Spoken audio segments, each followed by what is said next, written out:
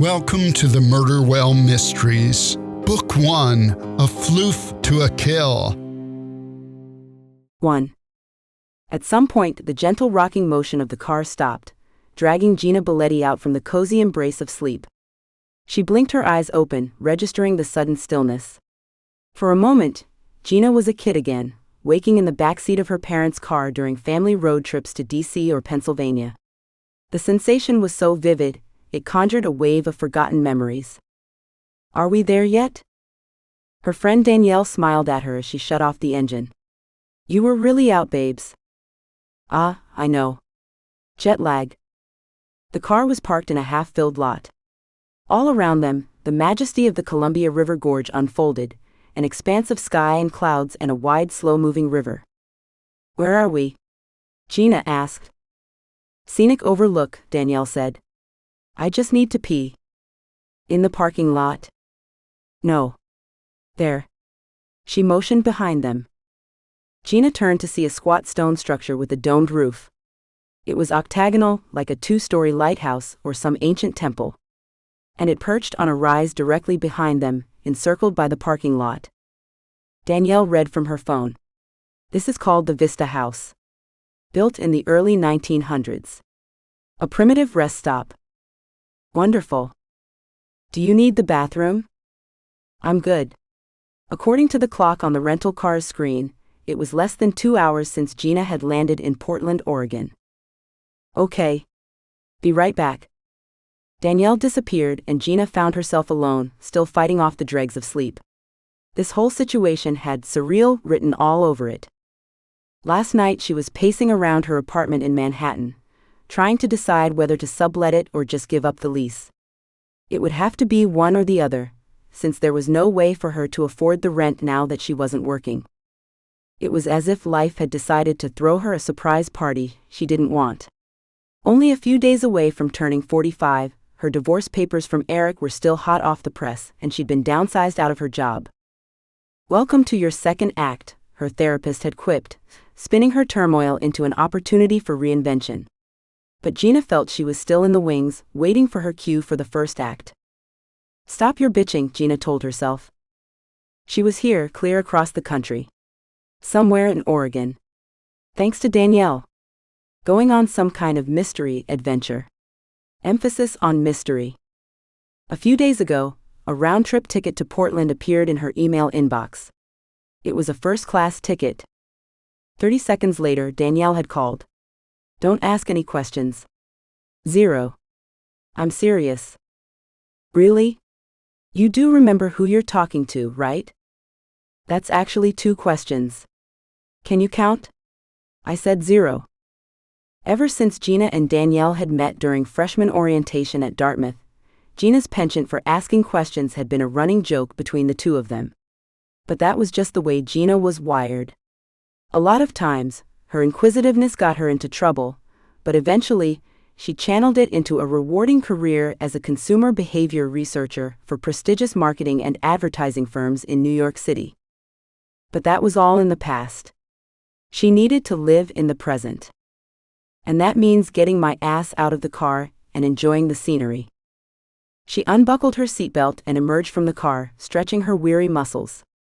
Beyond the parking lot, the majestic Columbia River Gorge sprawled out, a breathtaking vista that went on and on. The parking area itself was neat and orderly, half full of cars that glittered in the sunlight. A stone wall, waist-high and sturdy, provided a separation between the lot and the roadway below. A few telescopes were dotted along the edge, inviting visitors to drop a quarter and have an even closer look at the scenic beauty of the valley. Gina drew in a lungful of the cool, crisp air and shut her eyes. Not exactly the shore at Narragansett, but she could sense the water below. Or maybe it was her imagination. Her reverie was interrupted by the sound of kids playing. Or screaming, if you wanted to get technical. Just a stone's throw away, a gaggle of children clambered up the wall, their laughter echoing off the rock face. Gina didn't have children herself, and actually never really spent too much time with kids, other than the occasional holiday with her rambunctious nephews. Well, ex-nephews now. But even to her untrained eye, it looked like there was some trouble happening. A small girl with wild curly hair was perched precariously on the wall, teetering, her arms outstretched like a tiny, unstable airplane. That wasn't good.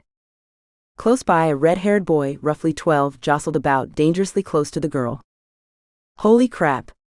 He's going to push her off. Stop. Gina's voice cracked in panic. The little girl shrieked, her arms flailing like windmills.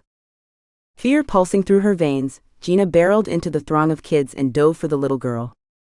Just in time, she snagged the edge of the girl's sweater, yanking her back to safety just as she was about to go over the edge. Sobs erupted from the kid as Gina eased her back down on the solid ground of the parking lot.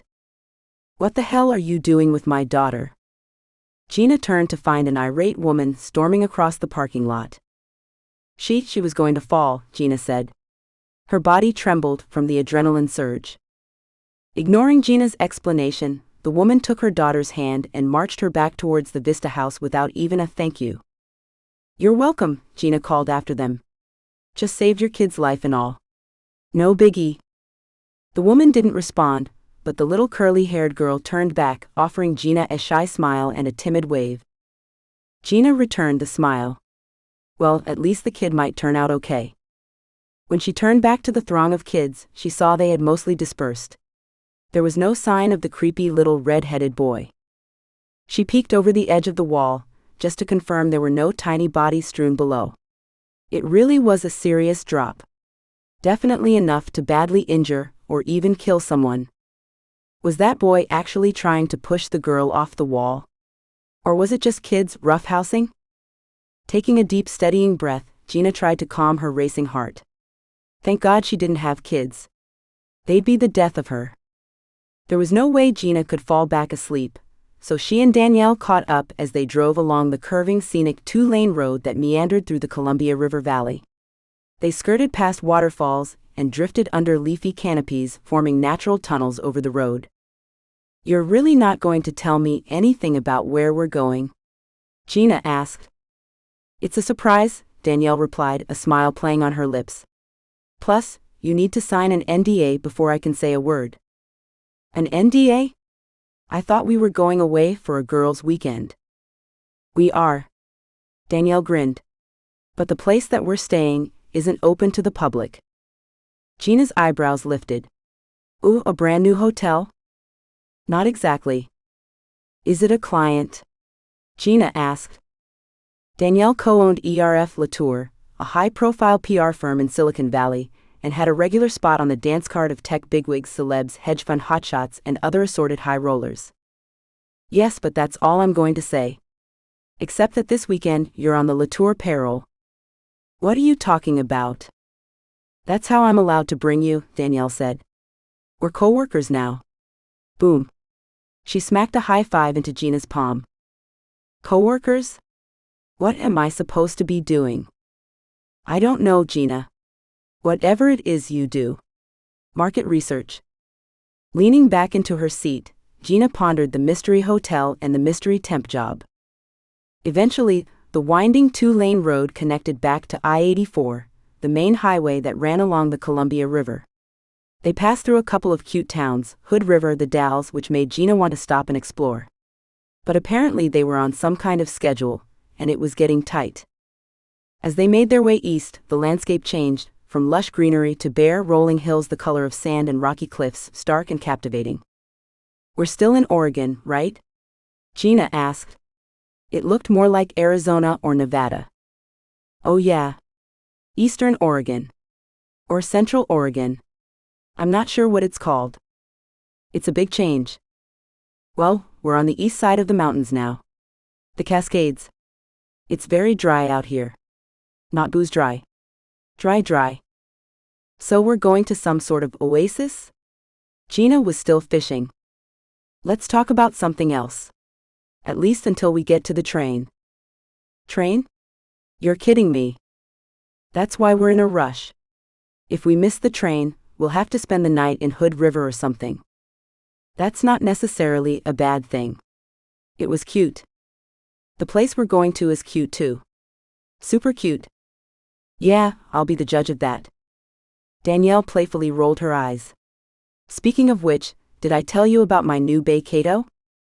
Bae? No one really says that anymore. Whatever. They're a DJ and smokin' hot. There are some pics on my phone. Check 'em out. I'm good. Gina tried to keep her tone upbeat. For as long as she had known Danielle, her friend was never short of romantic partners. Male. Female. Whatever. They flocked to Danielle like she was a human pheromone factory. And it wasn't even that Danielle was spectacularly beautiful, either. She was pretty, sure, and always looked put together, but it was more her vivacious personality than her looks that attracted people. We're going to Majorca for Thanksgiving, Danielle said. San Llorenç de Cardasser. Cato's got a gig there. It's for a reality show. Should be fun. Danielle shot Gina a mischievous look. Admit it, you're jealous. Jealous? No way. Yes way. Big time. No. Well, maybe. A little. I told you. Come to SF for a week. I'll take you to some parties. You'll hook up for sure. Hook up? Danielle, I'm 45. I don't want to hook up. I'm 45 too. It doesn't matter. Age is just a number. Besides, 45 is the new 25. What does that even mean? It means that you need to chill, girlfriend. I can't chill. I just got divorced. Gina felt tears welling up. She turned away and looked out the window at the dusty hills. Danielle put her hand on Gina's arm. I get it, honey. It sucks. I mean, it's good for you because Eric was a real dimbag. But it still sucks. Yeah, it does, Gina whispered, her voice barely audible. Their conversation faded into silence. Lost in her thoughts, Gina found herself enveloped in a whirlpool of emotions. All the crap with Eric came flooding back like a bout of acid reflux. Not being good enough for his family. Not producing grandkids for them.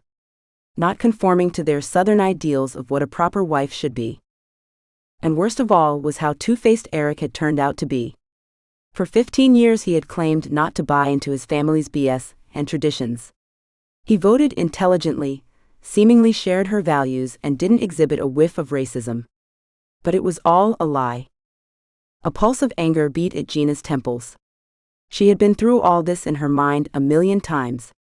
Raging. She needed to just stop. Stop and move on. Of course, telling herself that was a lot easier than actually doing it. Still, she needed to try, so she took a deep breath and cleared her mind. Is there a town with a Starbucks coming up? She asked. I really could do with a flat white. Danielle laughed. Look around.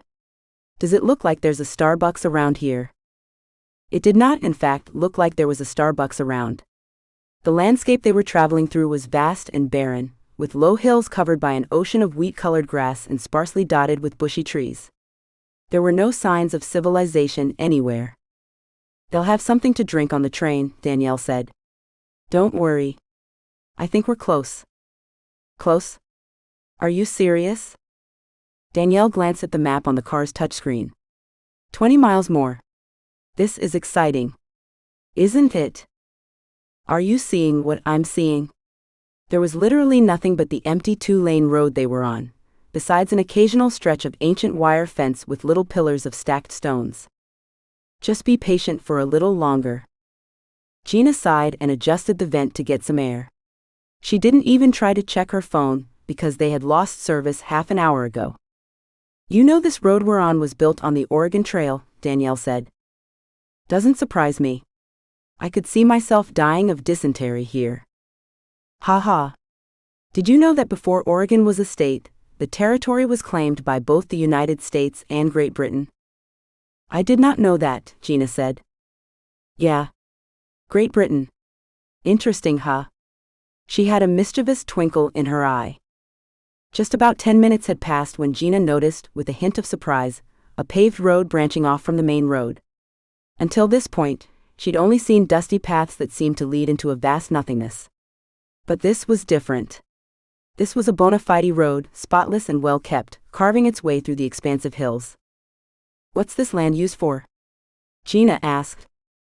Farming, I think. What kind of farming? Tumbleweeds?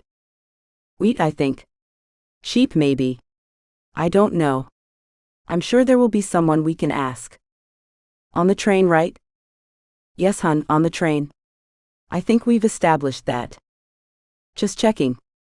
They continued to wind their way up into the low, broad hills, maybe up onto a plateau of sorts.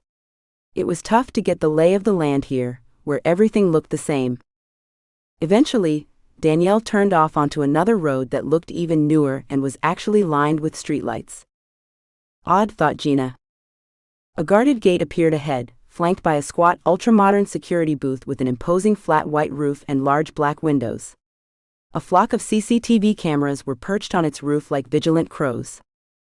Get your ID ready, Danielle said. ID? Are you serious? As they neared the barrier, Gina squinted to make out a massive 3-story warehouse beyond the gate, ensconced within a fortress of black security fencing. A smiling guard emerged from the booth.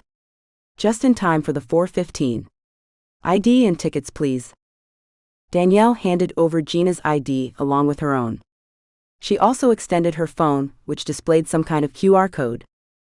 The guard checked the documents and scanned Danielle's phone. Just the two of you today? Yes, sir. All right. Head to the main entrance on your left. Someone will be there to welcome you and lend a hand with unloading. With that, he stepped aside and the barrier ascended. I have to say I'm intrigued, Gina said. I knew you would be. Just wait. It gets even better. They drove through the gate and towards the warehouse, passing by a massive block of electrical transformers that looked big enough to power a small city. The lot surrounding the warehouse was filled with dozens of vehicles, including some trucks and what looked like horse trailers. So whatever happens, Danielle said, I need you not to act surprised. Okay? What do you mean? Just what I said. Whatever you see or hear, take it all in stride. Don't react. You're freaking me out a bit here. Danielle smiled. Nothing to be scared of, babes. And I'll explain everything as soon as I can. Just for now, poker face. Can you do that? I can try. But Gina knew herself better than that. The truth was that she didn't have much of a filter. What you saw was what you got. And she was definitely not one to keep her feelings inside, so this was going to be some kind of challenge. That was for sure. They pulled up in front of a series of glass doors beneath a wide rectangular awning. It all looked very modern and utilitarian, like the entrance to an IKEA. A man with a luggage cart emerged from one of the glass doors and met them at the car. He smiled and said, "Welcome to Ayoon Station." Ayoon Station. Gina had assumed that the whole thing about taking the train was just one of Danielle's jokes, but now she wasn't so sure. Still, where was the train? Or even a hint of a station? All she could see was the looming warehouse. Please remove any personal electronic devices from your luggage, and we'll get you checked in. What kind of electronic devices? Gina asked. Tablets, phones, cameras, computers, or any recording device. It's part of the NDA, Danielle explained. I just have my phone and Kindle, Gina said. Now she was even more intrigued. Perfect. I'll take both. The porter busied himself with their luggage, slapping on electronic tags and transferring their belongings onto the cart. Looks like you're staying at Haverford Hall. We'll send your bags straight up there. Just follow the umbrella logo, okay? Gina glanced in the direction he was pointing. There it was, an umbrella symbol etched neatly into one of the glass doors. She racked her brain for any hotel logos featuring umbrellas, but drew a blank. What about the car? Gina asked. We'll keep it safe and secure until you get back. You have everything? Danielle asked. Yeah, just my purse. Do we need to tip this guy? Danielle shot her a grin. All taken care of. With that, they entered the big warehouse building with the umbrella logo. 2. A blast of air-conditioned air hit Gina as she passed through the automatic doors. She found herself in what appeared to be a travel terminal of some sort. There were ticket counters and a display screen that said the next train to Maidenwell was departing at 4:15. Maidenwell. She had never heard of that city. Maybe it was in Canada. That would explain the need to see her ID. Although she hadn't brought her passport. A greeter approached them and asked, "First-time visitors?" "Yes," Danielle said. "Right this way." The greeter led them to a ticket counter, where an older woman smiled up at them. Her name tag read Agatha. Beside the printed name was a little umbrella logo like the one on the door. It was rendered in an old-fashioned engraving style. "Welcome, first-time visitors," Agatha said in a lovely British accent. "You are in for a treat." "Yes, we're very excited," Danielle said. "Let's get started with tickets and ID, shall we?" The process took nearly 15 minutes, filling out tons of digital forms, liability releases, non-disclosure agreements, usage contracts, credit card info, even medical and trusted contacts forms. It was creeping Gina out. The forms all referenced the Regenschirm Group AG, but didn't mention any specific hotel or resort other than the mysterious Maidenwell. "Well done," Agatha said as she closed the final input screen on her computer. "Now we'll just get some quick photos." "I'm not really ready for any photos," Gina said. "I've been traveling for the past 12 hours. My hair's a mess and—" "All done," Agatha chirped. "What?" "They're candid shots, love. How about you, Ms. Latour? If you wouldn't mind stepping right there where your friend was standing." "Of course." Danielle shifted Gina around and smiled her 1,000-megawatt smile at Agatha, taking a perfect photo, Gina was sure. "I'll just get your keycards initialized, and in the meantime, perhaps you could gather all your personal electronic devices, phones, computers, etc." Back in a flash, she disappeared through a door in the rear of the ticket booth. "What is she talking about?" Gina hissed to Danielle. "We took all of our devices out of our luggage." "No phones inside," Danielle said. "You're crazy?" "I'm not. It's part of the experience." "What the hell is this? Westworld?" Danielle laughed. "Trust me, hun, it'll be worth it." She took out her own phone, checked it one more time, then powered it off and slid it across the counter. "I don't know if I can leave my phone," Gina said. "We've been through a lot together." Danielle rolled her eyes and plucked Gina's phone from her hands, then slid it out of reach. "It'll do you good, Gina. Think of this as a detox. A digital detox." Agatha returned with the keycards, which turned out to be more like smaller, thinner phones, with silver edges and a highly polished mirrored back. But unlike any keycards Gina had seen before, these had super sharp, high-resolution touchscreens. It looked way better than her phone. "Please keep these with you at all times," Agatha said. "Even when we're showering?" Gina joked. "That's up to you, love," Agatha said with a straight face. "Whatever tickles your fancy. But do keep it with you when you leave the room. Everything in the village works by keycard." Gina had no idea what the woman meant by that. "Next up, security, right through there," Agatha said. "And do have a lovely time in Maidenwell." They walked through a door that led to a screening station with a full-body scanner. This wasn't too different from the airport security Gina had passed through at JFK this morning. It was just crazy how much they had to go through just to visit this Maidenwell place. A theory had formed in Gina's mind. She guessed Maidenwell was a new resort that was a client of Danielle's. They were getting a sneak peek before it officially opened. That would explain the secrecy and NDAs, although it still seemed way too extreme to Gina. Hopefully she'd find out soon if her hunch was correct. Once they passed through the security screening, they were ushered down another corridor, which ended in a door labeled Waiting Room. There Gina finally saw another passenger. He was a distinguished-looking African-American man wearing a coat and tie. From his salt and pepper hair and goatee, Gina guessed the man was a bit older than she. "Good day." The man held the door open for them. "Do you know if we're supposed to board now?" He had an interesting accent. Not quite French. "I'm not really sure," Gina replied. "We just got here and—" She stopped talking when she saw what was outside the waiting room's large windows. It was an old-fashioned steam train parked at a quaint train platform. The train looked like something out of Harry Potter, with red lacquered wood cars with gold trim. The locomotive was a sleek, streamlined machine with swooped Art Deco lines. "Oh my God, that's fantastic."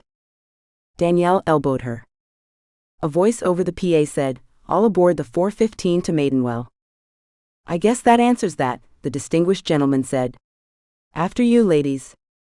They exited the waiting room onto the platform, where a portly train attendant helped them aboard. Amazing, Gina gushed. Remember, nothing is supposed to surprise you, Danielle said. That's going to be tough. There were 3 train cars in all. Gina and Danielle were ushered into the first car, where a handful of other visitors were already seated talking among themselves. As Gina followed Danielle to a seat towards the front of the car, she did a double take. A willowy woman, about a decade younger than Gina, sat with a little boy and an older woman. Both the younger woman and the boy had the same shade of red hair. And in a flash of recognition, Gina realized this boy was the same one who had pushed the girl in the parking lot of the rest stop. The little freak. She hurried past, ignoring the woman and the kid, and joined Danielle in a row of facing seats at the other end of the car. This is even better than I imagined, Danielle said. The craftsmanship is amazing. You know this entire train was shipped over from England? Gina sat down across from her friend and leaned over. You wouldn't believe who's on this train. Madonna? No, not Madonna.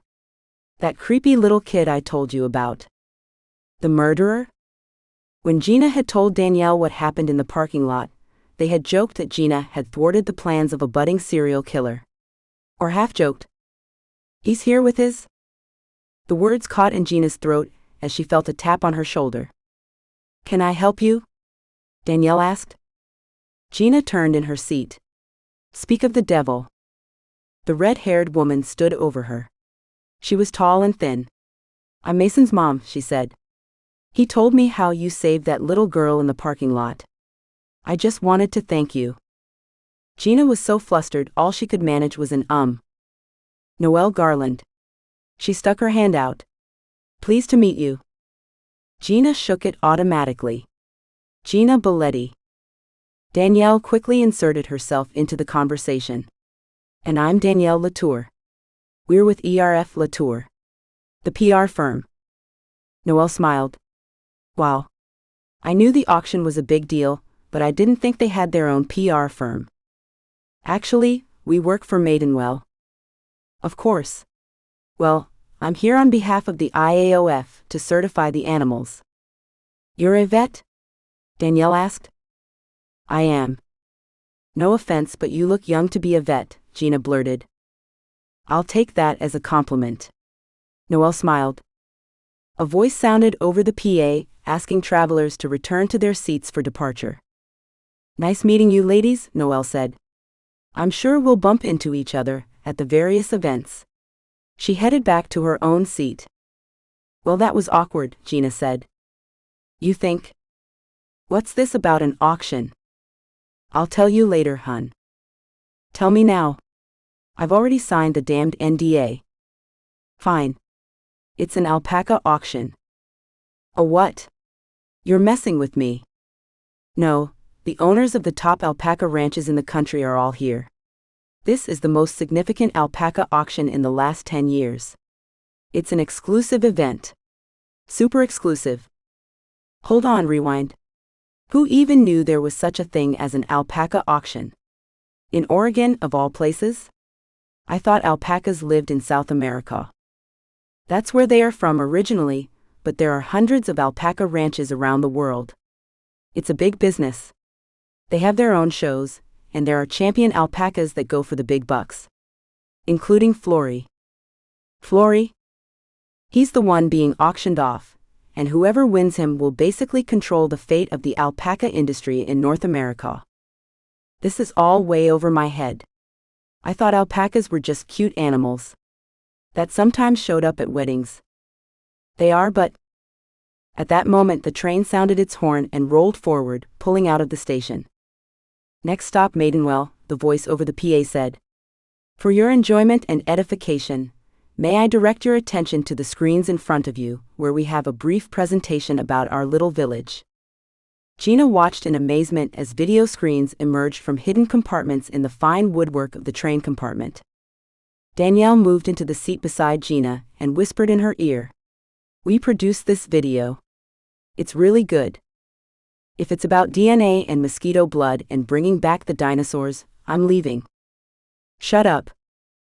Welcome to the village of Maidenwell, the video's announcer said, over footage of what looked to be a quaint English village. Located in eastern Oregon, Maidenwell has a unique history. In the early 1900s, the town of Drummond's Crossing was known as an important regional center for the sheep and wool industry, producing nearly 3,000 tons of wool per year throughout the first decade of the 20th century. However, with the diversion of railroad traffic to points west, Drummond's Crossing began to decline.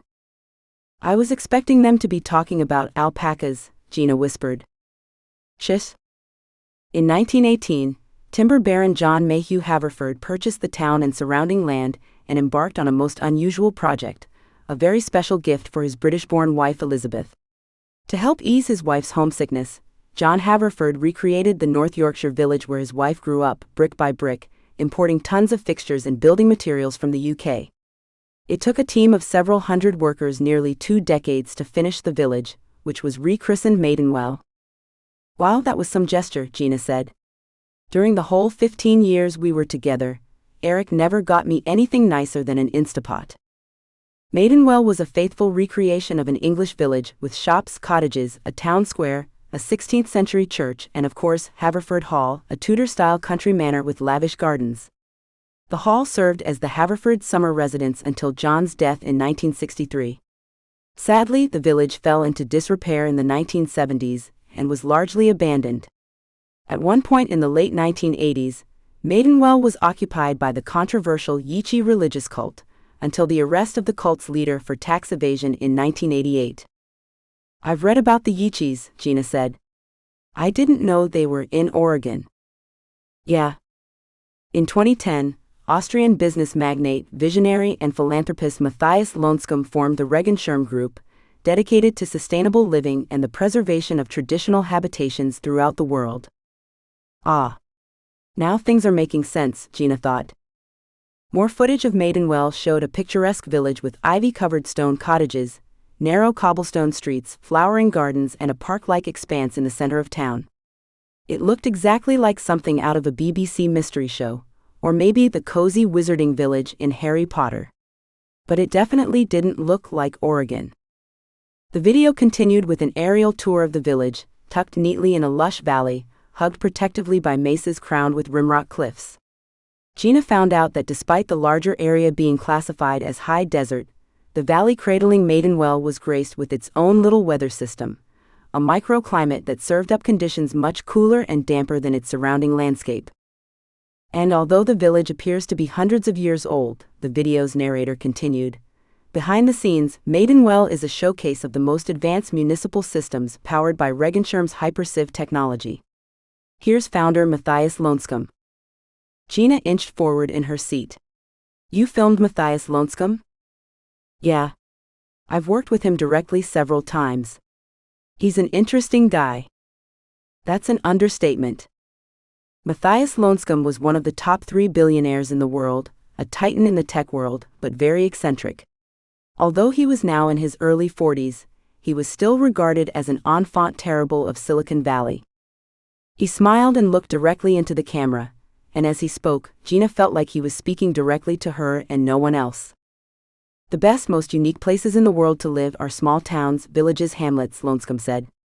Gina detected only the barest hint of his Austrian accent. But people are leaving these small towns, and sadly, these treasured places are dying. But not if we have anything to say about it. Our mission at Regenschirm is to breathe new life into our oldest villages, and make them the most advanced, livable, and desirable places from which to launch the new economy. We can do that thanks to our HyperSieve Smart Village technology, a suite of AI-powered utility systems that can be retrofitted into villages of up to 3,000 residents, non-invasively, without ripping up streets or negatively impacting the existing architecture of a village. I don't get this, Gina whispered to Danielle. What does he mean by retrofitting? It's technical. I'll explain how it works later. Just keep watching. We're reinventing the village and allowing its residents to reap the rewards. With no-cost residential energy, no-cost residential utilities, the most advanced recycling system in the world, and a green electric mini-grid that powers nearly everything in Maidenwell, including the train you're riding on. I thought this was a steam train, Gina said to Danielle. Fully electric. All that steam. Fake. Wow. Just wow. But that's not all. Matthias Lonscombe paused dramatically. Because when it comes right down to it, what's really important are people. Without its citizens, a village is just a collection of buildings. That's why our 5-year Maidenwell pilot program provides a universal basic income for all residents, and why we've attracted a diverse group of artists, craftspeople, writers, makers, farmers, growers, and dreamers to be the very first residents. A good portion of what's consumed in Maidenwell is made in Maidenwell, and the excess is sold via our frictionless social commerce platform. The video changed to shots of various people working in home offices and quaint little workshops. Most were young and looked like they spent a lot of time on Etsy. Hyperciv has been described as the Tesla of urban renewal, but actually I prefer to describe Tesla as the Hyperciv of electric cars. I can't wait to share Maidenwell with the world. He grinned at the camera, and Gina felt a little shiver run through her. Actually, it might be another year before he shares it with the world, Danielle whispered. Why? Trouble in paradise? Nothing like that. He's just really buttoned up. Careful. Everything has to be just so. Anal retentive. Shut it. The video cut back to shots of the village again, and continued for several more minutes. Gina learned that, in addition to this picturesque little village, Matthias Lonscombe had also built a 160-acre data center to serve his various tech companies. It was located 2 miles outside of Maidenwell. Both the village and the data center were powered by one of the largest non-utility emission-free fuel cell installations in the country. When the video finished, she leaned in close to Danielle. So, a little English village that's also a high-tech wonderland. Behind the scenes, Danielle said. Just behind the scenes. And alpacas, Gina continued. Anything else I'm missing? Not really. What do you think? What do I think? I think you have the best job in the world. And I kind of hate you for it. Danielle smiled at her. Hey, don't forget that we work for the same company. At least this weekend. At that moment the train slowed to a stop. This isn't supposed to happen, Danielle said. Maybe the train battery needs a recharge. Sorry for the delay, ladies and gentlemen, the voice said over the train's PA. We are stopping to accommodate some late arrivals. At that moment, Gina heard the sound of a helicopter outside of the train. She got up and peered through the window. It was a helicopter. A sleek, ultra-modern-looking model with an elongated cabin. And it was setting down in a flat meadow not 100 feet away. 3. That's not Matthias Lonscombe, is it? Gina asked. No way. He's in Portofino this weekend. I'm not sure who it is. A few minutes later, 3 people emerged from the helicopter. A burly bald man with a beard, dressed in an expensive-looking suit, led the way. He was followed by a tall, thin, chic-looking woman in a designer jumpsuit and wearing overly large sunglasses.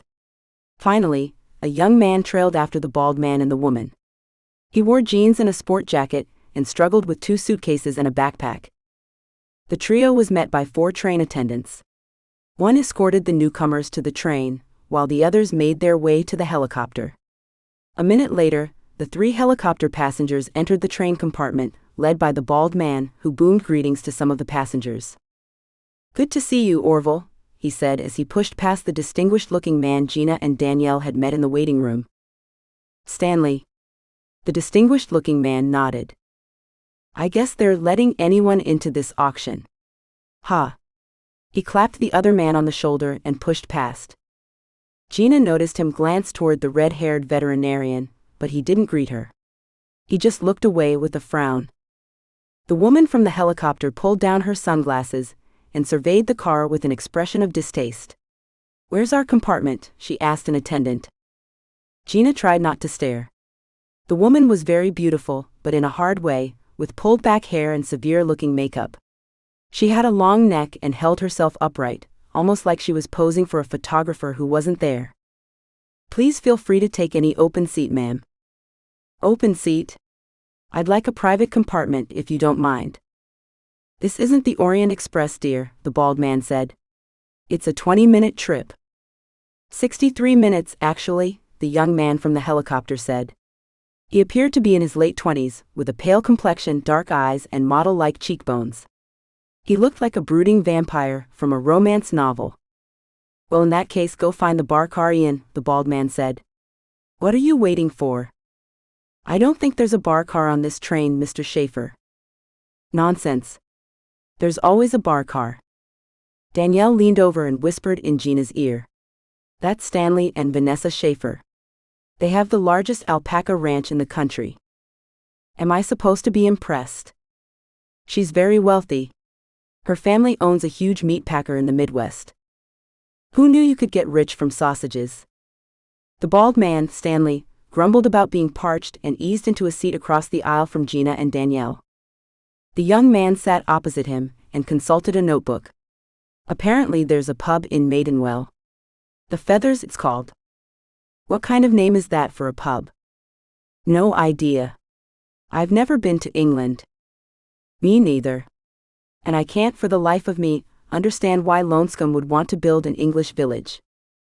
My understanding is that his mother, Frau Lonescombe, likes the architecture. Actually, Danielle leaned over and inserted herself into the conversation. Matthias Lonescombe didn't build Maidenwell. The village was built in the early 1900s. You don't say? Stanley smirked. Are you the town historian? No, Danielle Latour of ERF Latour PR. This is my associate, Gina. Stanley Schaefer. He puffed out his chest. But you probably already knew that. My wife Vanessa. And my assistant Ian. Pleased to meet you. So you're doing PR for the auction? Not specifically. We're actually here doing some preliminary background work for some other projects. Well, best keep your eye on Schaefer Family Farms. We're going to be the winner of Florentine, no doubt about that. I have an ace up my sleeve. He leaned in conspiratorially. Her name is Magdalene. Perhaps we should speak after the auction. You could have a scoop about how we're single-handedly transforming the alpaca industry in the United States. More like single-handedly destroying it. Gina turned to see a young woman advancing towards them. She was in her 20s with pink-tipped hair cut in a sharp, neat bob. Her eyes flashed in anger. You will never get your hands on Flory, the young woman said. Becca dear. Please. An older woman, tall and horsey-looking, quickly followed the young woman. You're embarrassing me. Maybe you want to rethink that decision to give your ranch to your niece, Catherine, Stanley Schaefer said to the horsey woman. She's a little hot under the collar, I'd say. Not a good look. Especially in front of the press. I'm not really the press, Danielle said. The pink-haired woman, Becca, spun to face Danielle. You need to hear the truth about what he wants to do. Factory farming. Alpaca slaughter. Culling the herd, Stanley said, getting right back into Becca's face. It's called good stewardship and breeding for positive genetics. Follow the science, little lady. You want to raise alpacas for dog food. Becca spat. Dog food. Becca, please, her aunt said. Stop it. Finally, the train attendant shooed everyone back to their own seats. They were 30 seconds away from throwing punches, Gina whispered to Danielle. I didn't know there could be so much drama about alpacas. Llamas maybe. But not alpacas. Danielle rolled her eyes. Let's just enjoy the scenery. As the sun sank lower in the sky, the train wound its way through valleys and across the top of mesas. Gina found herself almost dozing off again from the gentle rocking of the train. I better stretch my legs, she said. Don't go far, okay? We're almost there. Danielle returned to reading her book, some sort of lurid mystery judging by the cover. Gina's joints creaked as she stood up. Way too much sitting today. She made her way towards the rear of the car, smiling at the other passengers. Most ignored her. She passed through the door at the end of the car into the gangway connection between cars. A woman stood in the vestibule, smoking. It was Vanessa Schaefer. Oh, sorry, Gina said. I didn't know anyone else was out here. It's fine. I just needed to get away from the plebes for a bit. Vanessa stretched her back, kind of like a cat. Then she looked out over the landscape. Does this connect to the next car? Gina asked. Doors locked. I don't think they want us to mingle with the others. That's odd, Gina said. This whole place is odd. Cigarette? Vanessa dug into her purse. No thanks. I don't smoke anymore. Not since my 20s anyway. You sure? It's like riding a horse. You just have to get back on again. She smiled at Gina. Tempting, but no. I shouldn't either. It's just that without a few choice vices, I don't think I could go on. She shifted her body again, feet turned out. Almost like a ballet dancer. Is everything okay? Oh, the usual. My husband is a wretch. I want to murder my mother. Our business is, she cut herself off. Look at me. About to spill my guts to the press. Vanessa contemplated her cigarette. I really need something stronger. I'm not actually the press, Gina said. So you say. But you do work for a PR firm. Yes. Well, technically, I'm a contractor. And I'm new. It's Danielle's firm. Aha. Well, I can see how you lull people into trusting you so you can get the dirt. It's really not like that at all. Actually, my specialty is market research. Whatever you say, Tina. It's Gina, actually. Of course it is. At that moment the train's horn sounded, an old-fashioned melodious steam horn. Although who knew? It actually might have been digital audio. I think we're arriving, Vanessa said. Which means I'm that much closer to a cocktail. She tossed her cigarette onto the tracks in a shower of sparks and glided past Gina back inside. See you around? Tina. That was weird, Gina thought. Rich people. She stood by herself for a few moments, taking in the view. Low hills were bathed in the golden light of dusk, and the few lone trees cast long dark shadows. The sun seemed so different out here in the west. Almost as if it was a sister sun to the one they had back east. The air was crisp and cool, verging on chilly, but it felt good. Gina didn't really want to go back inside. But she knew she should.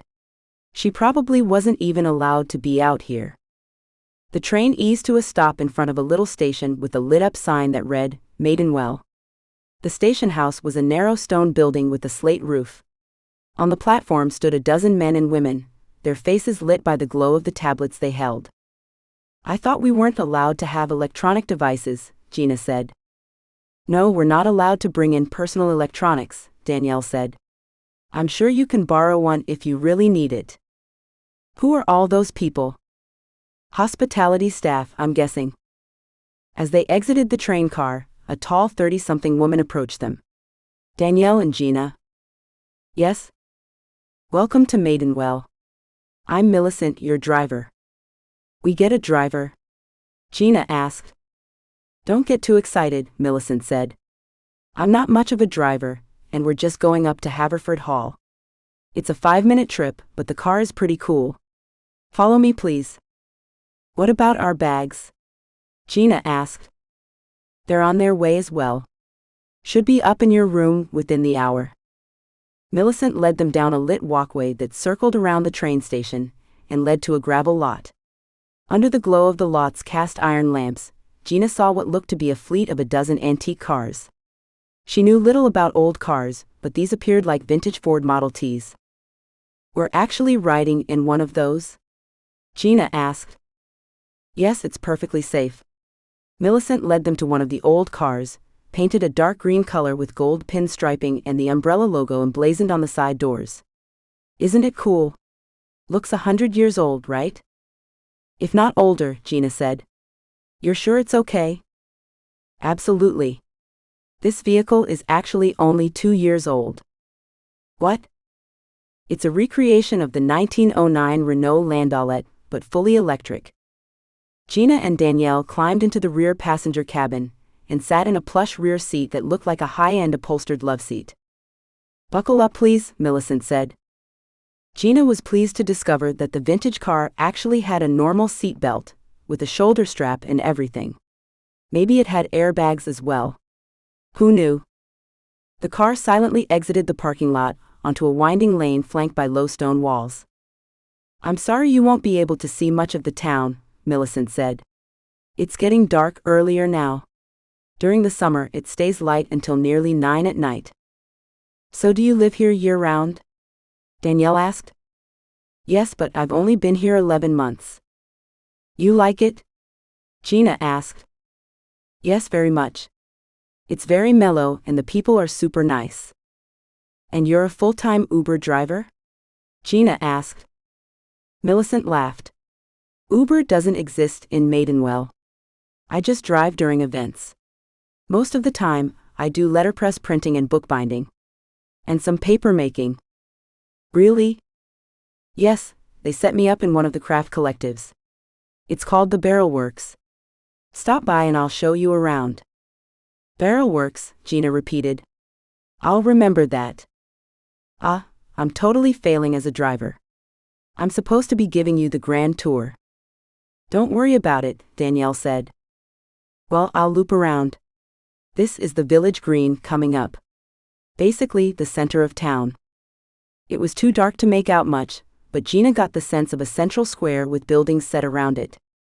"That tall tower at the end of the green is St. Mary's," Millicent said. "It actually dates from the 16th century, and it was brought over from England brick by brick." They drove past a church with a square tower that took up one full side of the green.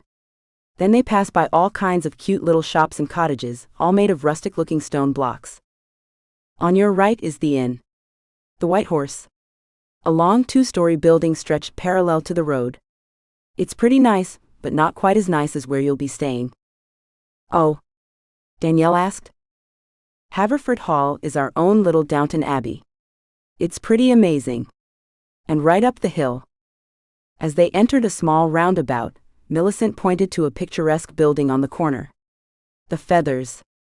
I bet you'll be spending some time there." "The pub, right?" "Gastropub, actually. The food is amazing. All farm-to-table, organic. Lots of great veggie options too." They continued to drive through the village, winding their way along narrow cobblestone streets. "How many restaurants are in town?" Gina asked. 6 counting the bakery, but it's only open for breakfast." "And how many people live here?" "Roughly 500 the last I heard. Plus, a bunch of people are visiting for the alpaca auction. That's what you guys are here for, right?" "Not specifically," Danielle said. "We're with Maidenwell's PR firm." "Oh, interesting. Does that mean we'll finally be allowed to talk about the village?" Danielle smiled. "Not quite yet. We're just doing some preliminary background work right now. Hopefully soon, though." They cut back along the edge of the green, and then drove to the outskirts of the village along a road that switchbacked up a hill. Below them, the lights of Maidenwell twinkled in the October evening. "We're coming up on Haverford Hall," Millicent said. "It's where Yvonne Lonscombe lives, at least part of the year." "Is she Matthias Lonscombe's wife?" Gina asked. "Mom," Danielle said. "And we're staying with her?" "Not with her exactly," Danielle said. "Haverford Hall has been converted to a guest house. Like a high-end hotel. I think Frau Lonscombe has her own wing though." "She does," Millicent said. "And yes, the hall is very large. Something like 30 guest rooms, but don't quote me on that." "And it's old too, isn't it?" Gina asked. "Weren't you paying attention to my video, hon?" Danielle teased. "Kind of." "The hall was built in 1919, Millicent said, sounding like a tour guide. "But it was a recreation of a Tudor country home from the 1700s. Like everything here, the hall's been fully renovated and modernized, so it just looks old." Gina couldn't see much detail of the estate, but the structure they drove towards was an impressive stone manor house with a large forecourt. It really did look like a smaller version of the house from Downton Abbey. A few other cars were parked in front, unloading passengers. "Well, this is it," Millicent said. "There are attendants inside who will show you to your rooms." "Thank you," Danielle said. "Do you have an app or anything for a tip?" Gina asked. Millicent laughed. No need. It's all taken care of. But let me beam you my info. I'm driving all weekend long and would be happy to give you a proper tour. Beam? Gina asked. Our keycards, Danielle said. Just hit accept, Millicent said. Gina fished out the keycard she had been given when they checked in at the train station. An alert window read, incoming contact details from Millicent Ryan. Accept? She pushed the yes button. Now you can text me whenever you need a ride, Millicent said. Our keycards can text? They're actually more than just keycards. That's just what we call them. They're like little phones. Play around with yours. They said goodbye to Millicent and crunched along the gravel forecourt to a pair of painted double doors. They stepped into a well-lit entrance hall with fluted marble pillars and a bright red runner carpet. Gina felt as if she had wandered into a museum. The hall opened up into a lobby of sorts, with a 2-story vaulted ceiling and imposing arches. Gina couldn't help gasping at the opulent antique furniture, the gold-framed oil paintings and an oriental rug that was 3 times as big as her whole apartment back in New York. Babe's mouth closed, Danielle joked. Don't drool on the settee. I'm trying not to. They made their way to a discreet desk in one corner of the lobby. There, a gentleman checked them in by scanning their keycards. Then another attendant led them up an enormous staircase to the 3rd floor, and through a maze of hallways filled with more paintings. None of the guest rooms seemed to have numbers on them. Give it to me straight, Gina said to the attendant. Do people actually get lost in this place? I mean really lost. Like you need to send in a search party. The attendant chuckled. Not that I know of. Besides, you can always use your keycard to find your room. Ah, the magic keycard strikes again. It is very useful. The attendant showed Danielle to her room first and then Gina to hers, with Danielle tagging along.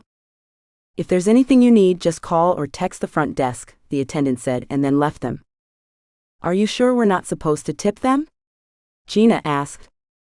It doesn't work that way, hun. Let's check out your room.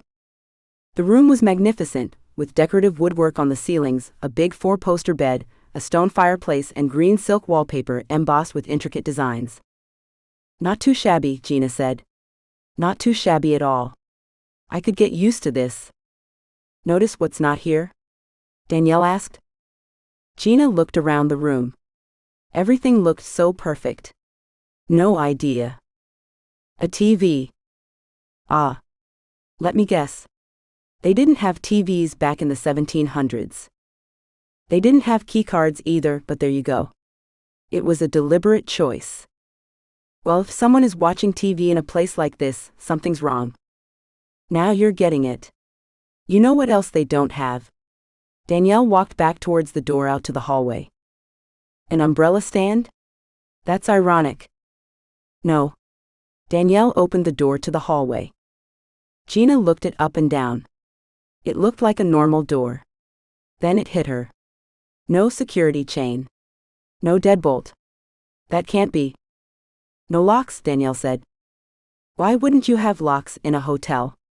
As a lifelong New Yorker, this definitely did not compute. We're not really in a hotel. We're in Frau Lonskam's residence. And apparently, it's an old Austrian tradition. Well, that's messed up. You can always prop a chair under the doorknob. Thanks. Now I know I'll sleep better. Danielle left Gina to freshen up and chill out for a bit before they set out for dinner. While she was in the bathroom fixing her makeup, another attendant delivered her luggage. This place certainly is efficient, she thought. Maybe it was the Austrian influence. Gina wandered over to an ornate desk with a tabletop mirror on it and looked at her reflection. Even with her fresh makeup, she thought she looked old and tired. Well, she was tired. That was for sure. Her internal clock was still stuck in New York time. It was nearly 10 p.m., and normally around now she'd be thinking of curling up with her Kindle. She saw a little leather folio on the desk and opened it up. There on engraved stationery, maybe from Millicent's shop, was a welcome letter from Yvonne Lonscombe and a schedule of events. Before she could read through them properly, a knock on the door sounded. 4.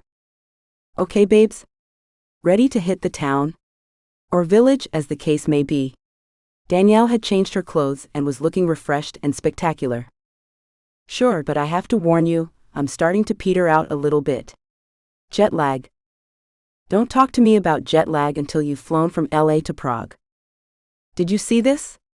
Gina held up the papers from the desk. Yes, I thought we'd head down to the little happy hour downstairs. It's in the drawing room. I'm actually kind of hungry. I'm sure there will be snacks there. Good ones. Come on. It will give us a chance to snoop around.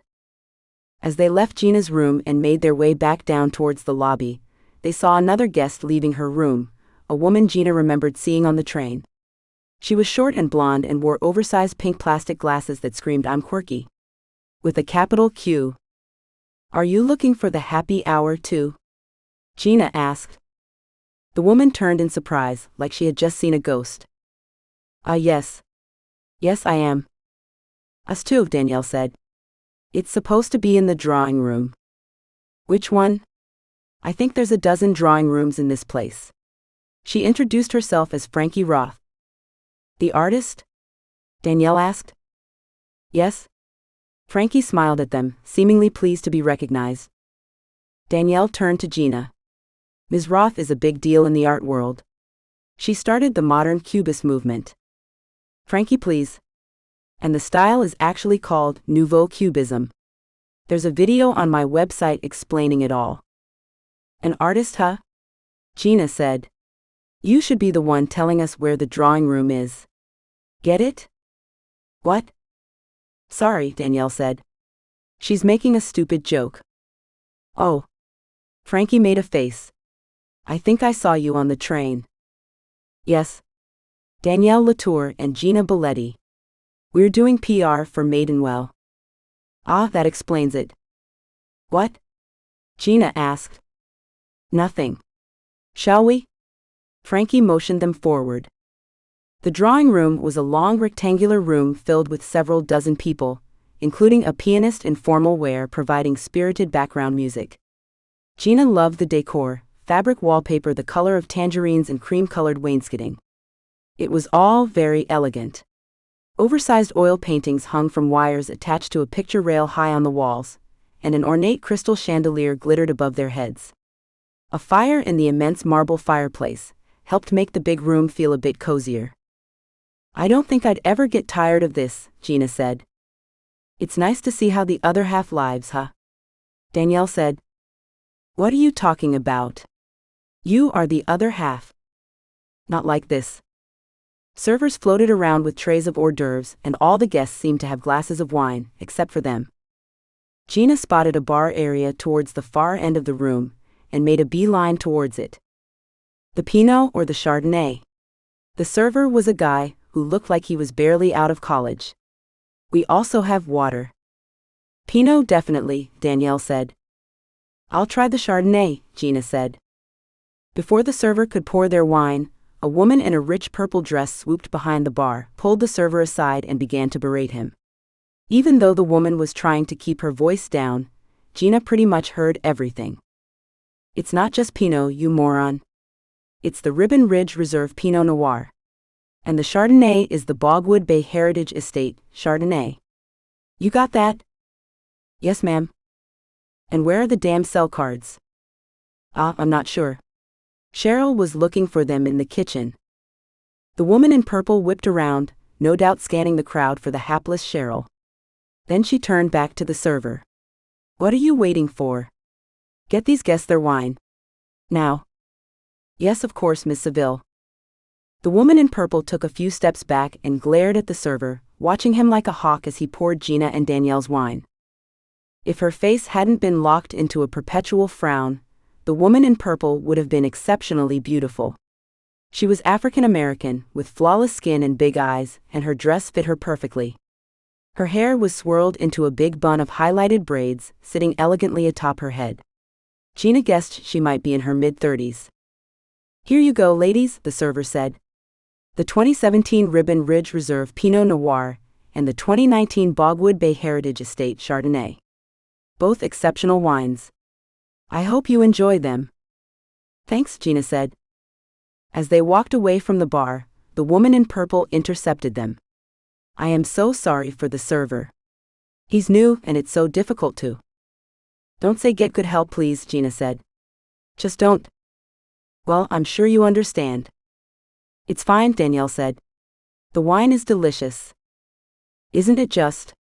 2019 was such an excellent vintage for Chardonnay. Our weather was nice and cool, so the grapes had a chance to ripen gradually." "Can I try a sip?" Gina was normally more of a red wine person, but she was curious about Danielle's wine. "Sure." "The Heritage Estate is unoaked," the woman in purple said. "So you'll find it's much more nuanced and well-balanced. It opens with a fleshy perfume of peach, green apple and moss, with a gingery steel note in the background." Gina took a sip. She really didn't taste any gingery steel, whatever that was supposed to be. "Refreshing." "So refreshing," the woman in purple said. "Do you sense that flinty damp stone tension at the end?" Gina just smiled in a non-committal way. "You obviously know a lot about wine." The woman laughed. "I should hope so. I'm the brand ambassador for Bogwood Bay Winery." She produced a pair of business cards, seemingly out of thin air. "Amadora Seville." "Oh," Danielle said. "Color me impressed." She introduced herself and Gina to Amadora. Gina hadn't ever heard of Bogwood Bay, but then again she wasn't a big wine person. They chatted politely for a few more minutes, during which Amadora Seville managed to work in the fact that her winery had won 11 awards this year. Then she spotted someone across the room and excused herself. "Well, that was different," Gina said. "I don't know," Danielle said. "I liked her. She's got a good energy. She's very pretty." Danielle noticed someone moving through the crowd of guests. "Oh, there's the grande dame herself. I need to go say hello." "Mrs. Lonscombe?" "Frau Lonscombe. She hates being called Mrs. And she hates the English. Do you want to meet her?" "All that hate. Why not?" Gina took another swig of her wine. It tasted like Pinot Noir to her. A good Pinot Noir, sure. But she couldn't detect any weird flavors. Like moss. Yvonne Lonscombe was a striking figure, a grand dame in her 70s who stood tall and regal. Her vibrant orange hair was pulled back into a sleek bun, and she was adorned with large antique-style jewelry that echoed her old-world charm. She commanded the attention of a cluster of people, Vanessa Schaefer among them, who Gina had chatted with on the train. Two other familiar faces caught Gina's eye, the scholarly guy from the platform and Frankie Roth, the artist. Danielle waited for an opening in the conversation, and then introduced them. "Ah yes." Frau Lonscombe spoke with a distinct Austrian accent. She sounded like an old lady version of Arnold Schwarzenegger. "My son mentioned you'd be attending. You're not alpaca people, are you?" "I'm afraid not," Danielle said. "I don't think I've actually even seen a real live alpaca," Gina chimed in. "In that case, my dears, we must rectify this tomorrow morning. Do come to the stables and acquaint yourselves with my pride and joy." "You mean Flory?" Gina asked, and promptly got an elbow in the side from Danielle. Frau Lonscombe's eyes narrowed. "I'll forgive your mistake, since you don't really know better. Flory is his barn name. His proper name is Alpungipfel Florentine." "And what does Alpungipfel mean?" Gina got another jab in the ribs. "Ouch." She jostled Danielle back. "No, it's fine, dear," Frau Lonscombe said to Danielle. Then she addressed Gina. "Alpungipfel is the name of my alpaca ranch in Austria. It means Alpine Peak in English. We have exquisite mountains in Austria, the Alps. Perhaps you've heard of them?" Her eyes twinkled with mischief. "I have indeed," Gina said. "The auction should be interesting," Danielle said. Gina guessed that her friend was trying to shift the conversation away from her, probably to avoid any more embarrassment. "That is an understatement, madam," Edward Orval said. "No one has seen an animal like Florentine for generations." "Really?" Gina asked. "What makes him so special?" "It's rather technical with genetics and all, but he has won International Herd Sire of the Year for the past 5 years, and he's the finest fleeced alpaca in the world. Every animal he's sired has also been a champion." Fleeced? Gina asked. His fleece is truly remarkable. It is extremely uniform and yet so dense that the fleece weight is very high. That still made little sense to Gina, but she smiled and nodded as if she was suitably impressed. My Florentine has been the backbone of the European alpaca industry for years, Frau Lonscombe said. And now he is here in America. Lucky you, America. They continued to chat until the tall, horsey-looking woman from the train came up to Frau Lonscombe with her niece in tow. Gina remembered the younger woman with the pink hair because she seemed to have it in for the man from the helicopter, Vanessa's husband. And Gina definitely admired that kind of spunk. Vanessa Schaefer did not, however. At the sight of the young woman, she murmured something about going outside for some fresh air and slipped away. Frau Lonscombe, so good to see you, the horsey-looking woman gushed. You as well, Catherine. May I present my niece, Rebecca Hill? It's Becca, the young woman mumbled. Frau Lonscombe looked Becca up and down and nodded at her. So you shall be the new mistress of Hill Alpacas? You seem quite young. I've been working with my aunt for 5 years, since I graduated. Becca has a BS in Animal Sciences from WSU, Catherine said. And she graduated with honors. Wonderful, dear. Well, I wish you the best of luck, Rebecca. And you as well, Catherine, with your retirement. Catherine clucked her tongue. Well, we'll see about the whole retirement thing. I'm a bit on the fence about it, if I'm being honest. Becca shot her aunt a sharp look, then changed the subject. Frau Lonscombe, I just want you to know that I will be the very best steward of. Frau Lonscombe cut her off with a wagging finger. No campaigning outside of the auction, my dear. You know the rules. Oh my God. Becca blanched in embarrassment. I'm so sorry. I would never.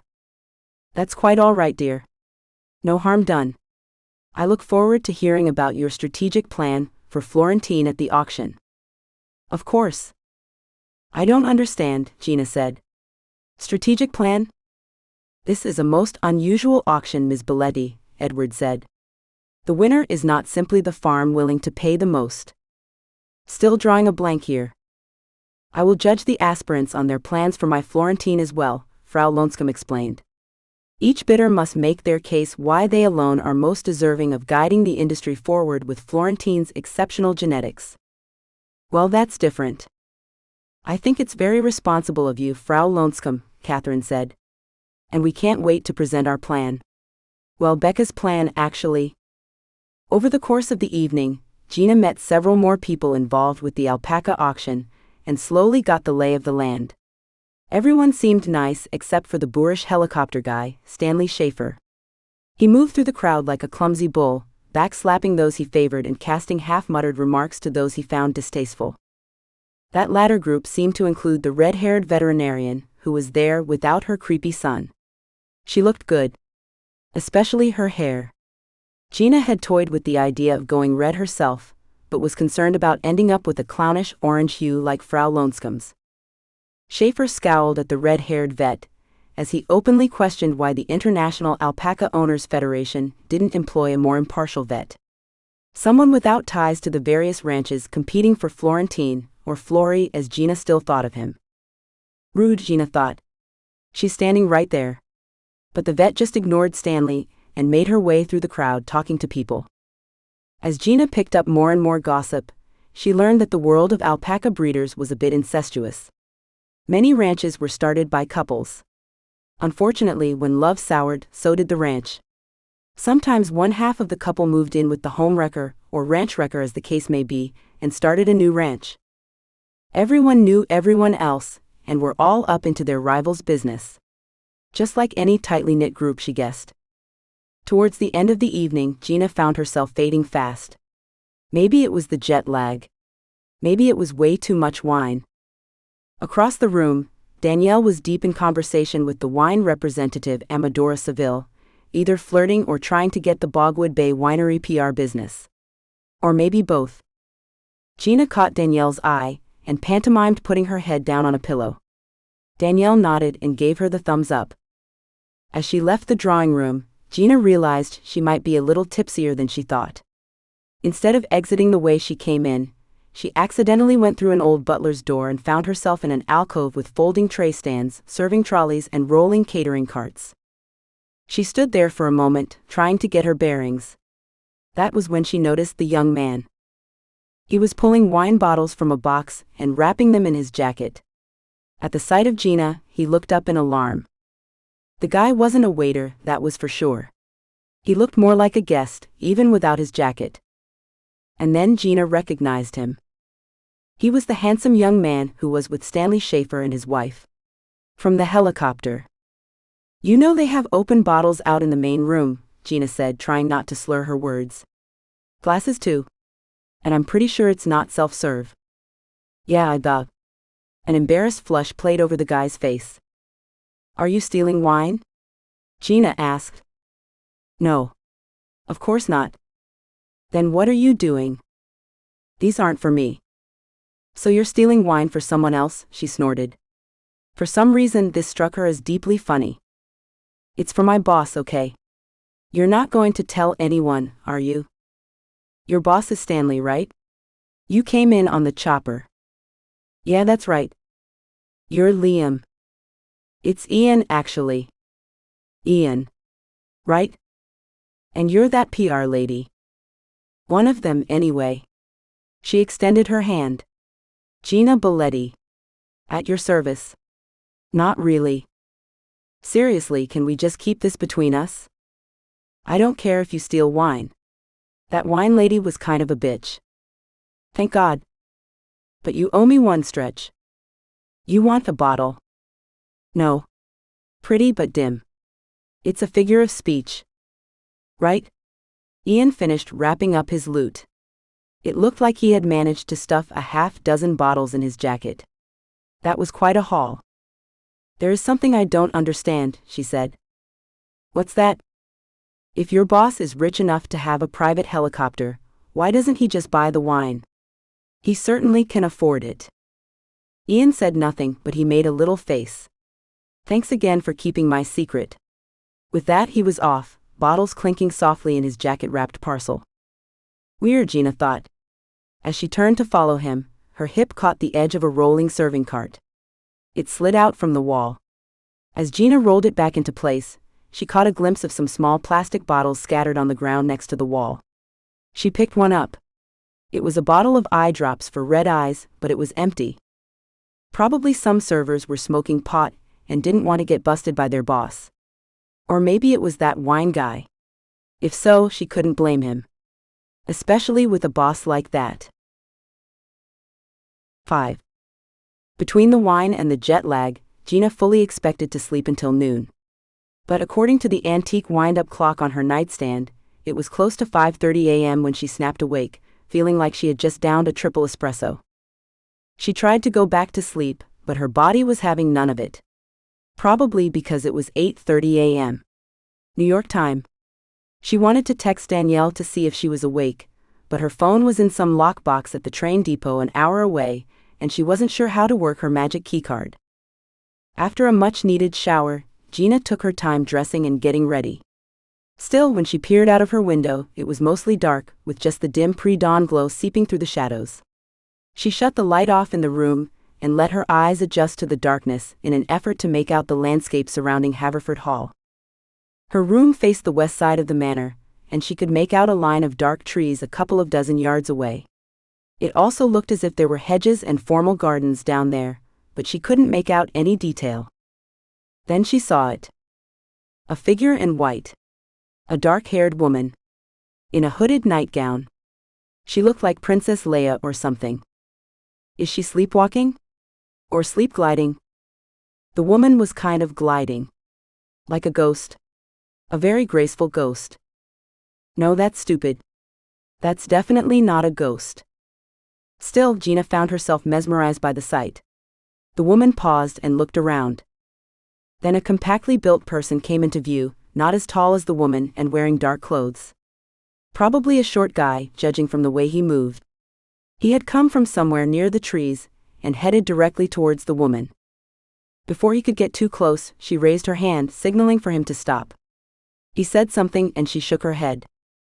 The two spoke for a minute or two, animatedly. Possibly even arguing. It was hard to tell, even with the twilight glow slightly brighter now. As Gina watched, the woman withdrew something from the folds of her nightgown, a thick envelope or package. She couldn't make out exactly what it was. The woman in white placed it on the ground, and then turned and walked away quickly back towards the manor house. The man just stood there for a moment. He looked confused. Then he picked up the package and stalked away, disappearing into the trees. Okay. Super weird. Had she just witnessed a pre-dawn drug deal going down? She really wanted to know. Gina grabbed her jacket and bolted from her room. Outside there was no sign of the woman in white or the short man. Gina stood shivering on the stone patio outside the manor house. By the time she had navigated her way downstairs and located an exit, dawn had broken and the first shafts of warm sunlight bathed the grounds. The formal gardens were a typical geometric English arrangement with squared-off flower beds, perfectly shaped balls of shrubbery, a bevy of Greek statues, benches, and low concrete walls topped with big ornamental stone vases. Beyond the gardens stood a row of fruit trees that looked like they had been fairly recent additions to the landscape. It was all very scenic, but Gina found herself still thinking about the short man and the woman in white. She decided to stroll around the grounds towards the other side of Haverford Hall. The gravel lot near the front entrance was empty of vehicles, but in the distance, across the big circular lawn the size of a football field, she saw a stand of brick buildings. Could the stables be over there? As she crunched along the gravel drive towards the buildings, a whirring sound caught her attention. She turned to see a small vehicle approaching her. It was about the size of a golf cart, and trimmed in green and gold like Millicent's antique car. And of course, it had an umbrella logo on the hood. The driver was a man in a dark jacket, a white shirt, and tactical cargo pants. He drove the cart right up to her and then got out. "Can I help you with something, ma'am?" The man was about her own age, tall and serious-looking, with graying hair and intense-looking eyes. "Just out for a stroll," she said. "You must be an early bird. Are you staying at Haverford?" "Yes." "Mind if I scan your keycard real quick?"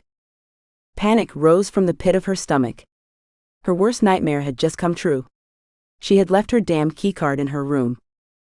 "I forgot it." "You forgot it?" "I know." "They told you about the keycard in the station, didn't they?" "Yes, they did." "They told you how you're supposed to keep it with you at all times in Maidenwell?" "Yes, they were very thorough." "It's my bad.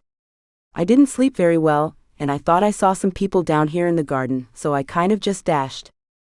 In one swift movement, the tall man grabbed a compact walkie-talkie from his belt and spoke into it. "We've got a 313 near the Winter Garden." "Roger that," came the reply. "What's the status?" "Guess says she misplaced her card." "I did not misplace my card," Gina said indignantly. "I told you. It's in my room." "Allegedly it's in her room," the guy said into his walkie. "I'm going to verify. Be back in a bit." Then he turned to Gina. "Hop in." "Do I have a choice?" "Not really. I'm not trying to be difficult or anything, but who are you exactly?" "Name's Reev. Village security." "You're a cop?" "No, ma'am. Maidenwell does not have municipal law enforcement." "Huh?" "The WBID contracts with private security. Us, specifically." WBID. Windy Butte Improvement District. It's a state special tax district. Reev patted the seat beside him. "Hop in. I'll explain while we drive." Gina sighed. At least the golf cart didn't have any doors. So if things got weird, she could always run for it. As they drove, Reev explained that the Windy Butte Improvement District was a special public-private pilot program between the state of Oregon and Matthias Loanscom's company, the Regenschirm Group. WBID had a 10-year charter to develop, govern, provide services and utilities, regulate building and land use codes, and assess taxes within the district. So what? Like a private government. Close enough. Loanscom is a big fan of privatization. So I gathered. You don't approve. This guy Reev is pretty perceptive, Gina thought. For a rent-a-cop. I don't live in Oregon, so it's no skin off my nose. Oh yeah? Where are you from? Before Gina could open her mouth, he said, New Jersey. New York, actually. Close enough. What gave me away? She asked. And don't say my accent because I don't have one. He favored her with a little half smile. Everyone has an accent, but it wasn't your voice. What then? He shrugged. I don't know. Just a hunch. Maybe it was the way you were looking around at the sky when I first pulled up. We have a sky in New York. And besides, I wasn't looking at the sky. I was looking for the people I saw out my window.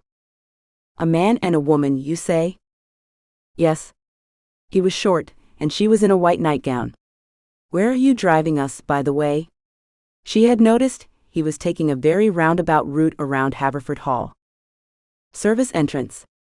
Frau Lonscombe prefers we keep our vehicles in the back. So what were these people doing? It was hard to see. Buying drugs, maybe. What? The golf cart lurched to a stop. Chill out. I'm not really sure what I saw. It looked like the woman was giving the guy some kind of thick envelope. You saw all that in the middle of the night from your window? It wasn't the middle of the night. It was dawn. Or practically dawn. And yes, I happened to be looking out of my window. And I happened to have very good vision. Contacts? He glanced over and met her eyes. Nope. Eat lots of carrots? I'm pretty sure that's an old wives' tale. I don't know. All that vitamin A. He began to drive again, and turned the cart into a walled courtyard just south of the manor house. They headed down an alley edged with low brick utility buildings. One of them was an open garage, filled with a line of carts parked in front of EV chargers. Reev pulled to a stop and hopped out. Gina did the same, and looked around the curious, antiquated garage. In many ways, this old garage was more interesting than the manor house itself. The high-tech chargers looked so strange, pulsing with light against the backdrop of old brick and wooden shelves filled with all kinds of vintage tools and parts. Is that all for show or what? She pointed at the mammoth, rust-ridden wrenches and collection of gears and flywheels that looked like relics from a steampunk convention. No, there are people sorting through that stuff. It's all vintage. Yeah, I can see. This way. He led her back outside, across the charming cobblestone alley, and toward the manor house. This is the service block. That's the old larder. And these are storerooms. I think that building used to be a laundry. But it's all a recreation, right? Yes, all this was originally built in the early 1900s, but it was closely modeled on an English country house. And then Regenschirm has been restoring it even further for the past 10 years. So weird. Gina shook her head in amusement. A recreation of a recreation. Reev used his keycard to enter through a side door. Apparently the no-locks policy didn't extend to the exterior doors. They navigated a narrow corridor, and then to a staircase up to the residential floor. Then it took Gina a good 10 minutes of wandering around to find her room. You know, your keycard can direct you back to your room, Reev said with a smile. Assuming you have your keycard in your possession, that is. I swear I will never let it out of my sight again, she wailed in mock anguish. But to be fair, no one ever trained me in the use of these keycards. It's pretty intuitive. Just play with it. You touch the edge to activate it. And then you can use voice or the touchscreen to do stuff. It's similar to a smartphone, but even more high-tech. I'll show you if you want. Yes, definitely. Once she found the correct hallway, Gina spotted Danielle waiting outside her room. There you are. Danielle said. I've been trying to call you. Where have you been? I got arrested. You are not under arrest, Reev said. What's going on? Danielle looked Reev up and down. She was wandering around without her keycard, Reev said. Who are you? As Reev introduced himself to Danielle, Gina realized she had never told him her name. Once she retrieved her keycard from the dresser, they beamed each other their contact info. Get your stuff, Danielle told Gina. Millicent's downstairs. We're going to get our tour of the village and grab some breakfast at the bakery. Yum. Gina turned to Reev. You want to come along? Thanks, but I'm still on duty. You never know who's prowling around without their keycards. Ha ha. He smiled at her. Stay out of trouble, Gina Biletti. As they made their way downstairs, Danielle pulled Gina close. Tell me everything. There's not much to tell. You suck, you know that, she laughed. I'm serious. He literally just picked me up because I was wandering around in the gardens without my ID. Babes, he picked you up? You. Shut up. Gina's in love. Again, shut up. I am officially ending this conversation. Whatever. Aren't you at all curious about why I was out wandering in the gardens at 6 a.m? Gina asked. Let me guess. You were sleepwalking. Gina cut her off. I saw a ghost. What? Well, she looked like a ghost. A woman in a white nightgown gliding through the gardens outside of my window. You were probably still asleep. I wasn't. The difference in the time zones messed me up. I was up at 5:30 a.m. Fully awake. Buzzing around my room. Been there, done that. I took a shower and got dressed and happened to look out the window. That's when I saw it. So what? Someone else was as wired as you and decided to walk it off. No, she met a guy. So did you. I'm serious. The woman met this short guy. They looked like they were arguing. And then she gave him a thick envelope. Sounds like a drug deal. That's exactly what I said. What did Officer Hunky say? Danielle asked. He seemed more bothered by my lack of keycard. You were told to keep it with you at all times, hun. You know me. I've never been very good with rules. Millicent seemed happy to see them. Her green antique modern car looked like it had just been washed, and she offered Gina and Danielle coffee from a big thermos with an umbrella logo on it. Yes, please? Danielle said. How was your first night in Maidenwell? Millicent asked as they climbed into the car. Way too much wine, Gina said. Occupational hazard, Danielle said. You'll get used to it.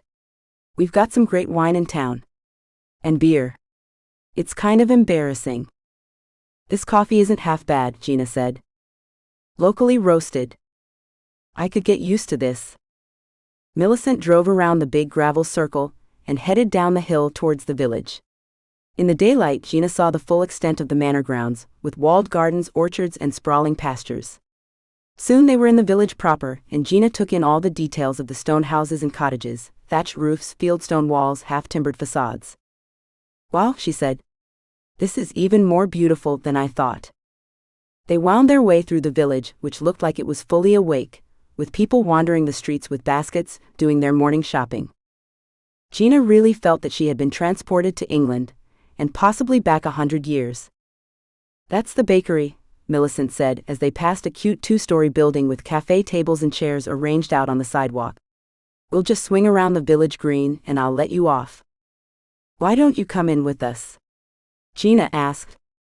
Oh, I had breakfast already. Well, coffee then. Come on. Okay, if you don't mind. Of course not. You can tell me what to get in case they are all out of black and white cookies. As they drove around the square, Gina got a much better view of the old church. It wasn't the typical little town church you might find in small-town USA, with white clapboard and steeples. This church was made of brick and stone, with an imposing square tower that looked like it belonged on a castle. Millicent easily found a place to park, since there weren't many cars at all in Maidenwell. But there were a fair number of bicycles parked on the sidewalk. Most looked to be electric. Even though there was a definite chill in the air, the morning sun felt warm on Gina's body. They walked past various shops, and Millicent greeted several people by name. The bakery had a boldly painted red facade, and a pair of wide floor-to-ceiling windows on either side of the front door. A sign above everything read Libney Cafe and Tea Room. Even before she had fully stepped through the door, Gina was hit by the smell of freshly baked bread and pastries mixed with the powerful aroma of roasted coffee beans. It was incredible. Inside, a long room stretched to the right and left, filled with a dozen or more tables. Towards the back, a marble-topped counter stood with a big case filled with all sorts of goodies. Wall shelves held baskets of fresh bread and rows of jams and other sweets. "That's it," Gina said. "I'm never leaving this place." "But you haven't even tasted anything?" Millicent smiled at her. "Doesn't matter. Have my clothes sent down." Everything for the next 30 minutes was a blur. A blur of Gruyere and leek toasties, poached pear and raspberry almond cream tarts, brioche buns with ground pistachios and a dusting of chocolate, and the most delicious latte Gina had ever tasted. When they were done, Gina felt like she was actually waddling out the door. "I need to walk that off." "Me too," Danielle said. You hardly ate anything. Except that salmon and broccoli quiche, and about 1,000,000 of those little chouquettes. The quiche was gluten-free, so it doesn't count. They spent the next hour or so wandering through the village, down narrow lanes and cobblestone streets, window shopping and regular shopping at all the little shops. At one point, Millicent motioned for them to follow her through a stone archway into a passageway between buildings. It was so narrow that Gina could stretch her arms out and touch both walls. "You're not taking us in here to murder us, are you?" Gina asked. Millicent laughed. "No way. This is the Tangles." "The what?"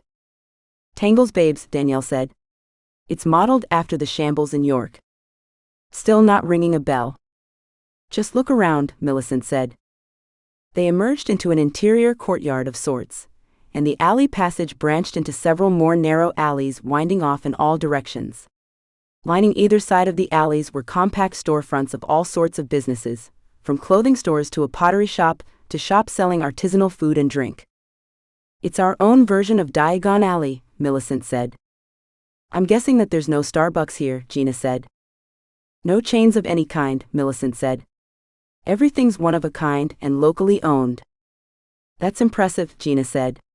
She couldn't get over the architecture. Everything looked real and authentic, not at all like a theme park version of an English village. And yet it wasn't all ancient. CCTV cameras perched on rooftops. Flat panel displays showed menus outside restaurant doors. And you paid for everything using your keycard. Before they returned to the car, Millicent took them to her studio, a brick building north of the village green and behind the big church.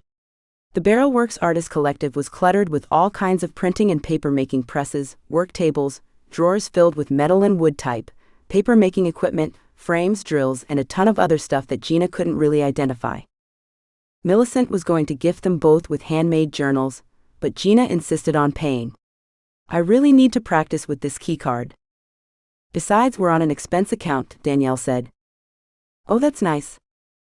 Perk of being the boss."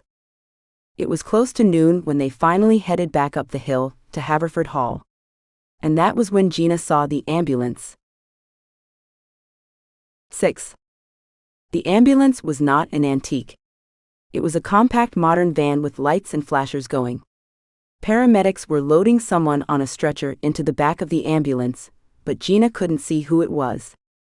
Staff members from the hall directed their car away from the scene.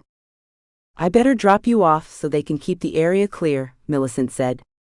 She drove around to the side of the manor and pulled over near where Gina had been wandering around earlier that morning. "I hope everything's okay," Millicent said. "Yeah," Gina said. "Doesn't look great." "Well, let me know if you need anything." After Millicent pulled away, Gina suggested they try to go around to the side entrance near the formal gardens. Now that she had her keycard, entering via the side door shouldn't be a problem. They navigated around a low wall and walked down to the formal garden with its meticulously pruned shrubbery and Greek statues. "There we go." Gina led the way towards a door off the manor house's stone patio. Inside, the tension was palpable. All the staff spoke in hushed voices, and several uniformed security people prowled the hallways. As they headed up to their rooms, Gina spotted Edward Orval, the dapper gentleman they had met on their way to the train. "What's going on?" The man's eyes were wide with panic, and he mopped his brow with a handkerchief. "It's horrible.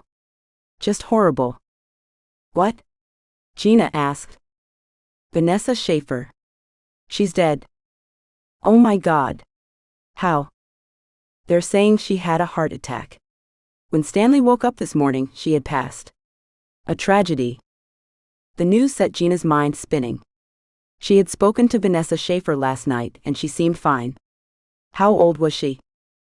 She couldn't have been more than 45, Edward said.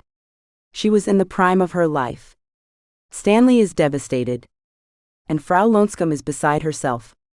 They will have to cancel the auction. Ms. Latour? Ms. Biletti?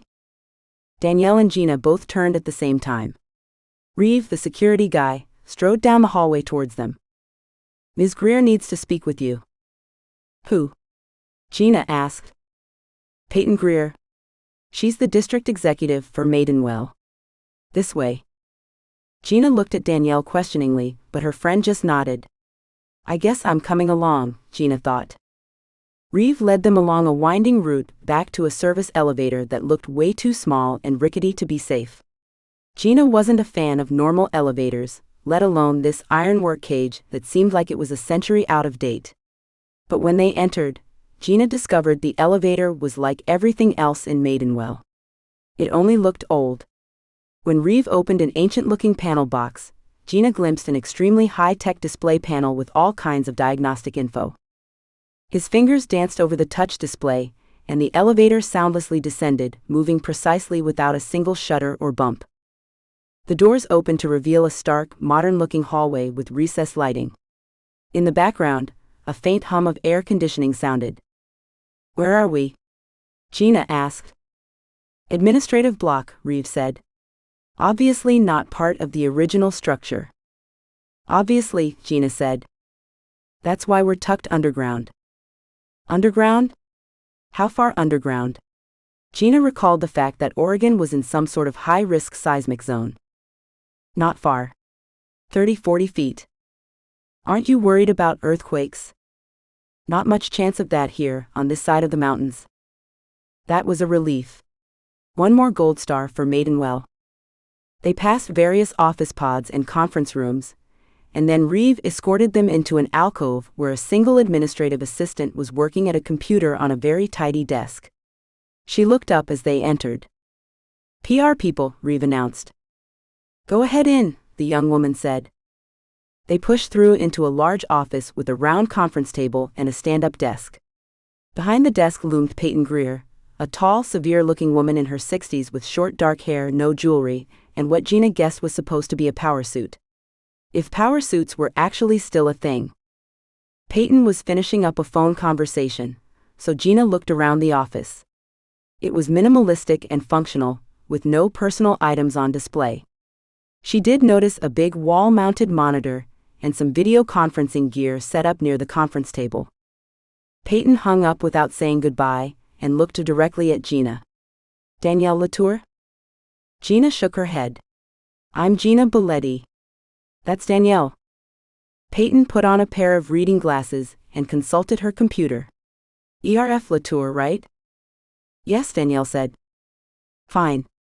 We're here to talk about the death of Vanessa Schaefer and any implications for Maidenwell, as well as the messaging surrounding this event. Obviously, I have a lot of questions, Danielle said. I would be disappointed if you did not. Here's what we know. According to his statement, at approximately 9:15 this morning, Stanley Schaefer knocked on his wife's door. He didn't get any answer, so he... Wait a second, Gina said. They have separate rooms? Peyton pushed down her reading glasses and fixed Gina with a look. Apparently, Mr. Schaefer's CPAP machine kept Mrs. Schaefer awake, so she preferred her own room. Got it. Mr. Schaefer then entered the room and saw his wife in bed, seemingly asleep. When he was unable to rouse her, he ran from the room and called for help. Danielle had pulled a small notebook from her bag and began furiously scribbling notes. Gina felt as though she should take notes as well, but didn't have a notebook of her own. And she was certainly not going to risk Peyton Greer's ire by asking for one. A staff member, Roger Pearl, attended to Mr. Schaefer and followed him to Mrs. Schaefer's room. According to his report, Pearl discovered Vanessa Schaefer in her bed and unresponsive. He attempted CPR and told Mr. Schaefer to call 911. You've got 911 here? Gina asked. Again, Peyton Greer slid down her glasses and fixed Gina with a withering look. But Gina felt it was a fair question. After all, they were in a tiny little village in the middle of nowhere that you had to take a train to get to. Yes, in fact we do, Peyton Greer said. Maidenwell is fortunate to possess a very effective and efficient emergency services team. And they were immediately dispatched to Haverford Hall. Fortunately, Dr. Corian was already on the premises. Who's? Peyton Greer cut Gina off. Dr. Corian is Frau Lonskam's personal physician. She had an early appointment with him. Must be nice to have your own doctor on call, Gina said. Ms. Biletti, one more outburst and you can leave, Peyton snapped. We don't have time for your interruptions. Sorry. Unfortunately, neither Roger Pearl nor Dr. Corian could revive Miss Schaefer. Her body was taken to the hospital for further examination. Gina clamped her lips together before she could utter a word of surprise that Maidenwell also had a hospital. What else did they have? Their own international airport? Maybe an opera house? Medevac's on its way from Pendleton, Peyton said. Soon it will be in the county's hands. Do they have a cause of death? Danielle asked. Not yet, but Corian believes Miss Schaefer suffered from a sudden cardiac arrest, and Mr. Schaefer confirmed his wife had complained of some discomfort the night before. How old was she? Reev asked. Peyton checked her notes. 45. She looked younger, Danielle said. Still, 45 is pretty young to die of a heart attack. Poor thing. Apparently, she was a smoker. Well, yes, but she was also an athlete, Gina blurted out. She couldn't help herself. Peyton narrowed her eyes at Gina. How do you know that? I can tell. I recognized how she was standing. The natural turn out of her feet. Also the way she moved. It was obvious. Well, you happen to be correct. Miss Schaefer was a professional ballet dancer for 12 years. But even professional dancers can suffer heart attacks. Gina said nothing. The important thing from a PR perspective is that there wasn't anything unusual about her death. Strictly speaking. Like what? Danielle asked. Drug signs of foul play. Tainted hors d'oeuvres, Gina suggested. Okay, that's it. Peyton Greer's face flushed with anger. Out. But? Out. Now. I'm so sorry for my co-worker's behavior, Danielle glared at Gina. Gina felt herself turn beet red. I didn't mean to. Reev, escort this woman out of here. Me and my big mouth, Gina thought. Reev walked Gina to the elevator, giving her the silent treatment the whole way. But then right before the doors closed, he said, smart observation about her being a dancer. That was a nice thing to say, but Gina couldn't help feeling horrible. This wasn't the first time her lack of a filter had gotten her into trouble. She had been written up several times at work for essentially not knowing when to shut up. Hopefully Danielle wasn't too mad at her. Gina didn't want to go sulk in her room, not when there were acres of beautiful grounds to sulk in. So she decided to go find the stables, and maybe take a look at this $1 million alpaca before he got shipped home. With the untimely passing of Vanessa Schaefer, there was no way Frau Lonskum would continue with the auction. In fact, Gina wouldn't be surprised to see everyone departing on this afternoon's train. What a mess. As she wandered around the manor house, she thought about the poor woman. Not poor as in destitute, obviously. Poor as in unfortunate.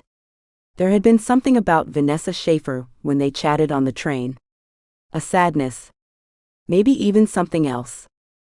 And the fact that she and Gina were the same age was brutal. But to be fair, a heart attack could get you at any age.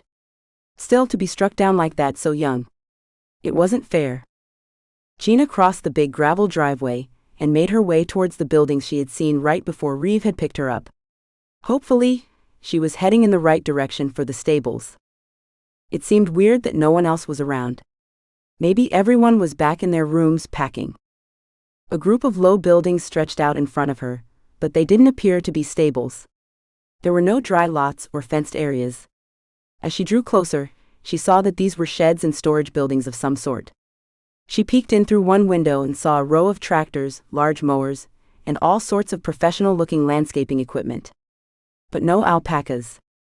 She followed a gravel path beyond the buildings, down to another group of formal gardens. Several small greenhouses stood in front of a stand of fruit trees. An older man, stooped in gray, emerged from one of the greenhouses holding a tray of little pots. "Excuse me," Gina called. The man stopped and looked around, trying to identify the source of the sound. "Poor thing's probably as blind as a bat." Gina waved her arms and hustled over. "Oh, hello there," the man said. "Hi. I was wondering if you could tell me how to get to the stables." "The stables?" "Yes, there's supposed to be an alpaca there." "There are several, I wager," the man said. "But you, dear lady, are nowhere near the stables." "What?" "Stables are clear in the other direction, southeast of the main house." He pointed back towards Haverford Hall. "There's a wide trail that goes through the junipers. Just follow that." "Is it far?"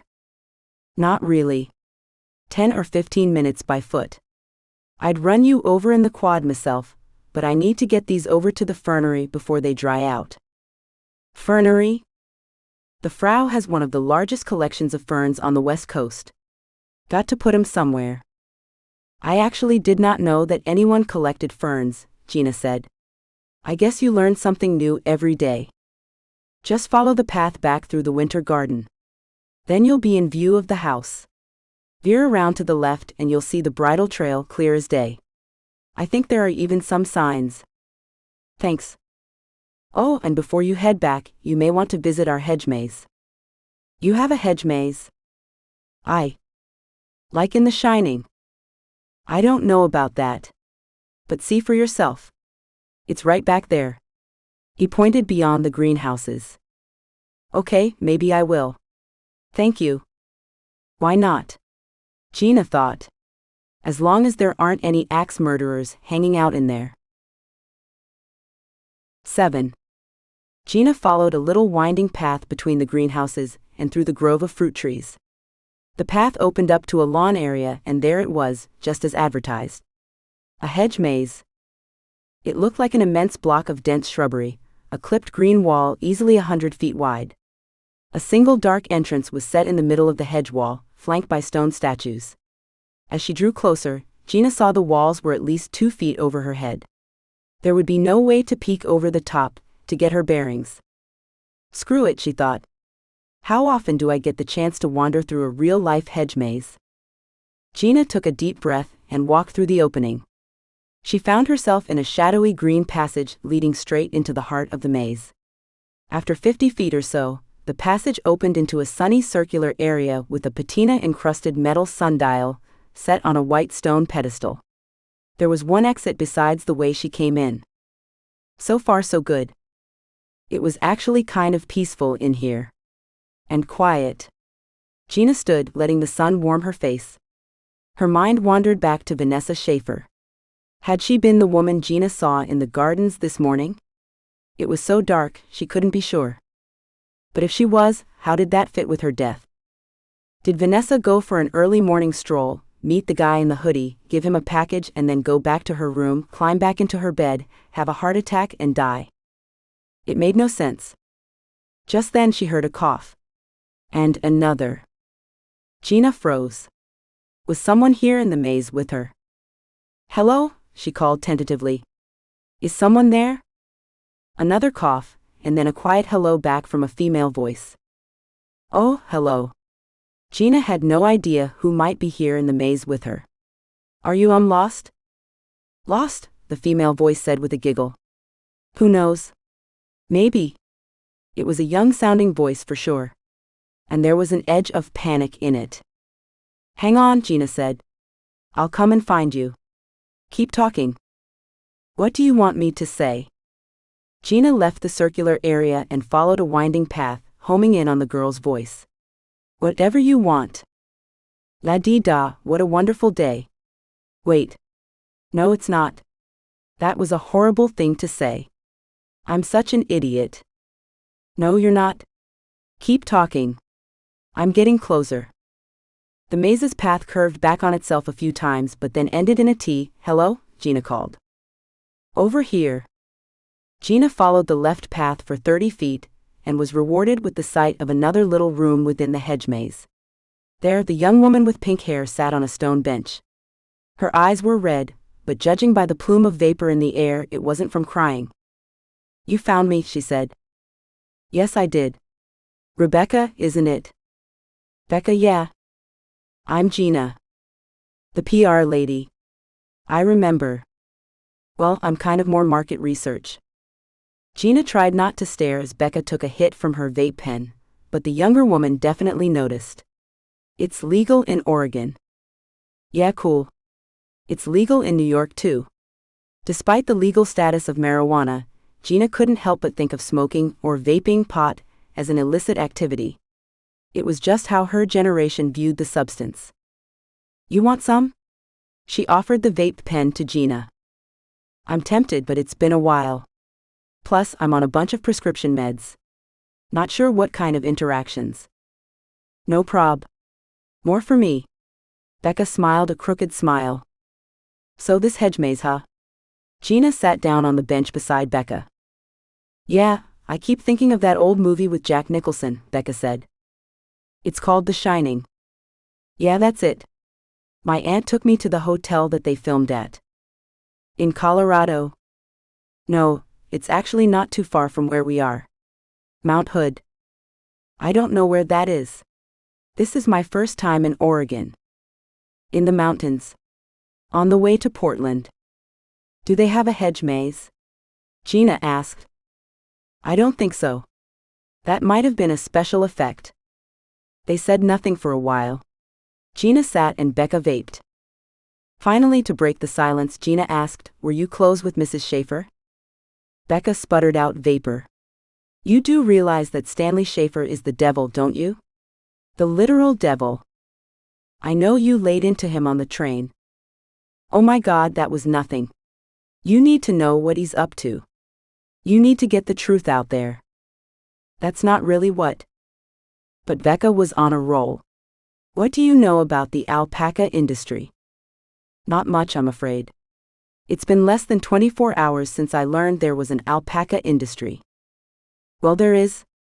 We have over 200,000 alpacas in the U.S., thousands of farms. Most are mom-and-pop operations, but the 4 biggest are here this weekend." "For the auction, right?" "Yeah." "So your farm is one of the biggest?"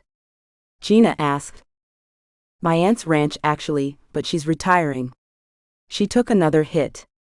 "Soon, I hope?" "Who else?" "Besides the Schaefers." Schaefer, singular." "Yeah. Edward Orville and Frankie Roth both own large operations. But I wouldn't consider them serious contenders for Flory. It's really between us and Schaefer. Or was. How come just the 2 of you?" "Edward is very old school. Cautious. He's smart, but in an academic way. You know?" "Not really, but I'll take your word for it." "What about Frankie Roth?" "I thought she was a big deal artist." "She is. But she also raises alpacas. Her ex-husband's alpacas. You know her deal, right?" Gina shook her head. "Maybe I'll have one little toke." Becca grinned at her and passed over the vape pen. "Toke? Like Cheech and Chong?" "I'm surprised you know who they are." Becca shrugged. "I watch YouTube." She showed Gina how to operate the pen. "This design is really cute," Gina said. The vape pen was emblazoned with a pattern of cartoon leprechauns. "That's from Pot O' Gold. Get it?" "Not really. It was a cartoon when I was a kid. Really big in Japan and Korea." "Okay, back to Frankie Roth." Gina took a hit, but didn't really feel anything. "Maybe I'm too old for this." When Becca told Gina who Frankie Roth's ex was, Gina coughed in disbelief. "Are you serious? How did she land one of the biggest stars in the world?" "They're both triskologists. The church set them up." Gina knew a little about triskology, mostly from the exposés she watched on Netflix. It was some sort of weird cult that believed in the power of threes. They had gotten their claws into a lot of celebs, including Frankie Roth's ex, the biggest action star in the past 20 years, and currently the poster child for triskology. Anyway, Becca continued. She got his ranch and several thousand alpacas, but had to change the name, of course. Now it's called Roth Ranch, and she names all her sires after famous works of art. Wow, so she does all her art stuff and runs a huge ranch? As if. Becca took the pen back and took a deep hit, blowing out a big plume of vapor. She doesn't do anything personally. She's got an enormous staff. Something like 50 people just working the ranch itself. Really? For now. Becca trailed off. What do you mean? I probably shouldn't be talking about it. Screw that, we're spilling the tea, sister. Gina grinned and took back the vape pen. Becca laughed. Okay, but you can't tell anyone. Who am I going to tell? And this is completely off the record. Of course. Dish. Frankie Roth's nearly broke. I think getting her hands on Flory is her last chance at keeping herself afloat. What? She's a mega successful artist. She sells tons of paintings for big bucks. And Danielle says she owns 3 galleries. Becca shrugged. What can I say? My aunt knows a few people that work in Frankie's office, and they've seen the books. Apparently, she has to give 50% of her income to the Church of Triskology. She's going to be bankrupt by the end of the year. That's horrible. It's her own choice. You're right, Gina said, taking another hit. You are so right. Maybe she was starting to feel the pot. Just the slightest bit. Religion is the opioid crisis of the masses. Isn't that what they say? Close enough, Gina said. Okay. Stanley Schaefer. You mean the devil? Yeah, I want to hear everything. Everything. Oh my God, where do I start? Maybe start with why he's the devil. But first, do you know where the stables are? Sure. They're very nice. Frau Farbacina needs to have everything just so. Frau Farbacina. Like from Austin Powers? Yeah. Becca yelled. Gina convulsed with laughter. She wasn't sure why. This caused Becca to join in, and the two of them couldn't stop laughing for several minutes. When she finally could breathe again, Gina said, I was actually trying to see this king of alpacas for myself when I got lost and ended up here. You want to go to the stables? I'll go with. Yeah, but only if you tell me about Stanley on the way. I guess. If you really want to know. But it's a disgusting story. It actually took them a little longer than expected to find their way out of the maze, which struck both of them as pretty funny. But eventually they figured out the exit, and found themselves on the lawn in front of the maze. I'm going to put this away. Becca waved her vape pen dramatically. Frau Farbacina has spies everywhere. I need to watch what I say. Even about Stanley. Come on, Gina said. We're totally alone. That's what you think.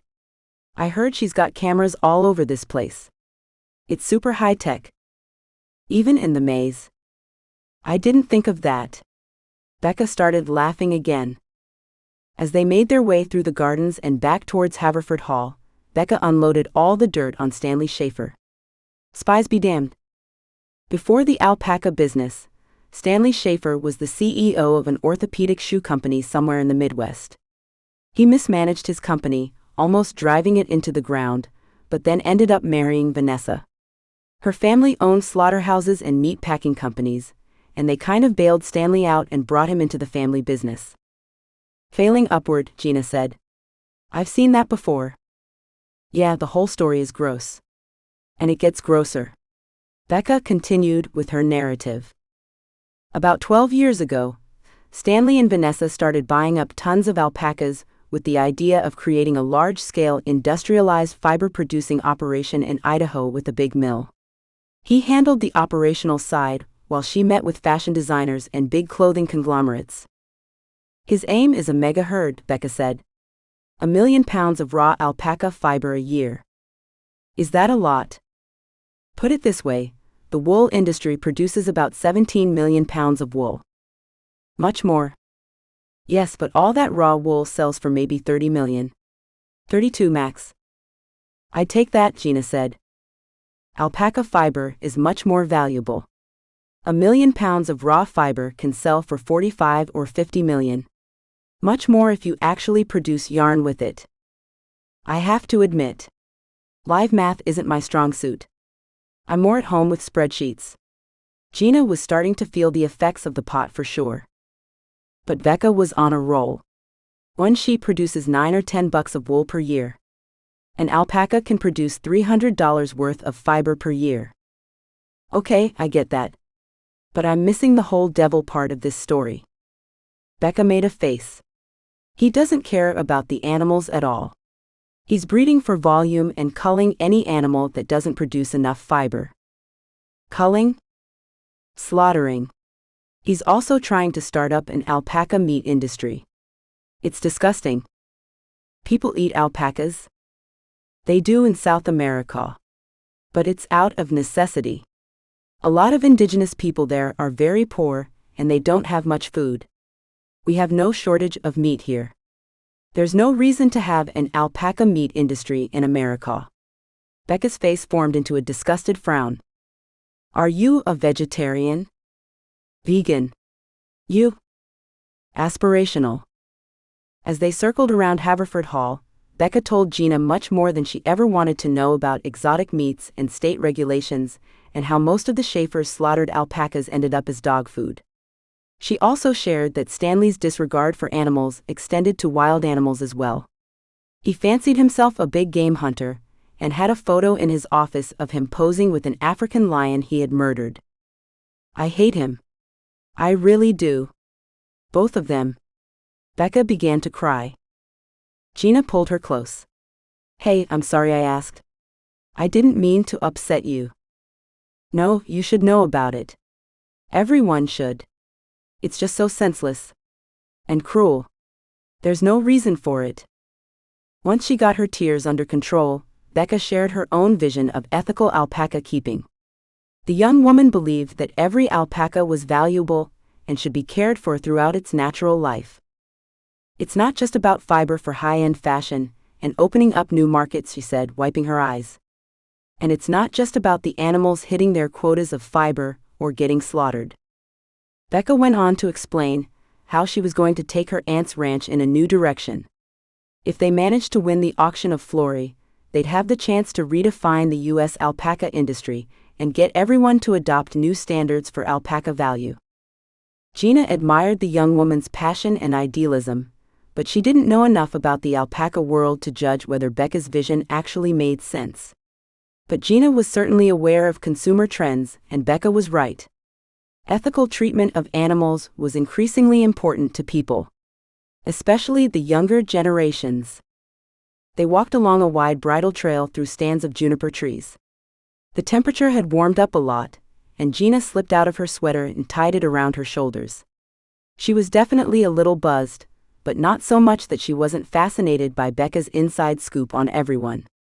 Although Gina did realize that she probably should steer the conversation away from animal slaughter or anything else that might trigger Becca. So what's the deal with Edward, she asked. You said he was old school.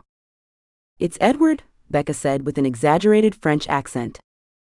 Oh, excuse-moi. Edward? They both laughed. He's all right, Becca said. But how does he fall on these new standards of yours? I honestly have no idea. I want to think that if it comes down to supporting us or the Schaefers, he'd support us. I know he's no fan of Stanley. Oh. Yeah, I haven't mentioned the other thing that makes Stanley the devil. Don't hold back now. He's a slimy horn dog. What? He slept with half the women in the alpaca industry, including a lady who Edward was with. Jeanette something. They weren't married or anything, but still. They broke up because of Stanley Schaefer. Who else did he sleep with? Not the Frau? Becca burst out laughing. Oh my God, I wouldn't be surprised if he moved on her. But no, not as far as I know. Let's see. Donna Gardner. Sherry Street Marie. Both of the Visnick twins. The vet that's here, but that was a while ago. And that chick from the winery. I think she's his current hoe. Hold on, slow down. This is a lot. The wine lady from the party last night? Gina searched her mind for the woman's name. Amagansett? No, that's not right. I don't know her name, but I saw them together, Becca said. There's definitely something going on. I wonder if Vanessa knew. Oh, she definitely did. In fact, my aunt thinks Vanessa was already planning to divorce Stanley, but he convinced her to wait after the auction. She's got a prenup and everything, so Stanley is going to be screwed. Which is something I love. Love, love, love. The trail ended in an open area with a block of brick buildings. Beyond them stretched several fenced pastures. Those are the stables. They didn't look like any sort of stables Gina had ever seen before. The closest building was a long 2-story structure with dormer windows on the top floor, and a big arched entranceway topped by a clock tower and a cupola with a weather vane. The arched entranceway was at least 20 feet high and half that wide. It looked like you could drive a tank through it. Yeah, it's a little much. But all in the name of authenticity, right? Becca said with a smirk. And all this is for the alpacas? The frau's got some pricey horses too. Somewhere in here. The air felt cooler as they passed through the big arched entryway, and Gina caught a faint whiff of hay and manure. As they stood in the interior courtyard, she admired the architecture. What are these other buildings? Not sure. I've only been here once. I would guess that some are tack rooms. Maybe some used to be where they stored the old coaches. There's got to be someone around here that we can ask. At that moment, a weird buzzing, chiming sound filled the air. What is that? Gina asked. My keycard. Becca fished it out of her pocket, and Gina saw the card's display was lit up. It's a text from my aunt. As she read through it, Becca's face broke out into a big grin. Oh my God. The auction is back on. This is awesome. Are you sure? Gina asked. Yeah. Maybe Stanley's greed outweighed mourning for Vanessa. Who knows? I need to go.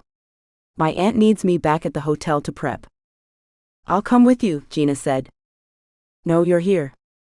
Go see Flory. He's either right in there. She pointed to one of the stable doors. Or he's on the other side in the dry lot.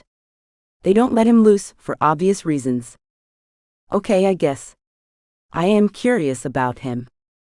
It'll be fine. When you're done, just follow the path back. Sounds good? Well, really nice hanging with you, Becca. You too. She pressed something into Gina's hands and winked. For later. It was her cartoon leprechaun vape pen. I can't take that. Gina said. I've got another one just like it. We'll celebrate when I win Florentine. 8. Gina entered the building through the door Becca had indicated. She found herself in a long, cheery barn-like room divided into stalls and lit by the sunlight pouring in through high clear-story windows. The whole place smelled like fresh hay, and Gina guessed it must be stored up above in the second-story loft that extended over the stalls. The stalls themselves all had outer doors which opened into some sort of yard behind the stable block. Some stalls had animals in them, and Gina got her first glimpse of real live alpacas. Wow. They're just as fluffy and cute as I imagined. A tall black alpaca nibbled at a bowl of grain and ignored her. Gina wondered if this was the famous Flory, but as she moved closer to the creature's stall, she saw a brass stall sign. It read Nix. The tan-colored alpaca in the next stall was named Joven. Gina went from stall to stall until she finally found Florentine's name. Unfortunately, his pen was empty, and the door to the yard was open. He was probably out catching some rays in the warm autumn afternoon. She went back to watch Nick some more.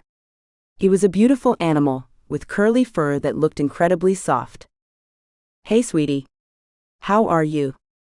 Are you enjoying your lunch? Sorry, I didn't bring you a sugar cube or anything. Nix continued to ignore her. Okay, fine. Be like that. I'll find your buddy. Maybe he's friendlier. Between two of the stalls, she spotted a person-sized door that seemed to lead out into the back area. But before she could even explore in that direction, she heard an ear-splitting cry. It was a shrill, high-pitched noise. Eep. Eep. Eep. Eep. Eep. Eep. Whatever it was coming from outside. Eep. Eep. Eep. Eep. Eep. Eep. As Gina pushed through the back door, she noticed a sternly worded sign reminding people to keep the gates closed. Outside, she immediately found the source of the shrill beeping sound. It was an alpaca. His eyes were fixed on something in the next pen over, and his sides were heaving like bellows. Eep. Eep. Eep. Eep. Eep. Eep. Gina moved further into the pen, trying to see what had upset the alpaca so much. There, about 40 feet away, in a fenced-off section of the pen, a little boy was whipping a terrified white alpaca with a riding crop. The boy had red hair. "Stop it!" Gina screamed as loud as she could. The boy ignored her and kept chasing after the alpaca. The little bastard was surprisingly quick and agile. Frantically, Gina surveyed the area, trying to figure out how to get into the next stall over. "Leave him alone," she yelled. Eep. Eep. Eep. Eep. Eep. Eep. "Yeah, I'm working on it," she called back to the screaming alpaca. Finally, she spotted a gate between the two pens and ran over to it. After fumbling with the overly complicated latch, she flung it open and dashed through. The kid had herded the alpaca into the back corner of the pen, where a gate was completely open to the pasture beyond. "No!" Gina screamed. She felt her blood pounding in her ears. But it was too late. The kid lashed the riding crop against the alpaca's haunches, and the frantic animal bounded through the gate to escape. Gina ran over to the kid. "What did you do? Was that Flory?" The kid ignored her. She dashed to the outer gate, just in time to see the alpaca racing away over a hill. "Shit!" The kid glared at her, but he still hadn't said a word. "What the hell did you think you were doing?" "Huh." Gina looked around. Why aren't there any stable boys or anyone looking after the alpacas? This is ridiculous. "Come on. I'm taking you back to your mother. And we need to tell someone that there's an alpaca on the loose. Probably one worth $2 million. She put her hand on the kid's back to steer him towards the stable building, but he twisted away and started towards the back gate. Gina managed to grab the edge of his shirt and was pulling him back when whack, the riding crop whipped around and smacked against her bare upper arm, searing it with pain. She gasped and stumbled back in shock, and the kid dashed away out into the pasture. "You're not supposed to be in here," a male voice barked at her. She turned to see Stanley Schaefer stalking towards her. His eyes darted around the pen. "What did you do?" "I didn't do anything." She tried to rub her arm, but the pain was too intense. That little brat was stronger than he looked. That kid let him out. Stanley moved over to the open gate and called out in a big booming voice. "Here, Paca, Paca, Paca? Here, Paca." "Do they really come when you call them?" "Some do. But I don't think he'll go far. They're herd animals, after all." He looked disdainfully at Gina. "This is no place for horseplay. You and your little partner in crime could be in real trouble." "He's not my partner in crime. I don't even know him. We'll have security sort this out." His fingers danced over his keycard, no doubt alerting Maidenwell's finest to the situation. "How come everyone knows how to use their damn keycards except me?" Gina brushed hay and dirt from her clothes. "I'm very sorry about your wife, by the way." Stanley barely looked up from his keycard. It was quite a shock. "If you don't mind me asking, what are you doing here in the stables? I would think you would be, back in your room. Grieving." He fixed her with a stern look. "Everyone grieves in their own way. But the show must go on." "You mean the auction?" "Precisely. It's what Vanessa would have wanted." Before Gina could say anything further, Stanley bellowed, "Tomas?"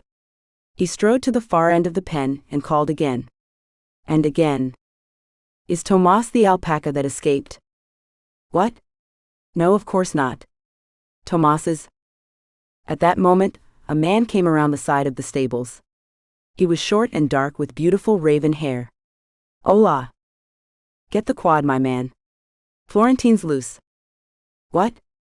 I just cleaned his hoofs. The man, Tomas, spoke with a noticeable accent. It just happened. This lady let him out. Me? Gina exclaimed. It wasn't me. I told you. It was the kid. He was whipping the alpaca. Whipping? Tomas asked. Florentine? This is not good. Of course it's not good, Stanley snapped. If anyone traumatized my sire. He's not your sire yet, Gina said. And if he's traumatized, talk to the kid, not me. Rapido, Tomas. Go. Dale. He disappeared back into the stables. Who's that? Gina asked. Tomas. I didn't see him at the party last night. You wouldn't have. Why's that? Because he's the help. He lives here in the stables. He's Yvonne's pet. She brought him over from Peru. Really? Yes, he's a Morichuco. A Peruvian cowboy. Quite knowledgeable about alpacas in his own way. That's pretty interesting. If you say so. I just hope for your sake that he finds Florentine. If something were to happen to him. Stanley abruptly looked down at his keycard again. Don't go anywhere, he said. Security will be here in a minute. With that he strode off, back into the barn, leaving Gina all alone in an alpaca pen. Well, alone except for a handful of alpacas who regarded her curiously. Where would I go, she muttered. But as she took a step back towards the barn, her foot slipped. Looking down, she saw she had stepped in a blob of greenish-black alpaca poop. Perfect. Gina wandered back into the courtyard, looking for a broom or a brush or something to clean off her shoe. She took her shoes off, and then poked around in the various buildings. They were mostly storage or utility buildings, and a few were locked. But she found some brushes in a garage-sized room filled with all sorts of bridles, harnesses, saddles, pads, and other horsey stuff. Gina even spotted a rack of whips and riding crops. This is probably where that little freak got his weapon. In the corner of the room, looking very out of place, was a long desk filled with multiple computer monitors and other electronic equipment. Curious, Gina ambled over. This was the first computer she had seen in Maidenwell, outside of those in the underground offices. She tapped on the keyboard and one monitor turned on. It took her a moment to figure out what she was seeing, but then she realized the screen was displaying a grid of views from security cameras, cycling through different locations. Gina could see inside and outside of the barn various angles, and also the other buildings in the stable block, including one that seemed like a bunkhouse. The images changed again, but some of the views displayed a warning message, camera offline. Weird. She borrowed a brush and returned to the courtyard, where she sat on a bench and set to work cleaning off her shoe. A shadow fell upon her, and she looked up to see a tall man silhouetted by the sun. It took her a moment to realize that it was Reev. Geez, you always sneak up on people like that, she asked. I thought you were going to stay out of trouble. I never said that. So what happened here? He took out a little pocket-sized notebook. Oh, so this is official? Schaefer said you let Florentine out of his pen and now he's missing. Schaefer's an idiot. I told him multiple times that it was the kid who let the alpaca out. After he was whipping him. What kid? The red-haired kid. The son of the vet. He flipped through his notebook. Garland, right? That sounds familiar. Nicole, I think. Here it is. Noel Garland. Her son's name is Mason. He's special needs. Apparently, he doesn't talk to anyone besides his mom and grandmother. Among other things. I didn't know that. Gina felt a pang of guilt for yelling at the kid. But even if he had problems, he still shouldn't be whipping an animal. Let's start at the beginning. There isn't much to tell. I walked down here with Becca to see Flory. Reev checked his notebook again. Rebecca Hill. Yes. She had to leave and I went into the stables by myself.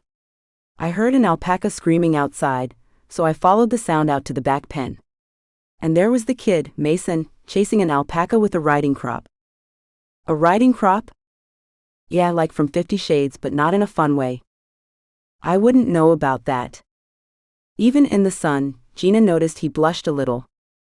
Then what? He asked. I tried to stop him, but he kept whipping the animal until he drove it out the back gate. Which was open. Yes? And why do you think he did that? How should I know? It's horrible to say, but he was acting like a little psycho. Yeah, that is horrible to say. He peered at her oddly. Are you crying? No. Why? Your eyes are all red. Shit, Gina thought. I'm about to get busted for pot. It's all the dust around here. Believe me, I'm not about to shed any tears over that kid. That's a little harsh. Full disclosure, this is not my first run-in with him. You fought before? I did not fight him. I don't fight kids. I usually have nothing to do with them. Why's that? Don't you like kids? This isn't about me. Okay, but you've had an altercation with Mason Garland before? Gina told him about the incident in the parking lot of the scenic overlook, but Reev didn't write any of that down. Maybe it was out of his jurisdiction. Shouldn't you be out, actually trying to find him? She asked. And the alpaca. Now you're telling me how to do my job? Reev seemed more amused than pissed off. No, it's just that there's a lost kid and a $2 million alpaca running around the countryside. Relax. I've got guys on it. Oh, so you've got guys, huh? What, did you think it was just me? I don't know. I thought this was a rinky-dink little village, but you've got your own hospital, an underground administrative complex. Don't forget the railroad.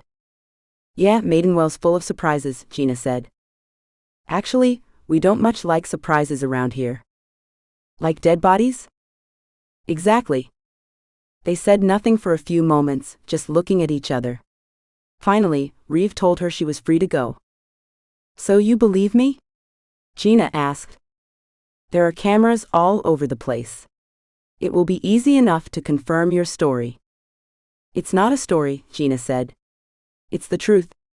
She hated when people didn't believe her. It was infuriating. Especially coming from the marshal here. She pulled on her shoes and stomped away. Which was tough with one shoe still partially encrusted with poop. On the way back to Haverford Hall, she ran into Noel Garland and the older woman who had sat with her and her son on the train. The two women were hustling down the bridle path towards the stables. Noel looked angry, but her red hair was really catching the autumn light. Gina wondered if it was natural, but then remembered that her kid had the exact same shade of red. Her hair reverie was broken when Noel got right into her face. You. What did you do to my son? Noel's eyes flashed. Nothing, I swear. That's not what we heard. The older woman stood beside Noel with her hands on her hips. Your son was whipping an alpaca, and I tried to stop him. That's ridiculous. Noel said.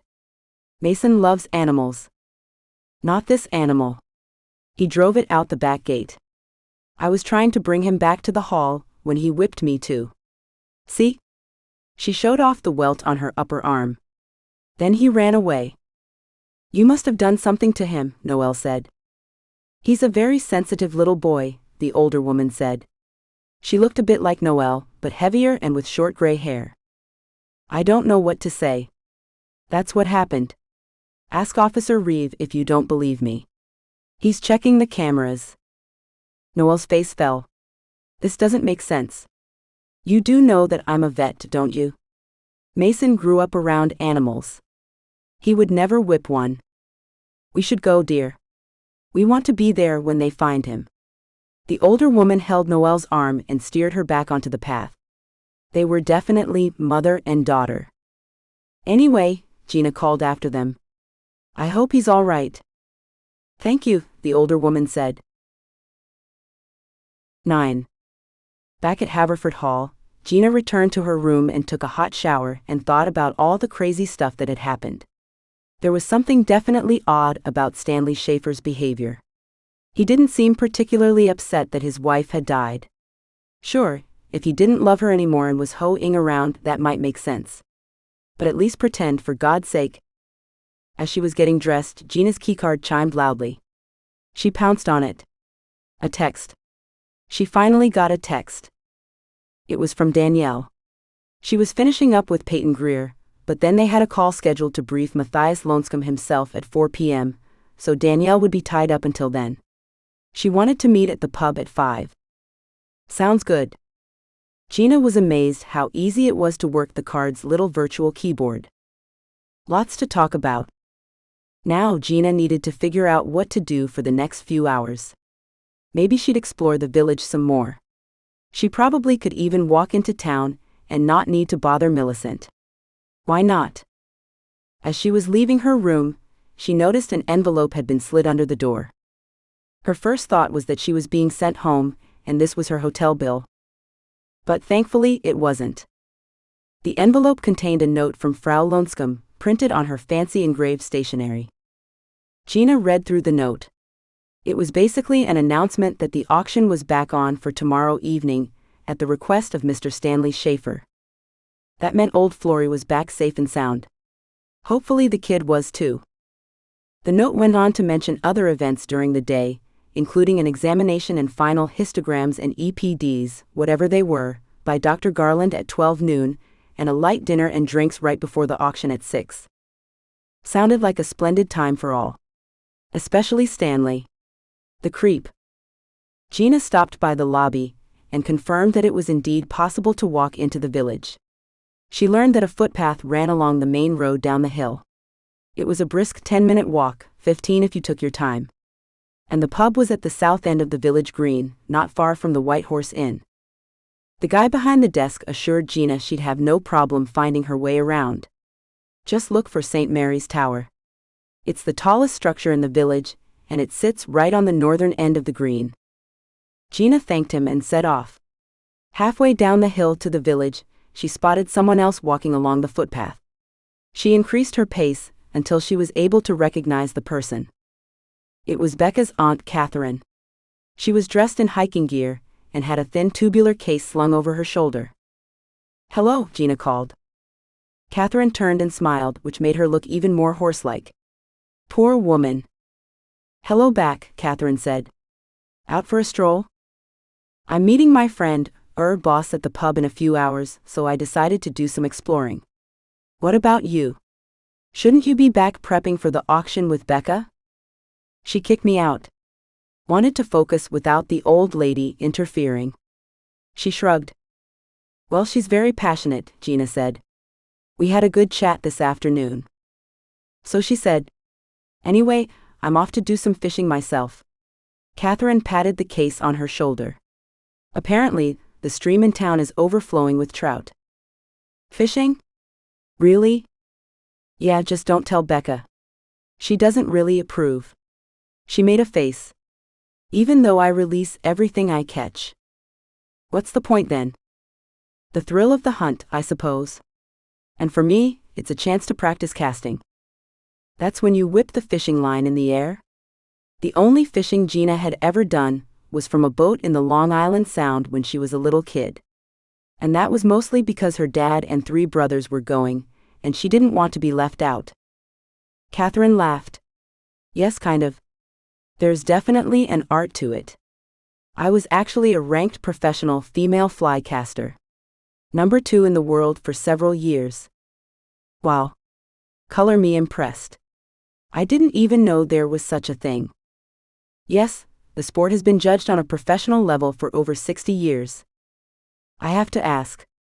Always the bridesmaid and never the bride. Who's the number 1 fly caster?" "Actually, it was my partner." "Oh? That could be awkward." "It was fine." "Is your partner here at the auction?" Gina hadn't seen anyone else with Catherine besides her niece, but she couldn't help being nosy. "No, we're no longer together."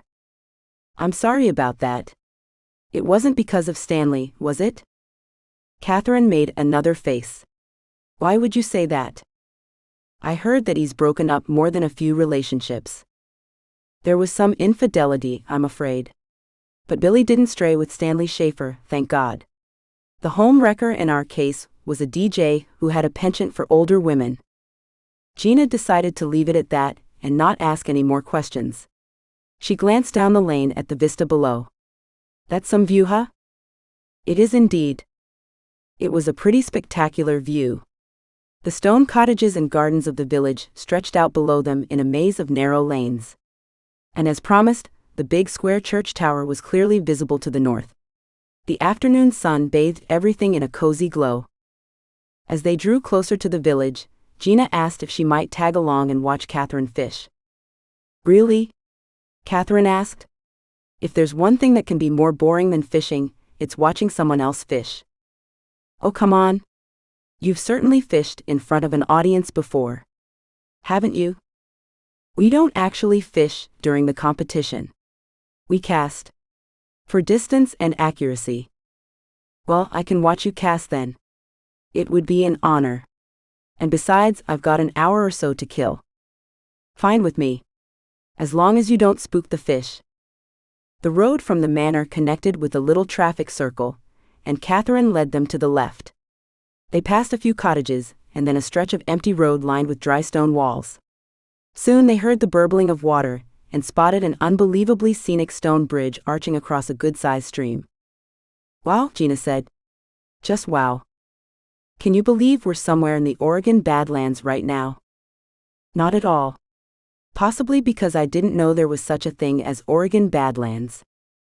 Catherine expertly surveyed the area, and then led them upstream about 50 feet, where a bend in the river formed a natural pool. As Catherine assembled her rod and reel, Gina asked, "So these flies? They're not real, are they?" "No, not at all. They're made of feathers, hair, fibers, thread. They're designed to look like insects, of course. That's an art in and of itself." Once her rod was assembled, Catherine asked Gina to step back for safety. Then she proceeded to whip her rod back and forth. The thick fishing line snaked through the air in long figure eights, and then Catherine dropped the business end of the line in a swirling eddy close to the opposite bank. "That was pretty sweet," Gina said. "All that whipping around, though. Do you ever hit yourself?" "Not yet. Knock on wood." Catherine showed off her casting skills by precisely placing her fly at various points around the river, calling out her target in advance. "Rock leaf log." "Okay, now you're just showing off," Gina said with a smile. "I know." They hung out and Gina got a crash course in fly casting as Catherine explained her technique. "You want to try?" "Me?" Gina asked. "No thanks. I've already been whipped once today." "What?"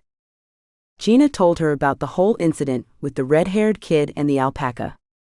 "I had heard a little about that right before I left," Catherine said. "But I had no idea. He actually struck you with a horsewhip?" "I've got the mark to prove it." Gina slipped her sweater from her shoulders and showed off her welt. Catherine gently traced one finger along Gina's arm. "Does it hurt?" "Not so much now, but it scared the hell out of me." "And it was Dr. Garland's son who was whipping Florentine?" "Yeah, the little creep. Why would the boy do such a thing? He's a weird kid." But as Gina said the words, she felt guilty. Again. The kid obviously had some mental problems. But you know who I really don't get? Stanley Schaefer. I mean, his wife just died, and he's carrying on like no big deal. I mean, who does that? Stanley and Vanessa have always had a complicated relationship. I didn't mean to be harsh if he's a friend of yours. God, no, Catherine said. We've had a few run-ins over the years, but we're cordial now. Again, don't tell Becca. She thinks he's the devil. I know, right? Thing you need to know about Stanley is that he's all about winning. Winning? He's gone through some tough times. Business-wise. And now he's desperate to be seen as a winner. That's the most important thing to him. More than money or women. That's an interesting observation, Gina thought. But it didn't make Stanley Schaefer any less sketchy in her book. After she said goodbye and left Catherine to fish in peace, Gina made her way back into the village via a footpath that ran along the shore of the stream. As she walked, she couldn't help thinking about Stanley and Vanessa. Something was definitely off with those two. And it bothered her. She followed a street that ran in the general direction of the church tower, and soon found herself at the perfectly manicured village green. Leafy trees ringed the perimeter of the green, and a wide sidewalk was dotted with benches and big iron lampposts. On the sprawling lawn itself, several people were about, walking dogs, stretching out on blankets, playing with their kids, and doing everything you'd normally do in a park. Except look at their phones. Although maybe some people were looking at their keycards. Gina couldn't tell. The buildings around the square were a mix of shops and residential. They were all built of the same honey-colored stone. Most stood 2 stories tall with sharply angled roofs and topped with chimneys, something you didn't see much of these days. Gina checked the time on her keycard, and saw that she had a good 45 minutes before she was due to meet Danielle. She had walked past the pub and the building looked suitably quaint, with a half-timbered upper section and lots of picturesque dormer windows. A painted sign proclaiming the Feathers swung from an iron bracket jutting out over the sidewalk. The artwork was quite good, showing a bunch of white feathers sticking out of a crown. Down the street from the pub was the sprawling White Horse Inn, but it was the shop a few doors further that caught Gina's attention. It was a bookstore by the name of Barrenstein's. Ah, finally. A touch of the old country, she thought. I wonder if I can get a cup of coffee in a Greek cup, and maybe a black and white cookie. As she pushed her way through the door, a bell tinkled gently. The bookstore was crowded with tall shelves and display tables, but no customers. Hello. A heavy-set man with thick squared-off glasses and a big bushy gray beard looked up at her from behind the counter and smiled. A visitor to our fair village, I see. You spelled Barrenstein wrong, Gina said without preamble. I'm fairly sure I didn't, the man said. Seeing as I've had 64 years of practice. It's Stein not Stein, Gina said. Ah, a fan of the Mandela theory, I see. I could have sworn the poor man died in an African prison. Perhaps he did, the man said. All I know is that I am no relation to that family of Ursines. He stuck his hand out in greeting. Larry Barrenstein. At your service. Gina shook it and smiled. Gina Biletti, late of the Isle of Manhattan. Me too. And that explains it. Explains what? Most visitors don't burst in claiming I spelled my name wrong. What can I say? I'm a stickler for details, Larry. Gina liked this guy. Please. Call me Barrenstein. It makes me sound like a rough character. Whatever you say, Barrenstein. And stop hovering there. Come in. Look around. Can I help you find something? I don't know. They confiscated my Kindle at the train station. Heathen. I know. But in my defense, I wasn't about to schlep a 3-pound hardcover for a weekend trip. Apology accepted. Just then a big Siamese cat jumped up on the counter and arched its back into a stretch. What's a quaint little bookstore without a cat? Gina said. Exactly, Barrenstein said. His name is Waldo. As in where is? As in Waldo Pepper. You lost me. Robert Redford. Ah, you're too young. I'm not that young. Gina scratched Waldo the cat at the base of his tail. He squinted at her and purred appreciatively. What a sweetheart. A pang of sadness hit her as the thought of her own dearly departed cat, a polydactyl tabby named Benjamin Button. Yes, Waldo's an old soldier. Like me. He doesn't look that old. 64 in cat years. I'm sensing a theme here. So what do you like to read, kiddo, besides children's books? You like thrillers? Jack Reacher? Not anymore. Romance? Sweet spicy bully reverse harem. We've got it all. I am actually finding myself in the mood for a good mystery. A mystery, eh? We get that a lot. There must be something in the water. Or on the picturesque cobblestones. Gina smiled. Any particular flavor of mystery? Nothing too bloody, but I do like my twists. Are you a mystery aficionado? Yes, but I'm quite discerning. If I can guess who the murderer is before the sleuth does, I'm out. Me too. Let's see what you've got. This way, my dear. Barrenstein led her to the mystery section of the shop, which was the largest section by far. In fact, he had devoted 2 full floor-to-ceiling bookshelves just to crime novels featuring pets. Any mysteries with alpacas? Gina asked. No, that's a new one on me. We have a paranormal romance with alpaca shifters, but no alpaca mysteries, I'm afraid. So you're one of the alpaca people, eh? No, not me. I'm just an innocent bystander. That's what they all say. Actually, I'm in market research. Ah. So you're the one to blame for the fact that there's nothing but superhero movies in the theaters anymore. Thanks for that. Gina put her hands up in protest. I've got nothing to do with that. I mostly do pharmaceutical research. Some financial products. Lots of packaged goods. Sounds thrilling. It is. I'm kind of retired now. Involuntarily. Gina didn't know why she was babbling on about her personal life. There was just something about Larry Barrenstein that made him easy to talk to. Maybe it was the fact that he was Jewish, and she was Italian. Her uncle used to say that the two cultures were so similar that they might as well merge all the holidays. Well, if you are looking for a new business venture, Barrenstein's books might be for sale in the near future, to the right buyer. What? This seems like a dream job. Owning your own bookstore in this perfect little village. Don't get me wrong, Gina Biletti. Maidenwell's fantastic. People are nice. Business is good. Especially since we don't have any competition. You're the only bookstore in town. We are. And better than that, that big online bookstore that shall not be named can't deliver here. No one can. Really? You see any UPS trucks on the street? Come to think of it, no. Technically, you could order something and have it delivered to a Union station, and it would come in on the train, but most of us prefer to shop locally. I like that. Gina looked around at the bookstore, seeing everything in a slightly different light. So why are you selling? I hit age 65, I have to move to Florida. It's Hebrew law, he deadpanned. We have the same thing, but we usually go to Arizona. Well, think about it, Barrenstein said. Here's my card. This all seemed so surreal to Gina. I'm in town for less than 24 hours and I see a ghost. I'm attacked by a junior serial killer, and now I'm offered a bookstore. What next?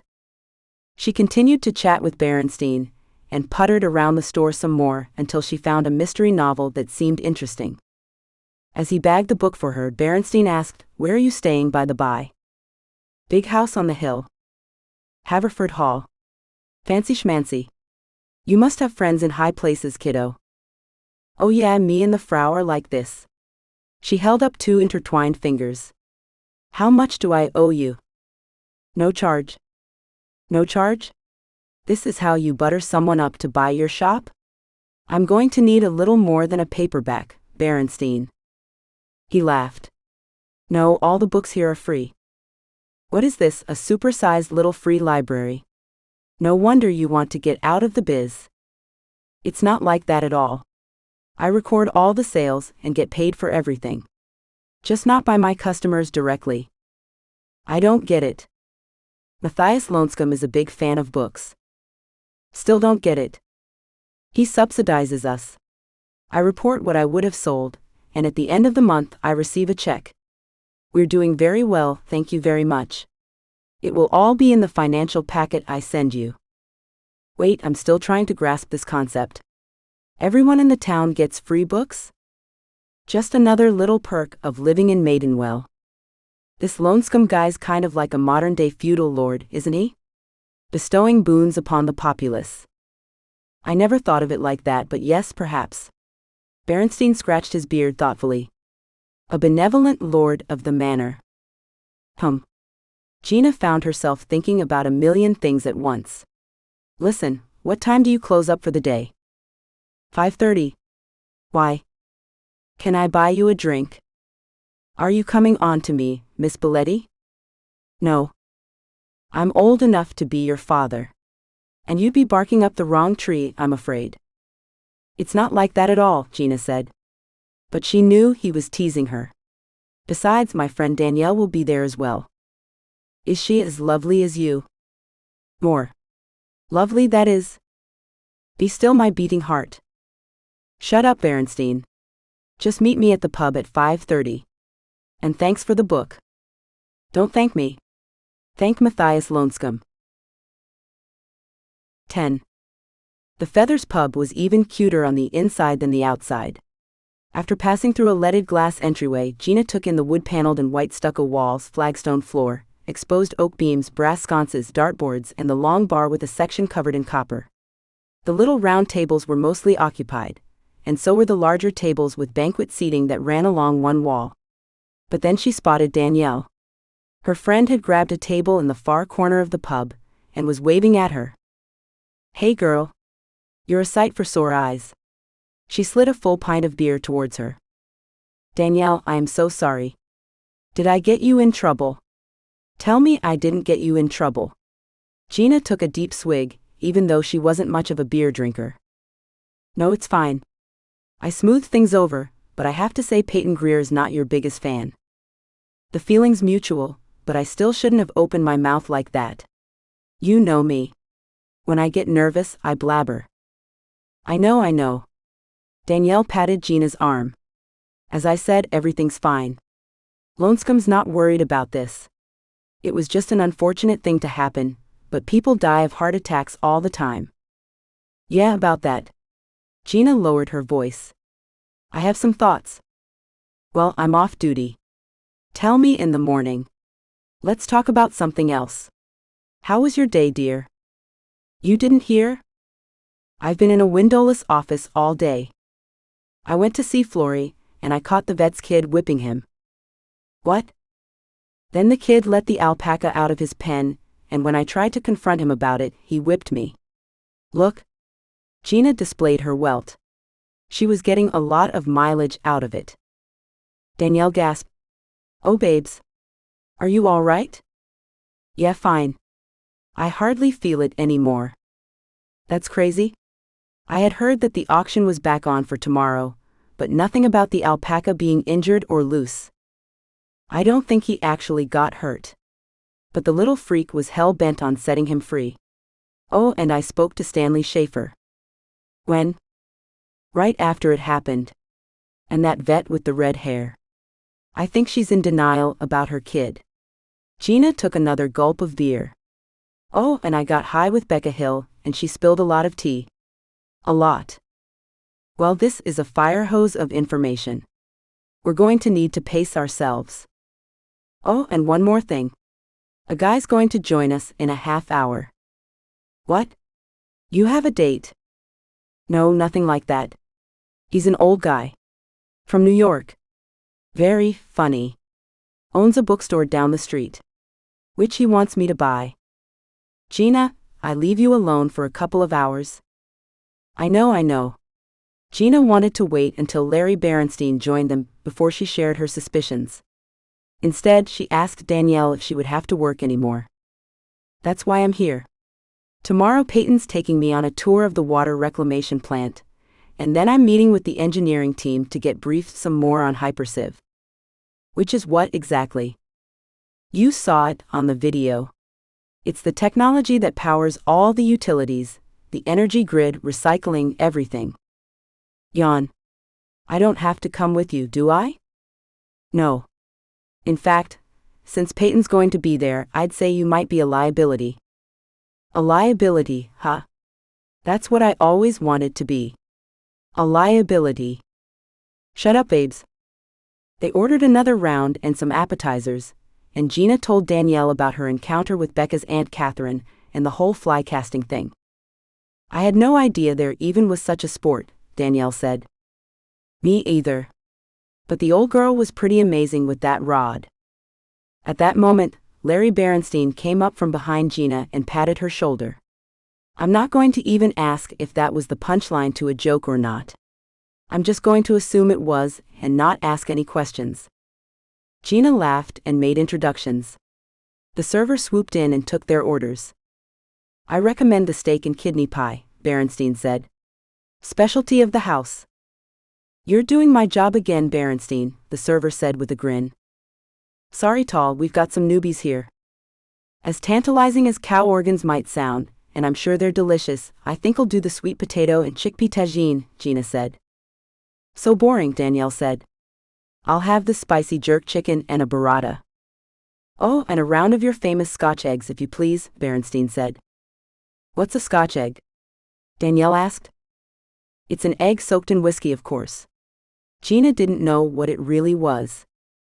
Barrenstein smacked his lips. Oh, it's wonderful, ladies. Wonder-full. You'll love it. They make it with local blue cheese, balsamic onions, and chutney. Well, I trust you. Danielle turned to Gina. So, what's this mysterious conversation you wanted to have? Oh, so she teased you as well? Barrenstein asked. I thought I was the only one in the dark. We're all in the dark. Gina leaned in and beckoned them close. I think that Vanessa Schaefer was murdered. What? Danielle jerked her head back. Shush. Gina hissed. Who's Vanessa Schaefer? Barrenstein asked. Gina quickly filled him in on what had happened over the past 24 hours. So why do you think she was murdered? Barrenstein asked. People have heart attacks all the time. Yeah, everyone keeps saying that. Gina took a drink of beer. But there are definitely some weird things going on. Just keep an open mind, you guys. And think of it as a whodunit. Alas, the real world is quite a bit messier than a mystery novel, Barrenstein said. But lay it on me, sister. So Gina ran through everything she knew or had heard about Vanessa from Becca and Catherine, the marital problems, including what she had told Gina on the train about her husband being a wretch, the weird pre-dawn meeting in the garden. I'm going to stop you right there, Danielle said. You told me you didn't recognize the woman in white. Sounds like a Wilkie Collins novel, Barrenstein said. Had she escaped from an asylum? Gina ignored him. I didn't recognize her at the time, but the more I thought of it, the more it made sense that it was Vanessa. The woman I saw was very graceful. Like a dancer.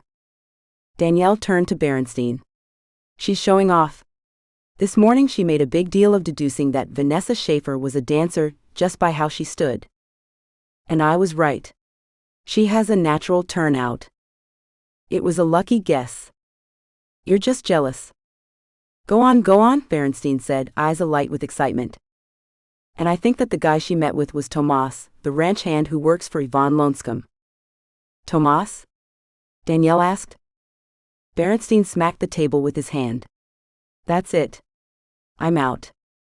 What are you talking about? It's all fun and games until you start involving Frau L. Again, Gina said, not quite understanding. You don't mess with the Frau, kiddo. He gestured around him. Everything you see. The entirety of this little experiment, oasis, whatever you want to call it, it's all because of Frau L. I thought it was because of her son. Matthias has built all of this for his mother, Barrenstein said matter-of-factly. That's not entirely true, Danielle said. He's a pioneer of sustainable living and the preservation of traditional habitations throughout the world. You sound like a friggin' press release, Danielle. Gina said. Well, no matter, Barrenstein said. Matthias is a good son. Do you know that Frau L. doesn't even like the English? I had heard that, Gina said. So why build her an English village? The village was here before the Regenschirm Group bought it, Danielle said wearily. And Frau Lonscombe only hates the English people. She loves their architecture. Gina rolled her eyes. Can we get back to the murder? Seriously, stop saying murder. It's creeping me out. Okay, so we have a possibly suspicious death? Barrenstein asked. Am I understanding you correctly? A heart attack that might not be a heart attack? The oldest trick in the book, Gina said. Some kind of poison. Which would be 100% detected by the medical examiner, Danielle said. Ah, not necessarily, Barrenstein said. Are you aware of digoxin? It's a fairly common drug used for heart problems, but too much can trigger a heart attack. See? Gina said. Someone could have injected her with that stuff. Boom. Heart attack. I don't even think you need to inject it. It can be slipped into someone's food or drink. This is crazy, Danielle looked from Gina to Barrenstein and back again. Is it? Gina scoffed. Motive means opportunity. Did I get that right, Barrenstein? Yes, well done. And you think Stanley had a motive for killing her? Danielle asked. Of course. She was going to divorce him. Maybe as soon as the auction was done. And she's got a prenup as well. Barrenstein said. Money's a big motive. No denying that. Money and love. Or hate, Gina said. I don't think Stanley hated his wife, Danielle said. Still plenty of motives, Barrenstein said. We covered means already. That leaves opportunity. Stanley's room was right next to Vanessa's. Gina said. They didn't share a room? Barrenstein asked. I know, right? Odd. He's a snorer, Danielle said. Big time.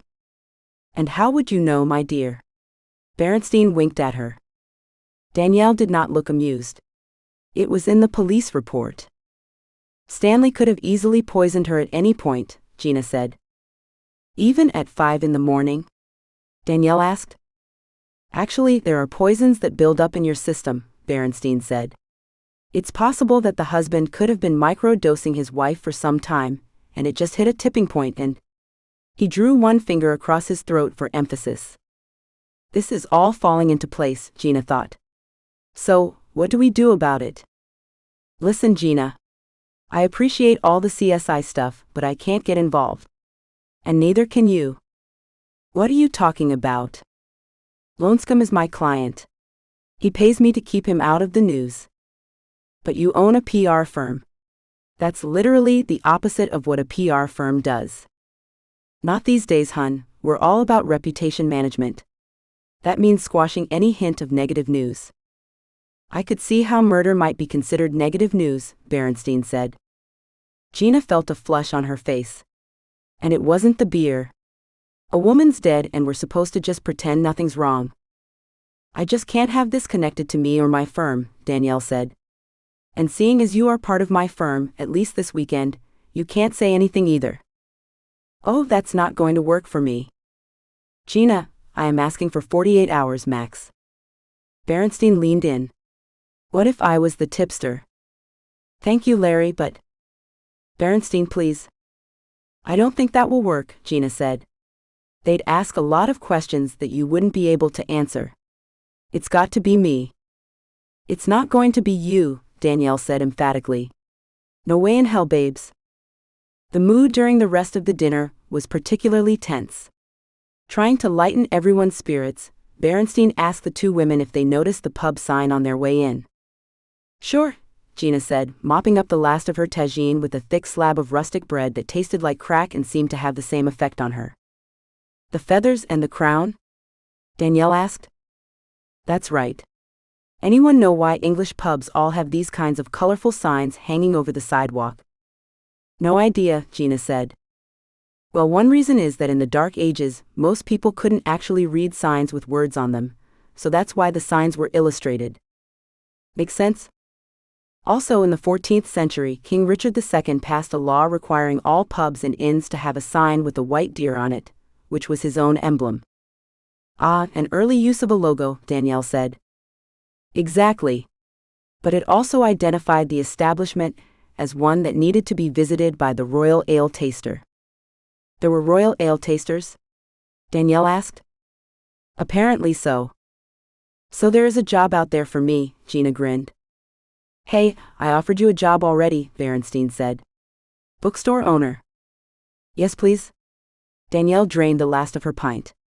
Take her off my hands. I beseech you. They hung out for another hour, during which Danielle convinced Gina and Barrenstein to do some shots. That caused Gina to get extra loud, and Barrenstein to get sleepy and want to call it a night. So Danielle called for a ride and they bid Barrenstein good night. Are you sure we can't drop you anywhere? Gina asked Barrenstein as their car pulled up. Millicent wasn't available, so another driver would shuttle them back up to Haverford Hall. I doubt I'd fit. Besides, my place is just around the corner. A 3-minute walk. That's handy. It sure is. And I'd throw in the cottage if you bought the bookstore. You're giving me the hard sell, aren't you? Think about it. As they pulled away, Danielle asked, "What's all this about you buying a bookstore?" "He wants to retire to Florida, and he's looking to unload his shop." "You're not considering it, are you?" "Not in a million years." 11. Back in her room, as she was getting ready to curl up with her new book, Gina noticed the toilet paper hadn't been restocked. That's going to be a problem. She decided to wander down to the front desk. The guy on duty was very apologetic, and he went himself to fetch some for her. "Shall I send someone up with it?" he asked. "I'll just take it. I've been seen walking around with worse." On her way back to her room, she spotted someone loitering in the hallway. As she got closer, she recognized Stanley's assistant. "Liam." "No, Ian." "Can't sleep?" she asked. He seemed a little unnerved. "No, I am just stretching my legs." Aha. He was definitely acting sketchy. "I'm very sorry about Miss Schaefer. Were you too close?" "Not really. I mostly worked for Mr. Schaefer." Still, it had to have been a shock. "Yeah, it was," he said unconvincingly. "She wasn't ill at all, was she? No heart issues?" "I don't think so. You'd have to ask Mr. Schaefer, though." Gina noticed him staring at the 3 rolls of toilet paper in her hands. "No, I didn't steal these. They forgot to restock my room." "You're not going to let me forget that, are you?" A faint smile played across his face. "Probably not. I just don't get it. A captain of industry, the owner of the largest alpaca ranch in the country. Why would he need to steal a few bottles of wine?" "I think you're obsessed, lady." That hurt. Gina took a deep breath. The lady part, not the obsessed part. "I'm definitely obsessed. I'll own that." "What, you don't like being called a lady? Makes me sound old." Ian didn't have a response to that. Gina threw a roll of toilet paper at him. "Hey. What did you do that for?" "When a woman says it makes me sound old, you're supposed to say, 'No way, you're not old at all.' Sheesh, didn't your mom teach you how to act around females?" He handed the roll of toilet paper back to her. "Are you drunk or something?" "Of course not. Just had a few beers at dinner." "You kind of smell like whiskey." Those were the shots we had for afters. But again, Ian, not a polite comment. "Sorry," he said, not meeting her eyes. There's definitely something up with this kid, Gina thought. Maybe I should press him a bit.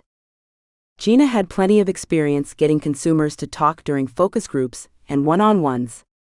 This guy didn't seem like much of a challenge at all. "So, looks like the auction is back on," she said, trying to keep it casual. "Yeah. Don't you think that's odd?" "It was Mr. Schaefer's call." "I know. I read Mrs. Lonescome's letter. It just seems weird to me. I mean, the guy's wife just died suddenly. Why would he be wanting to attend an alpaca auction? Florentine's a big deal." "So I heard. He's some magical alpaca who has the power to change the industry forever. Blah blah blah." "Well, he does. I'll take your word for it." Gina didn't know why Ian was still hanging out in the hallway, despite their extremely boring conversation, but she was going to damn well find out. "So is that your room?" She nodded at the door near where Ian was leaning. "No, I'm actually down the hall a bit." "Oh? So you just like loitering in front of someone else's room?" "No." "Are you a perv, Ian?" "What? No. Of course not. I didn't think so. I was just messing with you. I'm sure you have a perfectly good reason for guarding that door." "I'm not guarding it." His face reddened and Gina knew she had struck a nerve. "That's Stanley's room, isn't it?" "No. Could you just leave me alone? Please?" "Sure. I'll leave you alone." Gina started moving, fainting left like she was leaving the area. But then she lunged forward and yanked open the guest room door. "No." She barged inside to see Stanley Schaefer in flagrante delicto with a woman in his bed. "Oops. Sorry. Wrong room." As she dashed out, Gina took one more look. "Yup. He's stopping the wine lady." This puts an entirely new spin on things, Gina thought back in her room, as she flossed her teeth. She remembered Becca had mentioned that Stanley was having an affair with the wine woman, but at the time she had a hard time believing it. After all, Stanley was kind of an ogre in the looks department, while the wine lady was very beautiful. And young. Well, some women don't give a shit. They're just chasing the money. It was sad but true. Zero self-respect. Even so, what she had seen added some fuel to the fire. Stanley was having an affair with the wine lady. Confirmed. It was another check in the motive box. The problem was Danielle. She had a good point. If Gina stirred up trouble and started accusing people of murder in Maidenwell, make that murder well, it would reflect badly on Danielle and her firm. Gina couldn't do that to a friend. So she would just have to figure out another way to get the word out. The key was Marshal Reev. He was the law in these parts. She needed to plant some seeds with him. Preferably without getting Danielle into trouble. She found her keycard, and after 30 seconds of randomly clicking on it like a chimpanzee, she managed to find the text app. Breakfast tomorrow. Within a minute, he texted back. Sure. Bakery 6 a.m.? Can we make it 6:30? I need my beauty sleep. Lol. K. Perfect. Gina cursed the fact that there wasn't a mini bar in her room. Instead, she curled up in bed with her book and fell asleep thinking of murder and alibis. The next morning, she woke up early. And although she was a little hungover from the shots last night, a shower and a brisk walk into town managed to clear her head. Mostly. She arrived only 5 minutes late to the bakery. Reev greeted her with a coffee and a berry scone. He did not look hungover. I'm glad you texted me, he said without preamble. Oh. We have a minor problem with the security video at the barn. Gina remembered what she had seen in the room with the computer. Let me guess. Some of the cameras were offline. Reev looked genuinely surprised. Then genuinely suspicious. How did you know? When I was looking for a brush to clean the poop off my shoe, I happened to see a computer monitor. It said there were cameras offline. Did you touch anything? No. Of course not.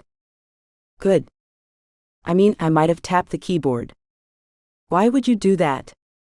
I don't know. Maybe because I'm naturally curious. Gina took a sip of the coffee Reev had brought her. It was black. Of course. Is that why you wanted to meet this morning? You wanted to confess. Gina couldn't tell if the guy was serious or not. No. It's something else. What? She looked around the bakery to see if anyone else was listening. Then she beckoned him close. You promise to keep this on the down low? I can't promise that, Mrs. Biletti. It's Ms. or better yet Gina. Or even Biletti. And why not?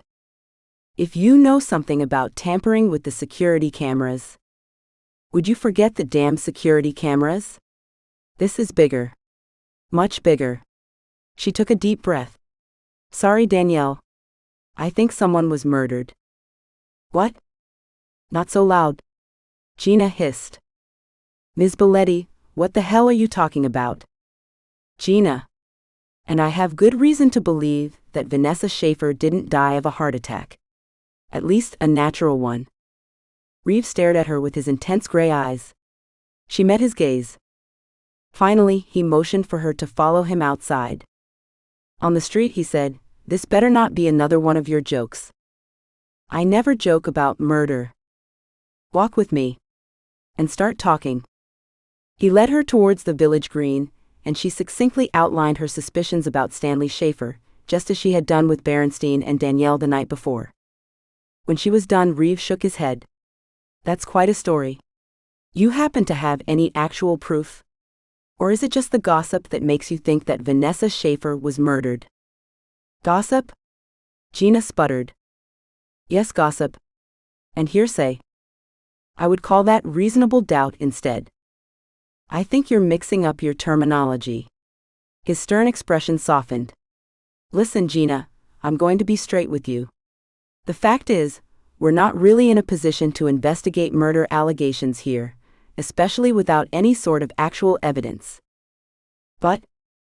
And my marching orders from our district executive are pretty clear: keep a low profile. But, that being said, he lowered his voice, maybe I can look into some of your, concerns. Off the record. Gina realized this was the best she could hope for. That would be great, she mumbled. Miss Schaefer's body is in Pendleton. If the medical examiner has any questions, I could maybe open a line of dialogue, unofficially and outside of Maidenwell, of course. Sure. I could just be a concerned citizen. Reev had offered to drive Gina back up to Haverford Hall, but she told him she wanted to stroll around the village a bit. She wandered down the side street that led to the stream, and thought of Catherine and Becca. Both women seemed to know quite a lot about Stanley and Vanessa, which made sense. According to what she had learned at the party, these alpaca people were all up in each other's business. Maybe I should hang with Becca some more, Gina thought. Minus the weed. As she stood on the walled embankment staring at the gently flowing water, doubts clouded her mind. What's the use though, really? What else can I do, if no one is going to really investigate this thing? Gina kicked a pebble into the stream, probably scaring a bunch of trout. This entire experience here in Maidenwell was so surreal. She shouldn't even be here.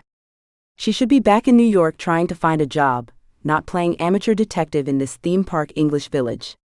It was crazy. The thought of not having gainful employment terrified her. Gina had worked continuously since she was 16. All through high school and all through college. There was never a time when she didn't have a job. And every time she had changed jobs, it was for a better opportunity. She had never been fired. Or downsized. Until now. She kicked another pebble into the water.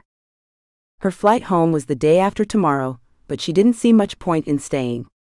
Maybe they could take the afternoon train out of here, once Danielle was finished touring water reclamation plants or whatever she was looking at. Then she could spend tomorrow exploring more of Portland than just the airport. Gina headed back to the village green to see if Barrenstein's shop was open. He was a good guy, and it would be nice to say goodbye in person. And break the news that she wouldn't be buying his bookstore. Unfortunately, when she arrived at Barrenstein's Books, the shop was dark and locked up tight. Maybe he wasn't even open on Sundays. Oh well, she thought. I still have his card. I can call him when I get back home. It would be good to keep in touch. Gina circled around the village green, and headed past the pub and the White Horse Inn, towards the road that ran up the hill to Haverford Hall. Just as she started up the road, the church bell chimed 7 o'clock. Gina had imagined that living in the village near an active bell tower would be a nightmare, but the sound of the St. Mary's bells was low and pleasant.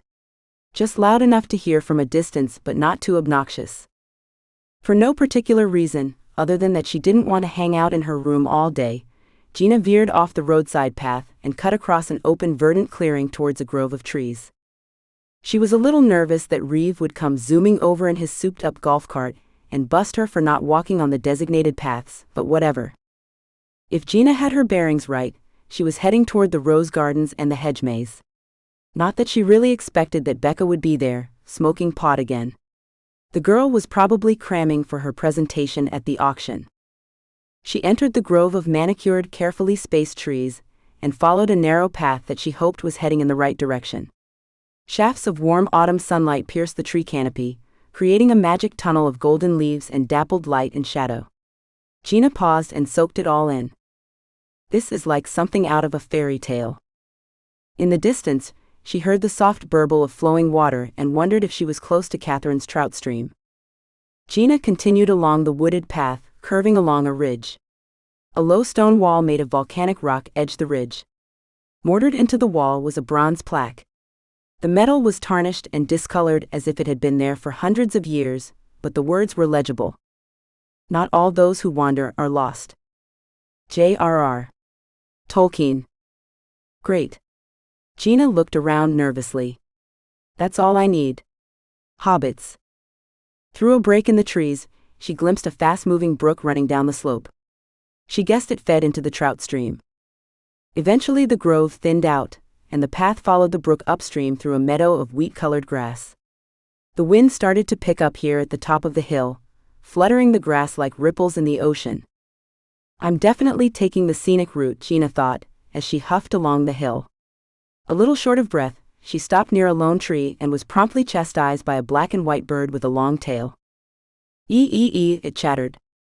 I know, Gina said. I need to get back to the gym. It's been a minute. The bird hopped onto another branch and continued to admonish Gina. She didn't recognize the type of bird. Maybe it was some West Coast variety. Or who knew? Maybe Matthias Lonescombe imported birds from the English countryside to add to the authenticity of Maidenwell. Okay, I'm leaving. Don't get your feathers in a bunch. She trudged up the hill until the land leveled out. Finally.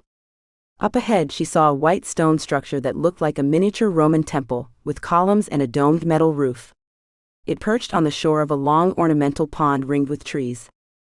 As she drew closer, she saw that there was someone there on the shore. A woman. Gina was about to call out a greeting when she realized that the woman was stripping off her clothes. In 2 seconds, she was completely naked. The naked woman was thin and willowy, with a mane of red hair that fluttered in the breeze. She balanced perfectly on a big flat rock on the edge of the pond. Once she had recovered from her initial shock, Gina realized who the woman was, Noel Garland. She's so skinny. Gina couldn't help thinking. Even after having a kid. Of course, that had been a while ago. Her creepy son was at least 12 years old. Luckily, Noel didn't seem to notice Gina watching her. She gracefully dipped her foot in the water, as if judging its temperature. I need to get out of here, Gina thought frantically. This is very awkward. She backed away, but not before another inappropriate thought popped into her head. I guess the carpet doesn't match the drapes. Instantly, she regretted even thinking of that vulgar expression. She hated it whenever Eric used it, which was whenever he could. Apparently, he thought it was funny. Or clever. So much for Southern gentility. As Gina ducked down to slink away, her foot slipped in the mud. She let out a loud yelp of alarm before tumbling back and careened down the slope. Branches tore at her and then her head smacked against the ground. Oof. All her breath was driven out of her body, and everything went dark. 12. As she lay there, unable to see, unable to move, Gina found herself in a weird dream state. She knew it was a dream because an alpaca was talking to her. It was Florrie. You can't keep on doing what you're doing, girl, Florrie said. Even though he was fluffy and obviously an animal, he sounded like the gay best friend in a cheesy rom-com. Alpacas can't talk, Gina said. Aha. This is about you, honey, not me. Deflect much? I'm not deflecting. You are totally deflecting, Florrie said. What are you afraid of? Gina snorted a very unladylike snort.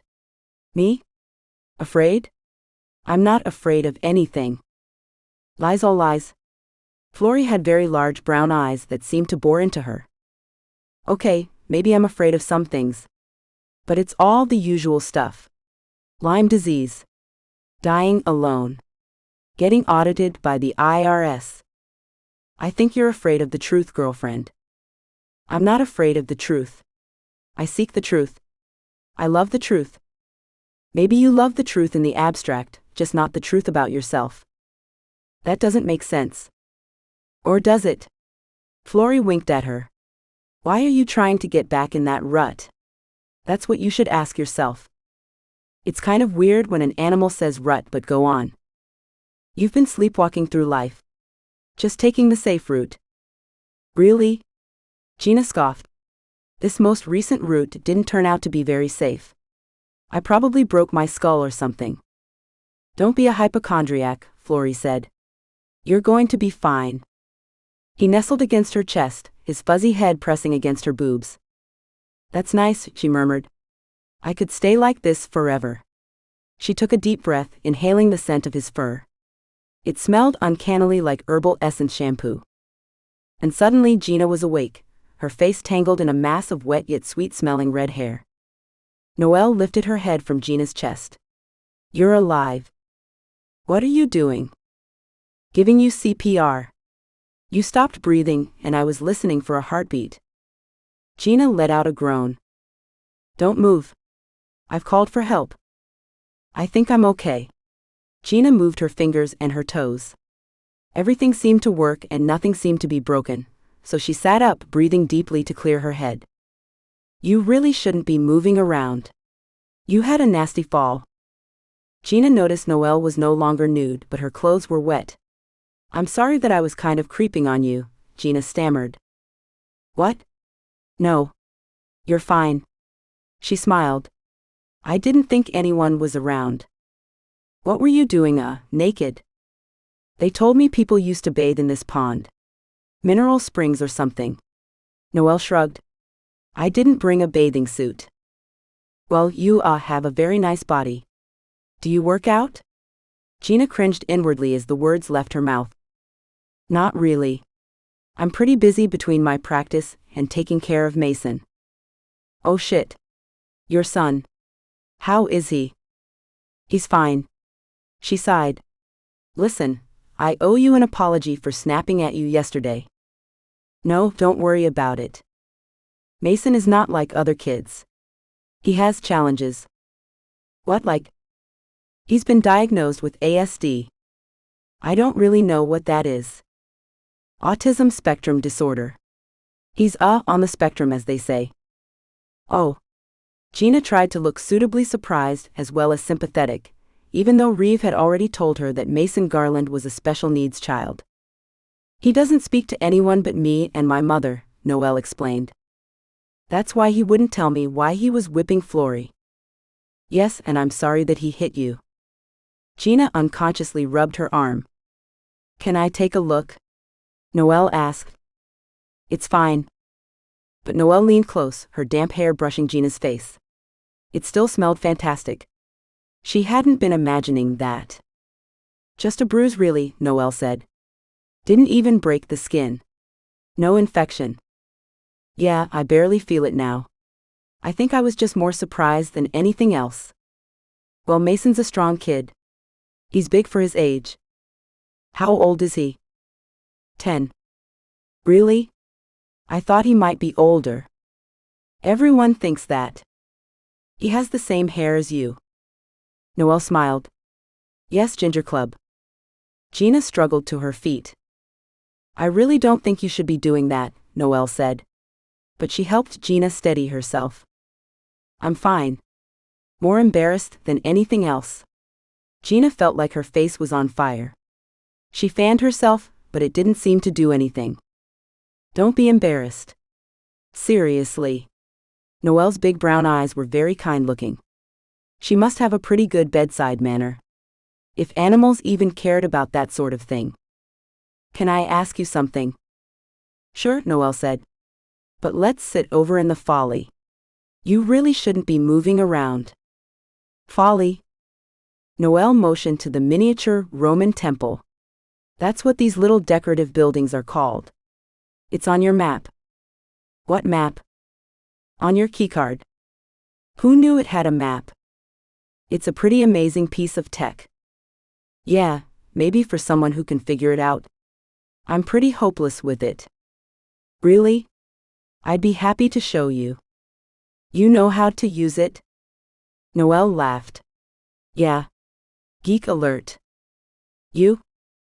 I built my first PC when I was in junior high. Wow. I'm a Mac girl myself, but that's impressive.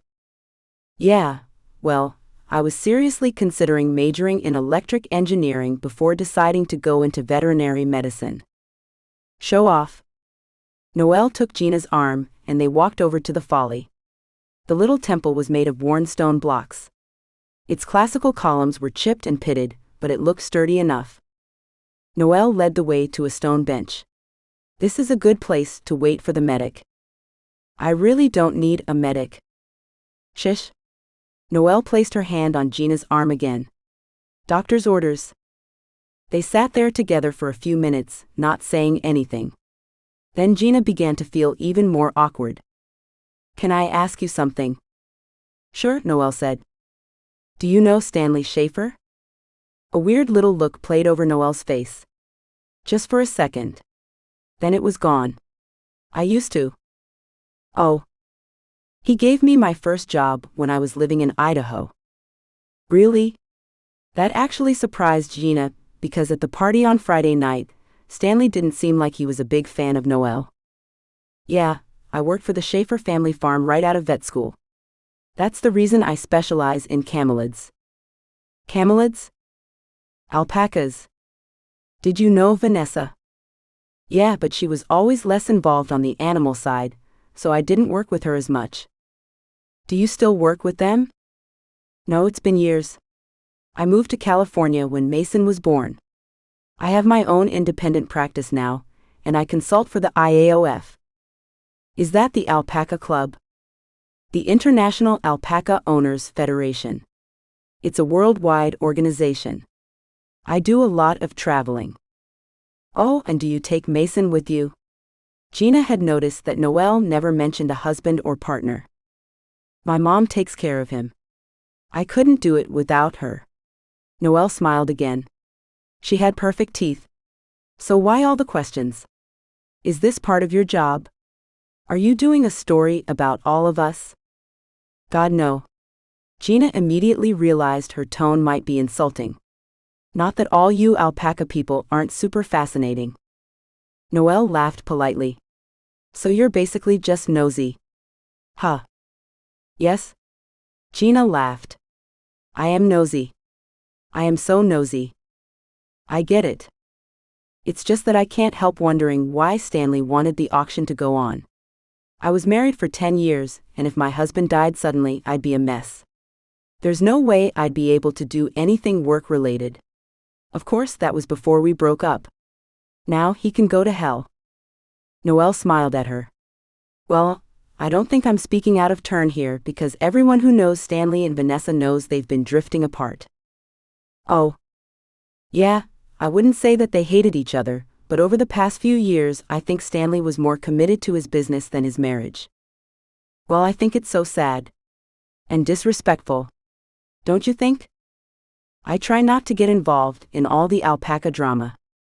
And believe me, there's a lot. What do you mean? Did you meet Tomas yet? The farmhand?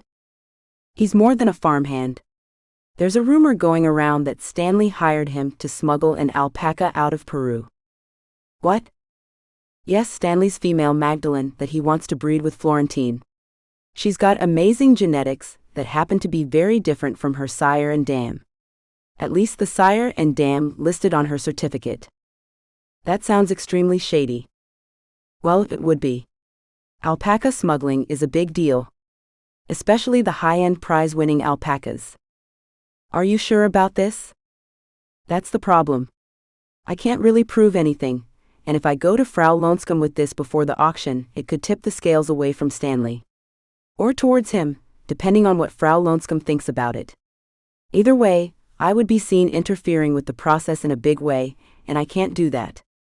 I'm supposed to be impartial. Just reporting on the animal's health and genetics. All kinds of thoughts were swirling around in Gina's head. Wow. Noel looked away. I've blabbed way too much. You have to promise not to say anything to anyone, okay? I promise. Okay. She turned back and looked right into Gina's eyes, holding her gaze. I trust you. You have an honest face. Gina laughed uneasily. Really? That's the first time anyone's ever said that. Usually. At that moment, both of their keycards started beeping an alarm. What the hell is that? Noel was the first one to fish out her card. Uh-oh. Gina finally freed her keycard from her pocket. She stared down at the flashing screen. Public health emergency alert. All guests must return to their rooms immediately. Code 94. Haverford Hall was in chaos. Compact police vehicles crowded the parking lot. Guests and staff alike were huddled up outside, whispering and gawking. Noel spotted her mom and Mason and ran over to them, leaving Gina by herself. What's going on, she wondered, as she walked closer to the entrance. Plague? Gas leak? A rabid alpaca? She scanned the crowd for Danielle, but there was no sign of her. Her eyes landed on Frankie Roth instead, her funky oversized glasses barely concealing the tears threatening to spill out. "What happened?" Gina asked. "It's Stanley Schaefer," Frankie gasped. "He's dead." "What?" Gina thought she had misheard. "What did you say?" "Stanley. He's been murdered?" The words hit Gina like a sucker punch. She wasn't exactly Stanley's biggest fan, but murdered? That was a lot. Out of nowhere, Reev burst onto the scene, barking orders for his team to usher everyone back to their rooms. As Gina was being nudged inside by a burly female security guard in a windbreaker emblazoned with security in large letters, she tried to get Reev's attention. But he either didn't hear her or decided to play deaf. Soon all the guests were locked up in their rooms, instructed to hang tight till further notice. "What? Are we under house arrest or something?" Gina asked. But the big woman ignored her. "This is ridiculous." Someone had to tell Gina what was going on. They couldn't just keep everyone locked in their rooms. Or could they? Gina remembered what Reev had told her about Maidenwell being some kind of self-governing special district within the state of Oregon. Maybe they have weird laws here that only pertain to Maidenwell. Who knew? She spent the next half hour fumbling around with her keycard, trying to get a hold of Danielle, but got no response. Next she tried Becca, Barrenstein, even Millicent. Nothing. Maybe her keycard broke when she fell. No, that didn't make sense. She had received the emergency alert. Maybe someone was blocking outgoing messages. Wouldn't that be illegal, she wondered. Who knew with these tech companies and billionaires? They all seemed to write their own rules. After nearly 2 hours of cooling her jets, a staff member knocked on her door. "They're having a briefing for all the guests downstairs." The other guests were also ushered out of their rooms, and they all went down together to the drawing room where they attended the party on the first night. This time there was no wine being served and no sign of the wine woman. But Danielle was there, along with Peyton, Greer and Reev, the three of them standing in front of a single microphone. Which wasn't really necessary, since the room had not much more than a dozen people in it. "Can I have your attention, everyone?" Danielle said, clapping her hands together. Gina looked around the room. It was mostly filled with the alpaca people she had met over the course of the weekend. Catherine and Becca, Noel, her son and her mom, the artist Frankie Roth, Edward Orval, and the Schaefer's assistant Ian. There were some other folks there as well. Maybe Haverford Hall's staff members. "We have a special announcement from District Executive Greer." Peyton Greer approached the microphone. Recently, a male guest was found unresponsive in the stables. Subsequent examination determined that the man was deceased, and possibly a victim of violence. Several gasps of alarm sounded from the group. "We have notified the county sheriff's office, and they have requested assistance from the state's Criminal Investigations Division. Qualified personnel are now en route to Maidenwell. When they arrive, the scene of the incident will be secured and every guest and staff member will be interviewed. In the meantime, we would like to request that all guests remain in their rooms, for your own safety. Food and beverages will be provided. That is all." She stepped away from the microphone just as a flurry of questions erupted from the group. "What about the auction?" Becca called out. Danielle moved to the microphone. "Due to current circumstances, the auction and all events at Haverford Hall have been cancelled." "When can we leave?" Frankie asked. "That's up to the CID," Danielle said. "Danielle, you know I have to catch a plane back to New York on Tuesday," Gina said. Peyton Greer stepped back up to the front of the room. "We're advising everyone to clear their schedules. If you need to make calls to family or work, we can arrange that after your interviews with law enforcement. But the fact is, no one's going anywhere for a while."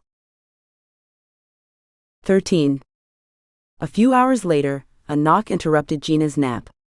She hadn't been in a deep sleep, just dozing in between chapters of her book. Somehow it felt weird reading about a murder mystery while living one. She opened the door to reveal Reev, standing there in the hallway with a serious look on his face. Which wasn't very different from every other time she had seen him. "I probably should have asked who it was first," Gina said, seeing as there is a murderer at large. You probably should have. Can I come in? That depends. Are you the murderer? No. Then by all means. She stepped aside and beckoned him in with a flourish. He shut the door behind him but didn't sit down. Technically, I shouldn't be here. I know. If I wasn't still sleepy, I'd be freaking out right now. I figured that after our conversation this morning, I owed you an apology for being skeptical. Oh, about the whole murder thing? Gina arched an eyebrow. She didn't hate seeing him squirm a bit. Yes? That's fine. I realize not everyone is as suspicious as me, or has seen as many Lifetime movies. You've got me there. How was Stanley killed? Gina had been eager to find out the details all day long, even though she knew it was perverse and gruesome. I really shouldn't be talking about this. Then why are you here? I told you. Why are you really here? Finally, Reev sat down on one of the brocade chairs. It's going to be a while before the state investigators arrive. Where are they coming from? All over. Portland. Salem. And you're worried about losing time. Right? Right? Because the critical time for investigation is the first 12 hours after a crime. She thumped her mystery novel. I just read that. I think another brain working on this might not be a bad idea. And you thought of my brain? Gina smiled. I'm flattered. Lay it on me, Watson. Reev got up and started pacing. We think Stanley was murdered in the stables somewhere between 6:48 and 7:30 this morning. That's a pretty narrow window. According to his keycard, he left Haverford Hall at 6:48. Then. Hold on. Gina furrowed her brow. According to his keycard? Are you tracking us? Only in certain areas. And before you ask, not in the stables. It still seemed sketchy to her. What was Stanley doing there, in the stables? No idea. We found him in Florentine's pen. His femoral artery had been ripped out. Reev patted his inner thigh. Right there. I hate to even ask this, but could it have been an animal attack? Alpacas are herbivores. Maybe Florrie thought Stanley was an oversized artichoke. This isn't funny, Reev said. I know. Sorry. I'm nervous. You know how that goes. Anyway, Dr. Corian believes the wound was caused by a sharp metal object that first punctured the inside of Schaefer's inner thigh, then ripped through it, severing the femoral artery. Judging by the amount of blood soaking the hay, he bled out. It couldn't have been accidental, could it? Gina asked, even though her gut said murder. Like he caught himself on a rusty nail. I don't know. Reev shook his head. There was no blood trail. No sign of a murder weapon. Whatever happened to him right there in the pen. So he didn't even try to get away. Gina imagined herself with a big gash in her leg, bleeding profusely. She'd probably be as dead as Stanley, but at least she would have attempted to get to safety. Nothing that would indicate that, Reev said. Security cameras catch anything? Still out of commission from yesterday. Replacements aren't due until midweek. He drifted over to the window and looked out. That's not good. No. We should have had backups. I'm guessing that a few people are going to lose their jobs over that. Maybe even me. Hopefully not. Still, in just about every British cop show I've seen, they always use CCTV to solve the crimes. Duly noted. They were both quiet for a few moments, while Gina tried to digest everything. She had been convinced that Stanley had something to do with Vanessa's death, but him being murdered turned everything upside down. I see those gears turning, Reev said. Unfortunately, I'm still in neutral. So you haven't figured it out already? The murders have to be related. Or we're looking at a pretty big coincidence. I don't really believe in coincidences. Especially when it comes to crimes. I'm not going to argue, Gina said. So someone had it in for both Vanessa and Stanley Schaefer. You seem to know these people better than most. Any hunches? One name popped into her head, but she refused to believe it. Instead, she said, "I need to think about it." "Okay, but keep your ears open. Talk to the others once you are able to." "What does that mean?" "The state investigators will probably interview everyone tomorrow. I'm not sure what will happen after that, but I doubt you'll be confined to your rooms." "When can we leave?" "Maidenwell, I mean." "That's not up to me. It is kind of a unique situation. We know the murderer is here. And unless they want to trek across 50 miles of wilderness, there's no way out." At around dinner time, Gina got her second visitor. "How are you holding up?" Danielle entered, holding a bottle of wine and some glasses. "What the hell? Why have you been ghosting me?" "I haven't been ghosting you. I've been in crisis mode, in case you haven't noticed. But I brought you a peace offering." Gina looked at the wine. It was a Bogwood Bay Ribbon Ridge Reserve Pinot Noir. "Did you steal this?" "What?" "No. Listen, don't ask questions. Just crack this baby open. I don't have much time. We're supposed to be on a bio break." As Gina poured them each a generous volume of wine, Danielle filled her in on what was going on behind the scenes. The first group of investigators had arrived and were now at the stables collecting evidence. Next, they'd move on to all the guests and anyone else who had contact with Stanley. "They'll probably get to you in the morning, hun, but just be forewarned, they'll be collecting your prints, DNA, hair samples, urine sample." "Urine sample? Did someone pee on Stanley?" "Not to my knowledge, but they're hitting this hard, trying to pin down the murderer with forensic evidence while everyone's in Maidenwell." "Yeah, that's what Reev said." "Oh? So I'm not your first visitor of the day." Danielle smiled behind her glass and then took a long drink of Pinot. "Apparently, he values my opinion." "Ooh, good for you. I just assumed he found out you like to gossip." "That too." "So who do you think off Stanley?" "Danielle, have some respect. A man died." "I know you have some suspicions." "Spill." "Well, I have been thinking about it a lot." "Go on." Gina made a face. "The obvious suspect is Becca Hill." "The young girl?" "Yes. She was Stanley's chief competition for Flory. I spent a lot of time talking with her, and she hated him. No question about that." "Hated him enough to murder him?" Danielle asked.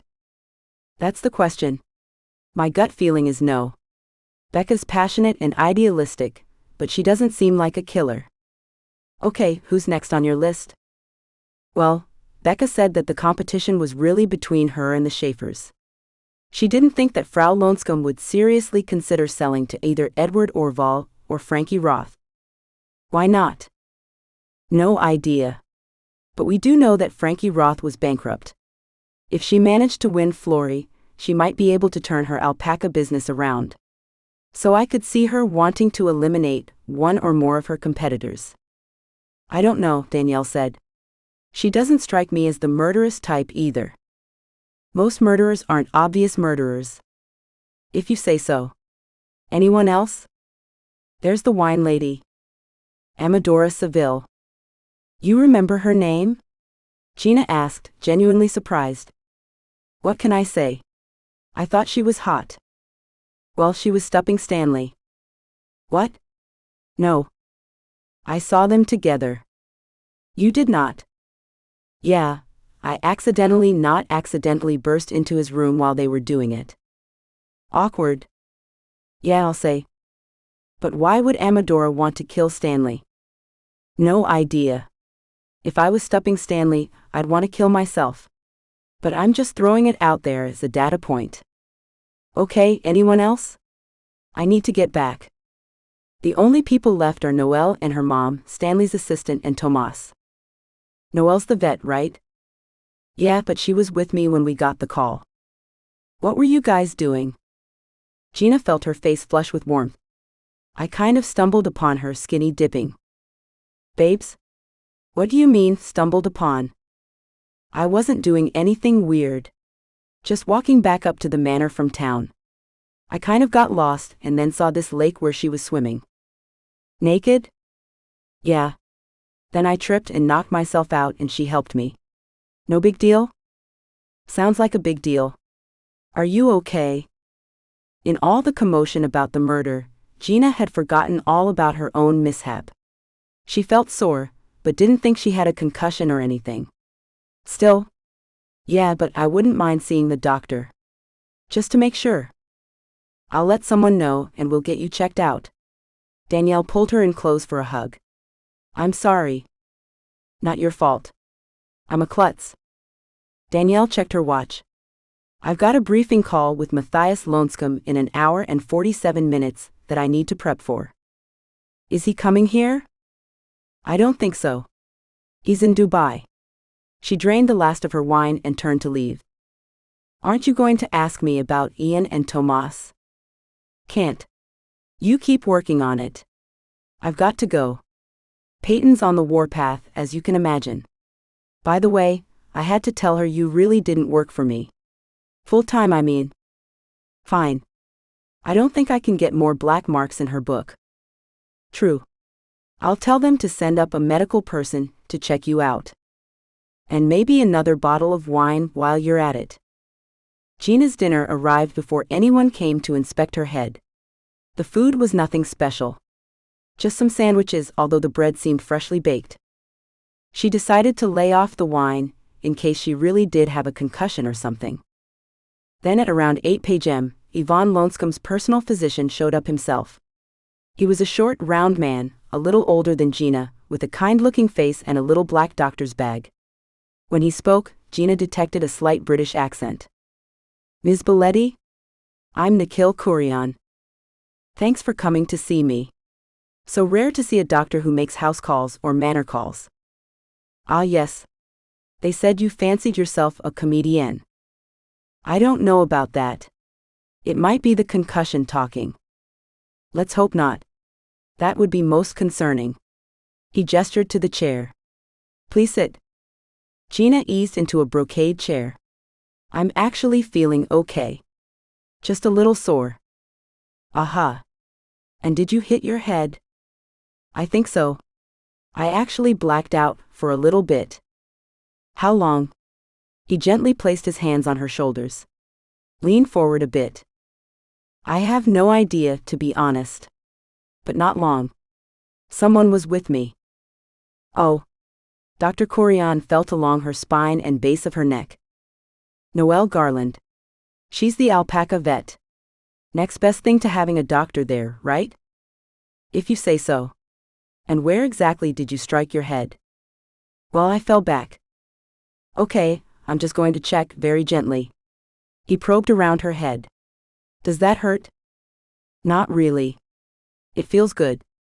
I couldn't convince you to give me a head massage real quick, could I? Dr. Kurian ignored the question. Any dizziness? No. Balance issues? Nope. Trouble concentrating or brain fog? Not more than usual. How's your vision? Perfect. Headache? Surprisingly, no. Loss of taste or smell? I don't have COVID. Ringing in the ears? Nope. He unclipped a little penlight from his shirt pocket. Just going to check your eyes real quick. Do they feel sensitive? What do you mean? To light? Nope. Good. Well, so far so good. If you would stand up, I'll check your body next. Would you like me to call for a chaperone? Gina smiled. I trust you. Dr. Kurian examined her body, but didn't find more than some bruising. I think you'll be fine, Ms. Biletti. But I'd be extra cautious over the next 48 hours. Please contact me if you have any of the symptoms I mentioned. He gestured to the nearly empty wine bottle. Oh, and you don't want to be doing that. Bad idea. I know. Sorry. It was dumb. Switch to water. Get plenty of rest. As he was packing up his bag, Gina said, It must have been tough seeing Stanley Schaefer like that. Like what? Dead. With his leg torn open. Femoral artery, wasn't it? I'm sorry, Ms. Biletti. I can't discuss that. Sure. I understand. Dr. Corian handed her a card. Remember, if you experience any of those symptoms we discussed, you call my office. Day or night. Gina examined the business card.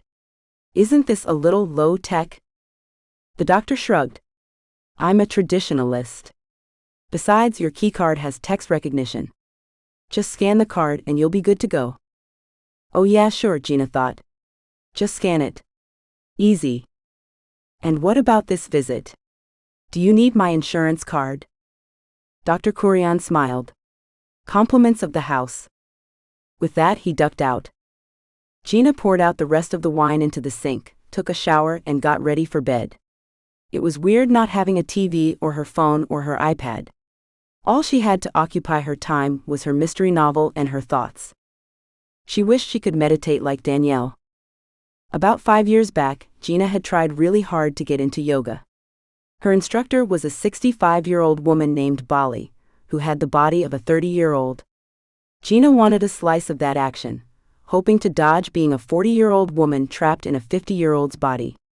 So she threw herself into yoga big time. Lived and breathed it. Books, classes, videos, several $1,000s worth of athleisure clothing. But despite her best efforts, yoga just didn't click. She threw in the towel after a few months. Bali told Gina that she was surrendering to her restless, unsettled monkey mind. Gina had never heard of monkey mind before, but when she Googled it, she had to admit that Bali was right. I've got a monkey mind. So what? Pass the bananas. Still, she'd give anything to be able to just snap her fingers and reach a state of crystal clear zen. Maybe then she'd be able to figure this mystery out. 14. The next morning, Gina was escorted down to the administrative floor, given coffee and a berry scone, and parked in an office that was set up with audio recording equipment. A minute later, 2 men entered the room. One was older than her, the other younger. Both were white, clean-cut, and earnest-looking. Good morning, Miss Biletti, the older man said. I'm Detective Waverly. This is Detective Falson. Gina tapped on one of the microphones. What are we doing, recording a podcast? No, we need to have an audio record of our interview with you. The detectives launched into their interview without much of a preamble, starting by asking who she was and how she came to be here in Maidenwell over the weekend. She told them probably much more than they wanted to know about losing her job, getting divorced, and trying to start over, even though she had no idea what she would do with her life, and it made her physically ill to even contemplate the question. Danielle took pity on me and wanted to cheer me up. That's why she brought me along this weekend as her +1. The younger detective, Falson, checked his notebook. But you don't actually work for her. No, not officially. But I was coming along as her assistant, in case she needed, assistance. Right, but just to be very clear, you are not a PR professional. Correct? Not per se. My background is in market research. But I have worked for PR firms doing research. Got it. Then they asked about Gina's movements yesterday. They inquired where she was, who she was with, what she was doing, and why. Gina attempted to answer everything in a straightforward way, and fought against her natural inclination to joke, even though she was extremely nervous. Next, they asked her about her relationship with the Schaefers, and whether she had known them before this weekend. Finally, they posed the question of who she believed might have been involved in Stanley Schaefer's death, and why. Just your opinion, Ms. Biletti, Detective Waverly said. This was the question Gina had dreaded the most. Despite all her suspicions, she didn't want to throw anyone under the bus without more evidence, especially Becca, who the cops must be looking at as the top suspect. At the same time, she knew that this was her chance to help bring the killer to justice. She was torn. In the end, she decided to stick with the facts. 1. She had heard various rumors that Stanley and Vanessa's marriage was on the rocks. 2. She had seen a woman who looked like Vanessa meet with a man who might have been Tomas early on the morning of Vanessa's death. The woman passed a thick envelope to the man. 3. She had stumbled upon Stanley Schaefer and Amadora, the wine rep, in a compromising position last night. 4. Because of this, she had wondered if Vanessa's death was suspicious. 5. Including the Schaefers, 4 groups were competing for a very valuable alpaca at this auction: Becca and Catherine Hill, Edward Orville, and Frankie Roth. She stressed she wasn't really up on the alpaca industry and the various ranches, and Yvonne Lonescombe would be the best person to ask about that. Detectives Waverly and Falson asked a few perfunctory follow-ups, and then told her they would be in touch should they have any more questions. Gina was then handed off to another cop, who took her to a different room where a technician took her fingerprints, did a DNA swab, and took fingernail, hair, and urine samples. All on a voluntary basis, he stressed, even though it was pretty clear that not volunteering would be cause for suspicion. "How long will it take to get the results?" she asked. "A few days at most, but I'm guessing the brass will do everything they can to expedite it." No one had said so explicitly, but Gina got the strong impression that none of the guests were leaving Maidenwell until all the evidence had been analyzed. It was like Reev had said. The murderer was here, with no way out. After all the poking and prodding, the cop escorting her told Gina that she was free to go, but recommended that she find a buddy if she was planning on leaving Haverford Hall. Gina wondered if Millicent counted as a buddy. With a little remedial instruction from the gal at the front desk, Gina used her keycard to contact Millicent, and 15 minutes later her card chimed with a message. "I'm out front." As Gina got into the vintage car, Millicent asked, "Are you okay?" "Yeah, it wasn't a concussion." "What?" Gina realized Millicent was asking about the murder. "Yeah, sorry. Things have been pretty intense. I'll say. Everyone I know is stunned. No one thought that something like this could happen in Maidenwell." "Yeah, well, if it makes you feel any better, my guess is that this is all connected to the alpaca people.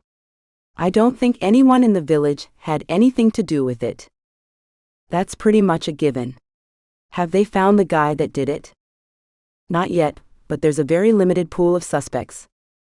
Gina asked Millicent to drop her off at Barrenstein Books, which thankfully looked open. As she exited the car, she asked if Millicent could pick her back up after lunch. "No problem. Text me." As Gina pushed her way inside the bookshop, the bell over the door tinkled.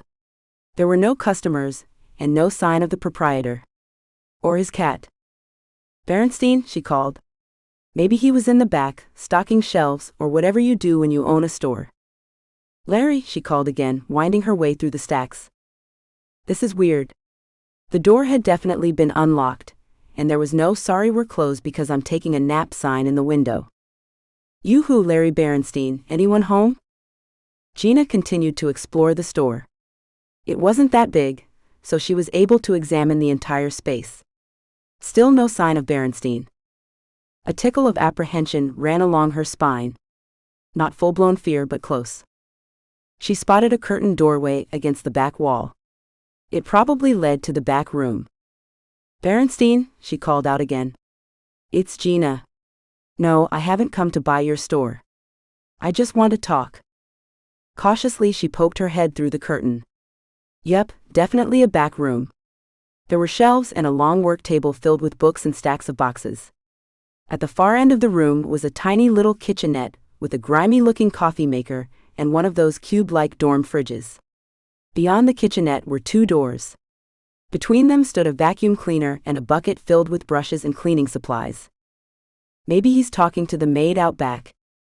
In the front corner of the room stood a modern-looking desk that looked like it was from IKEA.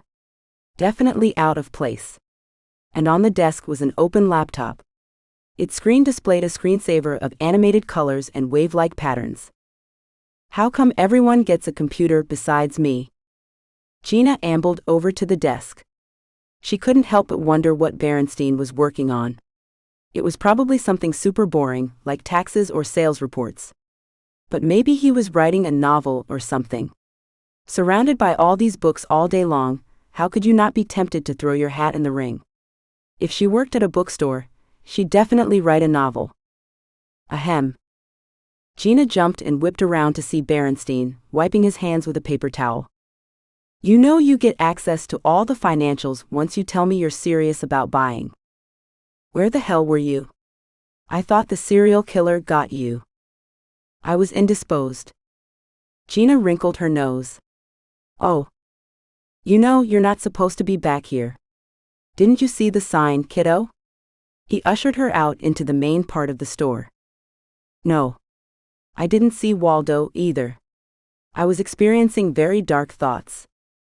Well, I'm touched, Biletti. Really touched. I was worried about you as well. Bad business up at the manor. Bad business? She blinked in disbelief. A guy got his femoral artery yanked out of his leg and bled to death. I'd say that's a little more than bad business, wouldn't you? I was trying not to contribute to your obvious state of panic. Thanks. Anyway, it looks like you were correct about the murder. Yeah, but very wrong about the murderer. Anyway, can you lock up and grab a bite with me? It's not like you have any customers. Normally, the place would be packed. Packed, I tell you. But what with the... Save the sales pitch. Where are we going for lunch? She headed out the front door and Barrenstein locked up behind them. You like Thai? I could do Thai. Is it like normal Thai or Thai fish and chips? Or Thai bangers and mash? Barrenstein chuckled. Just normal Thai. He led her past the pub and the White Horse Inn to a small restaurant emblazoned with a sign that read Queen of Siam. Looks like a good place for lunch, Gina said. It is, Barrenstein said. Very private. As she passed through the ornately painted doorway into the restaurant, all kinds of delicious aromas hit her. Ah, Mr. Larry. An older Asian woman greeted Barrenstein. Eating in or takeaway? Eating in today, Dolores. Perhaps a booth. No problem. Who's your girlfriend? This is Gina Biletti. She'll be buying my shop when I retire. Oh. Not buying his shop, Gina said quickly. Just in for the weekend. Nice to meet you. The weekend, huh? You're not going anywhere now. They shut down the train. The booths were separated by brightly colored walls of patterned fabric hanging from the ceiling and draping down to create mini tents around the tables. The fabric probably didn't block out any sound, but it looked cool and gave the illusion of privacy. Luckily, it was a little early for lunch and the restaurant wasn't very crowded. Gina ordered some veggie spring rolls and a bowl of tom kha soup, and then in hushed tones filled Barrenstein in on what had gone on. Unbelievable, he said between bites of drunken noodle. Have the fuzz made any progress? Fuzz? Really? Don't be ageist. That's what we used to call them back in my day. Back in Woodstock, huh? Anyway, I imagine the detectives are still interrogating people. What about you? They're done with me. I hope. No, I meant, have you made any progress? Me? I told the detectives what I knew. Gina nibbled another bite of her spring roll and mumbled, more or less. I heard that, young lady. I love it when you call me young. Yes, still buttering you up so you'll buy my shop. Not going to happen. So, what did you tell them? More or less. Possibly a little less than I could. He shook his head. Biletti. I didn't want to get anyone in trouble, Gina said with a sigh. Even the murderer. Oh, I want to get him in trouble. Or her. It's just that there's one person who might, on the surface, have a pretty powerful motive. Aha. Don't aha me. I don't think she did it. But this mystery person could reasonably be the murderer? Gina thought for a moment. Becca hated Stanley, that was for certain, but would she actually benefit from his death? There was no way the auction would happen now. Even Frau Lonscombe wasn't as cold-blooded as that. I'm not completely sure about a motive, Gina admitted. Then you have to keep digging. Find out who really had a motive. Yeah, easier said than done. Oh, I don't know about that. Remember what we discussed. It usually comes down to love or money. Or sometimes both. After her conversation with Barrenstein, Gina felt more confused than ever. He was right though. Someone out there had a motive for killing Stanley. And if it wasn't Becca, maybe the motive wasn't so obvious. She needed to find out who would benefit from Stanley's death and why. The problem was, Gina really didn't know much about Stanley. She had heard bits and pieces from Becca and Catherine and Noel. But there was one person in Maidenwell that knew Stanley's secrets. And that person was his shifty little assistant, Ian. Okay, he wasn't exactly little, and he wasn't all that shifty, but Ian definitely enabled Stanley, stealing wine for him and guarding his door while he stuffed the wine lady. If anyone knew what was going on with Stanley, it was Ian. She would have to find him and get him to spill the beans. Finding Ian turned out to be pretty simple. On the way back from the Thai restaurant, Gina spotted the young man entering the pub. Sorry to dine and dash Barrenstein, but I think I just saw someone who might shed some light on those motives we were talking about. Barrenstein glanced back to where Gina's gaze was fixed. By all means. Go get your man. 15. Ian was not happy when Gina plopped down at his table. Oh no. Not you. He snapped closed his bright red hardbound designer notebook and gripped his fancy pen tightly. Relax, Gina said. I don't want to cause any problems. I just wanted to say how sorry I am about Stanley. Thanks, but you have to leave me alone. I'm in enough trouble. Well, the cops told me that we should buddy up when we're out and about. And what trouble? He stared at her. Are you serious right now? Okay, I can see you need a drink. I'm buying. What'll you have? I don't know. An IPA if they have it. Coming right up. Gina went to get the drinks, keeping an eye on Ian the whole time in case he decided to bolt. But thankfully he just sat there, rubbing his eyes and flipping manically through his notebook. Here you go. She placed his beer and her wine down on the table, then eased into her seat, trying to get a glimpse of what was written in the book. But Ian was too fast. In a swift motion he closed the book, scooped up his beer and took a swig. So what do you want? Why do I have to want anything?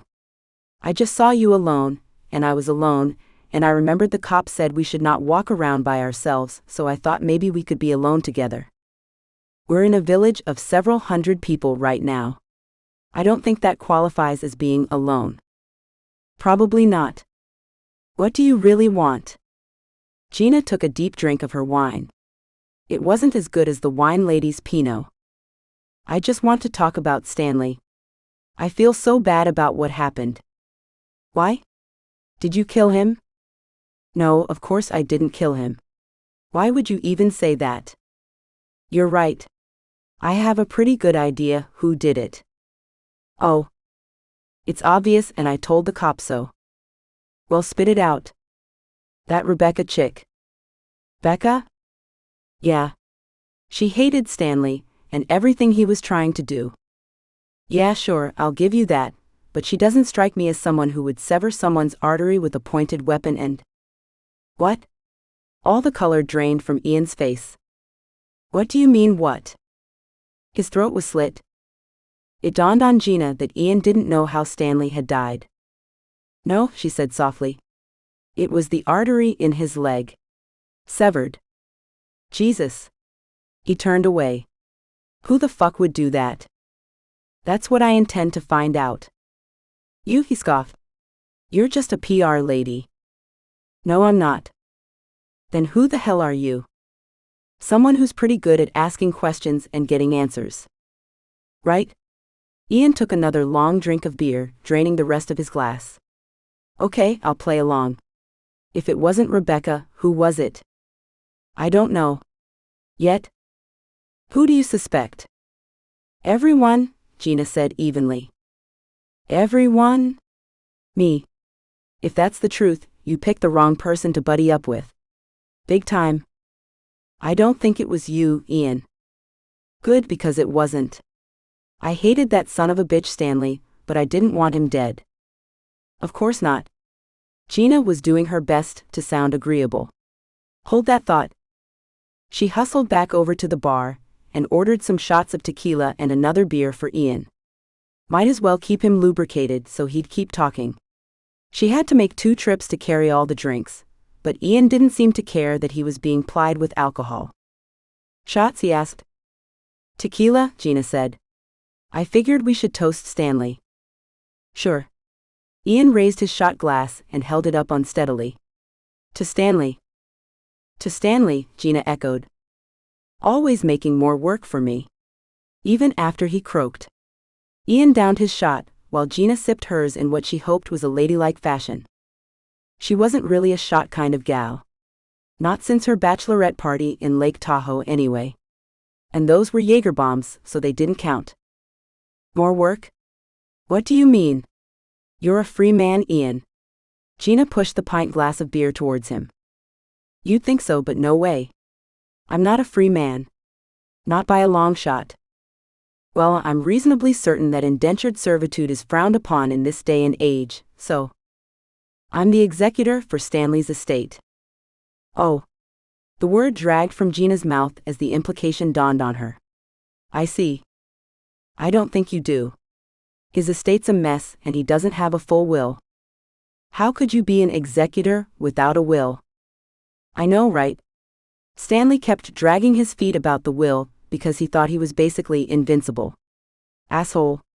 2 months ago, he started putting together the outside financing to help buy Florentine and expand Schaefer family farms. 2 months ago. That's pretty cocky. He was sure he was going to win the auction? Yeah.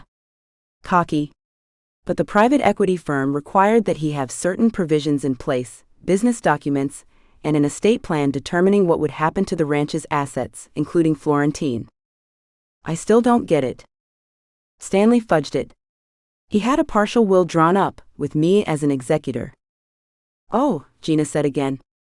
She had hoped that this information about Stanley's will would shed some light on who might have a motive to murder him. But it sounded like Stanley was going to have the last laugh. So, who inherits everything? I have no idea. Vanessa's dead. They had no kids. Stanley was an only child. Are his parents still alive? Nope. Relatives? He was adopted. What about the investors? That's the ironic thing. They never closed the deal. They wanted to make sure that Stanley got Florentine before funding him. Ian drained the last of his beer. I don't know why I'm even telling you this. Sometimes it's good to talk about things. Get the weight off your shoulders. I guess. He pushed his glass towards Gina. One more. You got it. And another shot. When Gina returned with the drinks, she found Ian staring morosely at his book. So much to do, he muttered. Listen, Ian, I have to ask. What about the wine lady? Stanley was screwing her. I know. I was there. Remember? Oh yeah. Could she have had anything to do with his death? I doubt it. There were lots of women. Amadora Seville was just the latest. He wasn't planning on putting her in his will, was he? God no. The biggest gesture he made to her was to get her this catering gig. Well, someone wanted him dead. I told you it was probably Becca. Or her aunt. Catherine? No way. She had a reputation as a ruthless businesswoman in her time. I'm sure Becca got all the hard-ass genes. Don't let her pretty face fool you. Pretty? Was there something going on between them? She kind of looks like Taylor Swift, don't you think? I guess. Gina took another ladylike sip of her tequila. Sure, she was tempted to knock it back. But she needed to keep her wits about her. What about that guy Tomas, she asked. He was her last lead. The fixer. What? That's what Stanley called him. The alpaca fixer. Gina recalled what Noel had told her. Is it true that Tomas smuggled in that girl Alpaca for Stanley? Ian said nothing. Just stared into his beer. It is, isn't it? You don't beat around the bush, do you? I told you I'm good at asking questions. So did he smuggle in the alpaca, or what? I guess it doesn't matter now. Is that a yes? It's a, I don't know for sure, but I think so. Satisfied. I'm getting there. Anyway, there was some kind of drama going on between him and the Schaefers. Maybe he wanted more money, now that he knew what Magdalene was being used for. You said Schaefers plural. Was Vanessa involved in this smuggling scheme as well? I don't know. Maybe. I only know that she was in the meetings with Stanley when Tomas came to the ranch. This seemed like the most promising lead. All kinds of scenarios were buzzing around in Gina's head. And they all ended with Stanley being dead. Okay, Ian. You've given me a lot to think about. Thank you. Just keep my name out of this. I've got enough trouble on my plate. Gina made a beeline to Barrenstein's shop and started gushing to him about everything she'd learned. Whoa, slow down, woman. I'm not going to slow down, Barrenstein. This could be it. Maybe that's who I saw on Saturday morning. Tomas and Vanessa in the garden. She was paying him off. What? Then he killed her? That doesn't make sense. I did just have several shots and a glass of wine, so maybe you need to take some time and mull this over. You don't want to be rushing to the fuzz smelling like the back alley behind Studio 54. What? Never mind. Gina cupped her hand to her mouth and breathed into it. I don't smell that bad, do I? No comment. Well, I stand by my theory. Even if Tomas didn't kill Vanessa, it doesn't mean he couldn't have killed Stanley. What, now we have two murderers stalking the moors of Maidenwell? What moors? It was a figure of speech. She began pacing around the cluttered bookstore. You know Stanley was killed in the stables. And Tomas has a room there. He lives in the stables. It's a little compound of buildings. Haven't you been up there? I fear my writing days are long over.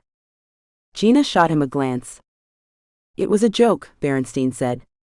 Nevertheless, you slowing down a bit and really thinking this through might be a better plan at this point. Maybe you're right. The thought of a nap did sound pretty good right about now. Although she felt bad about resting when there was a killer still on the loose. I'll call you a cab. You want some tea while we wait? No, I'm good. Well, I'm having one. Gina followed Barrenstein into the back room, where he had a little electric kettle as he made his brew. Gina glanced around the room again. Her eyes settled on Barrenstein's computer. How come you get to have a computer? She asked. What do you mean? They took all our devices at the train station. Yes, because you're a guest, not a resident. I don't understand. Residents can have computers. We're vetted. They don't want guests to take pictures or videos of Maidenwell and send them out into the world. You're a PR person. You should know that. I told you I'm not really a PR person. Well, those kinds of skills would come in handy, don't you think? For promoting the store. Gina ignored him. Well, if you've got the internet here, you can do a bit of online sleuthing for me. What did you have in mind? As she rode back up to Haverford Hall with Millicent, Gina asked if there was any fresh news. Not that I've heard, came the younger woman's reply. Is that a good thing or a bad thing? Gina pondered aloud. Millicent just shrugged her shoulders. Everyone's on pins and needles. Big time. We all thought that we'd be getting away from all that bad stuff by coming to Maidenwell. Yeah. Damn alpaca people, Millicent said with a bitter laugh. I know, right? They rode in silence for a while, with Gina just staring out of the window at the honey-colored stone cottages and the winding lanes. Maidenwell truly was a magical place. The whole murder thing cast a shadow on it, though. Once Millicent dropped her off, Gina trudged back to her room, all set to sleep off the booze. But her mind kept circling back to Tomas. What if he really was the murderer? What if he made a run for it? She hadn't seen them yet, but rumor was there were horses in the stables. Tomas, being a bona fide Peruvian cowboy, could easily swipe one and gallop off into the Badlands. She decided she should probably find Reev, and maybe let him know about her suspicions and what she had learned from Ian. At the very least, Reev could coordinate with the state detectives and keep an eye on Tomas. Gina texted Reev that she had something important to discuss. Then she stretched out on her bed, waiting for a reply. At some point the shots and wine and big Thai lunch all conspired to cause her eyelids to droop, and within 2 minutes she was sound asleep. Gina didn't dream, or if she did, she didn't remember her dream. A sharp knock on her door pulled her from her slumber. Come in. Her voice was thick with sleep. Reev pushed open the door. How come you didn't answer any of my texts? Good morning to you too. Gina sat up drowsily. It's 4 o'clock in the afternoon. Yeah, as you can see, I was napping. Did you misplace your keycard again? No, I must have slept through its chirps. You want me to come back? He asked. No, I'm fine. Just give me a second. She tottered off towards the bathroom. I don't have a lot of time, Reev called after her. In the bathroom, Gina freshened up. She frowned at her face in the mirror. Dealing with a murder is really murder on the bags under my eyes. Oh well, there wasn't time to look pretty. When she returned to the bedroom, Reev had made himself comfortable in one of the brocade chairs. He looked as ragged as she did. Long day? She asked. What do you think? I can imagine. Any more news? Not that I can share. Fair enough. I have something to share, though. I'm all ears. So Gina told him about Tomas, including what she had heard from Noel and from Ian. She also reminded him of what she had seen early on Saturday morning in the garden, including the fact that the woman had passed the man a thick envelope. As she spoke, Reev jotted down some notes in his little notebook. Interesting, he said. Well, what do you think? I know the state CID guys have been questioning Tomas Villanueva, given his proximity to where Stanley's body was found. But I don't think they had this background info. Good work, Biletti. Just doing my duty.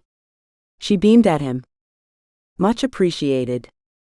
Do you think I could get a deputy badge or something? Are you serious right now? No, I guess not. Good. He got up to leave. You have to take off so soon? Yeah, there's still a lot going on. State needs all the help they can get. He snapped his notebook closed. But thanks again for this. Continue to keep your ears open. Especially at the dinner. What dinner? Frau Lonscombe is throwing a dinner for all the guests tonight. I'm sure you're invited. He looked around the room, and his eyes settled on an envelope on the floor near the door. There it is. Gina took the envelope from him, opened it, and read the note aloud. Frau Yvonne Lonscombe requests your presence to honor the memory of the Schaeffers this evening, at 6 p.m. in the dining hall. Short and sweet. You going? Me? Not invited. You want to be my +1? I have to work. Besides, I don't think people will be as free to talk if they know there's law enforcement around. You're probably right. You need to keep your eyes and ears open. Contact me right away if you learn anything that might be relevant to the investigation. Will do. Truth be told, Gina felt a nervous wave pass through her at the thought of attending a dinner party with a murderer. What if he freaked out and went on a killing spree right there in the dining room? Will any cops be around? She asked. Sure. There will be a few detectives in the wings. Why? Are you worried? Of course I am. And while we're on the subject, is anyone going to do anything about this? She motioned to the door, which still did not have a lock on it. Yes, against Frau Lonscombe's objections, we're installing security chains in the morning. Why wait? I'd feel a hell of a lot better knowing that someone can't just waltz into my room while I'm asleep. Hey, I knocked. I wasn't talking about you. I doubt the murderer will be so polite.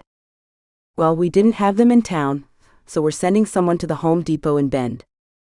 You guys should really rethink your facilities planning. Maybe build a warehouse or something. Yes, that's actually in the works. If it makes you feel any better, we do monitor the geolocation of all the keycards within this building. How does that help me? If someone were to enter your room, we'd know it. Oh great. So if I get strangled or something in the night, you'd know who did it. Hopefully. That really doesn't make me feel better. At all. Then a thought occurred to her. Did you check keycards coming into Vanessa's room the morning she died? Of course. And the night before. And? No one else besides Stanley entered the room. Gina made a dismissive snort. You do see the glaring weakness in your high-tech security system, don't you? What are you talking about? What if the killer deliberately left his keycard in his room? No one would do. Then Reev caught himself and a grim smile played across his face. I see what you did there. Aha. He looked over at Gina's door. In the meantime, you could wedge a chair under the knob right before you go to sleep. Does that really work? He shrugged. Better than nothing. That makes me feel so much safer. Gina kicked Reev out, then lugged the chair over to the door and tipped it so it was wedged beneath the door handle. Then she went to the bathroom to take a shower. At least the bathroom door had a lock on it. 16. The mood at the dinner party was somber, despite the free-flowing wine in the salon before dinner, courtesy of the wine lady herself, Amadora Seville. Gina did her best to steer clear of her. #awkward. Gina had arrived fashionably late, but immediately felt inappropriately dressed in her cowl-neck sweater dress and thigh-high boots. It didn't help that her dress was robin's egg blue instead of a more respectful black, or at least dark gray. Still, looking around the room, the only two people who seemed to understand the assignment were Edward Orval, dressed in a dark suit and speaking to Tomas, who wore jeans and a flannel shirt, and mistress of the manor Yvonne Lonscombe, resplendent in a long-sleeved black number that amped up her orange hair. Speaking of orange hair, even though it wasn't really orange, Gina spotted Noel, Sans mom and son, engrossed in conversation with, of all people, Ian. Across the room, Danielle caught her eye and gave a shy little wave before turning back to Peyton Greer. The two of them looked like they were still working. On the other side of the salon, the owners of the other ranches clustered in a small knot, talking among themselves. Becca, Catherine, and the artist Frankie Roth, whose bright pink oversized glasses really looked inappropriate. After snagging a glass of red wine from a tray, Gina made a beeline to Frau Lonscombe just as the older woman dispatched a staff member, probably to check on dinner. Frau Lonscombe, I am so sorry, Gina said. Frau Lonscombe took a moment to assess Gina's dress, her face settling into a slight frown before nodding. You do not have much to be sorry for. You didn't even know Stanley. Yes, of course. I only had the opportunity to speak with him a few times. Frau Lonscombe looked away. I understand you are here under false pretenses, Ms. Biletti. Gina's stomach tightened. I'm not really sure what you mean. You don't really work with Danielle Latour, do you? Danielle and I are old friends. And we have worked together in the past. You didn't answer my question. Technically, I'm between jobs right now. You were terminated from your position at Weber Fields and Associates, weren't you? How does she know where I worked? I was offered early retirement. Gina stumbled over her words. Frau Lonscombe leaned in and patted Gina's arm. We tell ourselves all manner of falsehoods, don't we? Who the hell is this woman? Before she could say something she would regret, Gina forced a smile and said, Again, I'm so sorry for your loss. Then she walked away, feeling the daggers from Frau Lonscombe's eyes with every step. Why the hell was she coming at me like that? I never did anything to her. Hey girl. Gina turned to see Becca and let out a deep sigh of relief. Whoa, you look like you straight up need a drink, Becca said. I've got one, but it's not doing the job. She drained her wine. What happened? Oh, I just had a run-in with the Frau. What kind of run-in? She basically accused me of being here under false pretenses. What? And then she was all in my face about my former company. Hey Gina, relax, okay? That was pretty much impossible.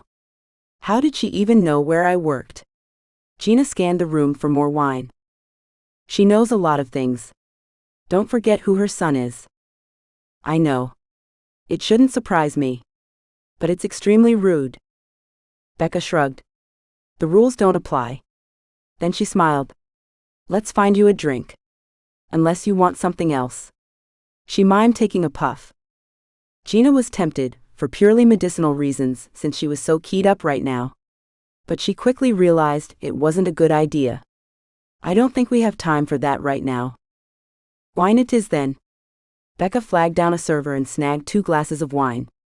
She handed one to Gina. Cheers. To Stanley, Gina said.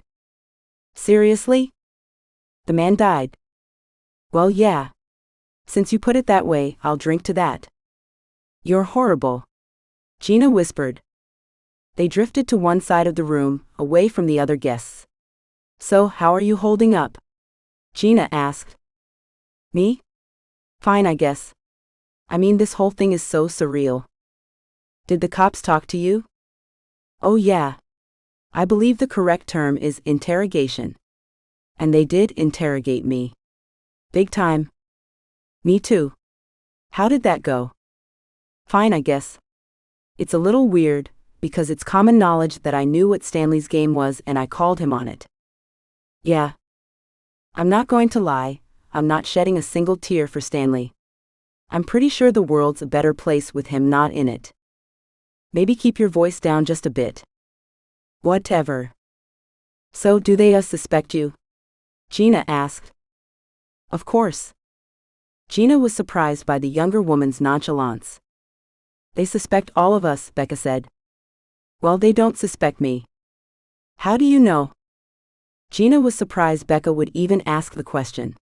I have no connection to Stanley. Becca shrugged, a playful smirk playing on her lips. Maybe he pissed you off.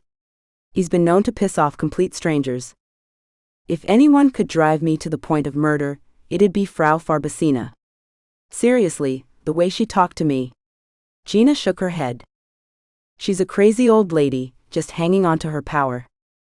Crazy old lady, huh? Is that what you think of me? Gina took another drink of her wine. It was really smooth. You're not old. I bet we're basically the same age. Gina nearly spit her wine out. Oh, you're too kind.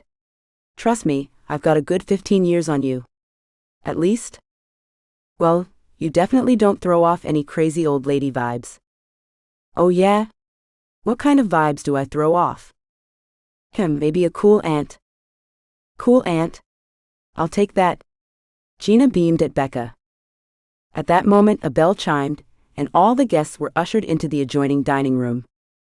The room was pure Downton Abbey, from its high ceilings and fancy moldings to the luxurious oriental rug. A gigantic mahogany table that could fit double the guest list filled the room. One wall was taken up by a mammoth fireplace that looked like you could roast a whole steer in it, while the opposite wall was all windows showing off the garden, all lit up like a fairyland. The other walls were filled with massive oil paintings, some as big as a New York City parking spot. As she moved into the room, Gina got a better look at the paintings. They were all dark and gloomy looking. Some were barely discernible portraits, others showed dramatic landscapes that were definitely not in Oregon, and probably not even in North America. Elegantly lettered place cards were arranged on the crisp white tablecloth, among crystal and china and silver and candlesticks. Gina found herself seated between Edward Orval and Catherine, and across from Tomas and Noel. Servers buzzed around the table, placing the first course in front of everyone, a green soup with a dollop of creme fraiche. Watercress soup, I believe.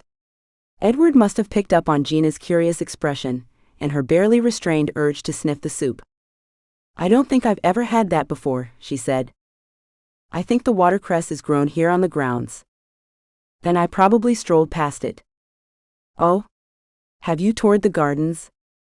Gina opened her mouth to respond, but the room suddenly went silent, prompted by the insistent clinking of a spoon against a glass. Attention please, Peyton Greer said in her drill sergeant voice. Our hostess would like to say a few words. We're here to pay tribute to our very good friends Stanley and Vanessa Schaefer, Frau Lonscombe said. The Schaefers were pillars of the alpaca community, and I know that many of you aspired to their success. But I dare say that Stanley and Vanessa attained much more than business success. They lived well, laughed often, and gave the best that they had to all those around them. Gina caught Becca rolling her eyes. Stanley lived life with gusto, and even a room this large feels empty without him.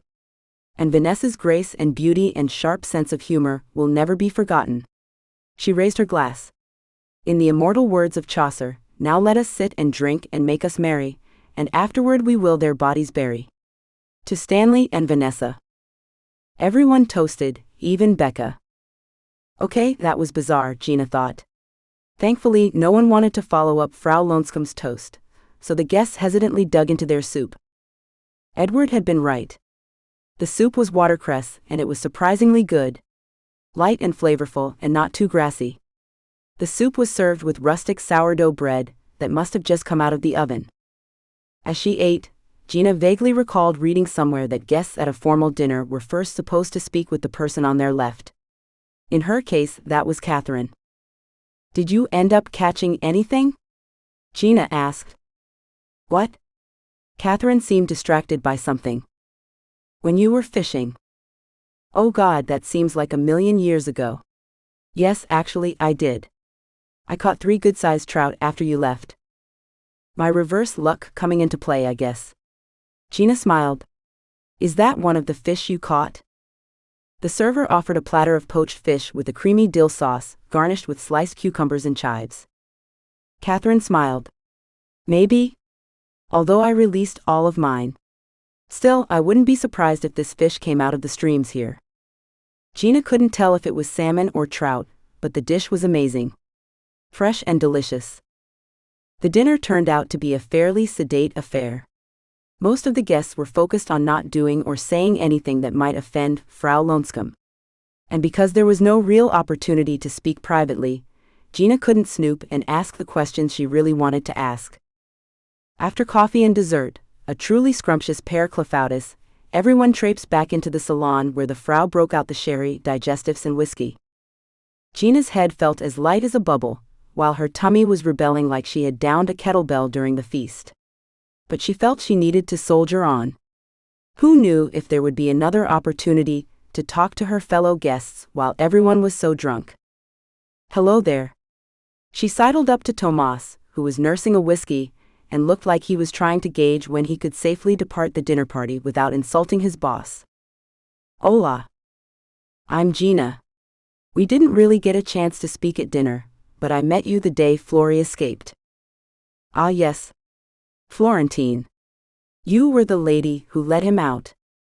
"Actually no, that was Noel's son, but I was there." "Whatever you say, Senora. I am pleased to meet you." He bowed stiffly. "Tomas Villanueva, at your service." He had a wonderful accent, and reminded Gina of a younger, shorter Antonio Banderas. "I hope Florentine has recovered."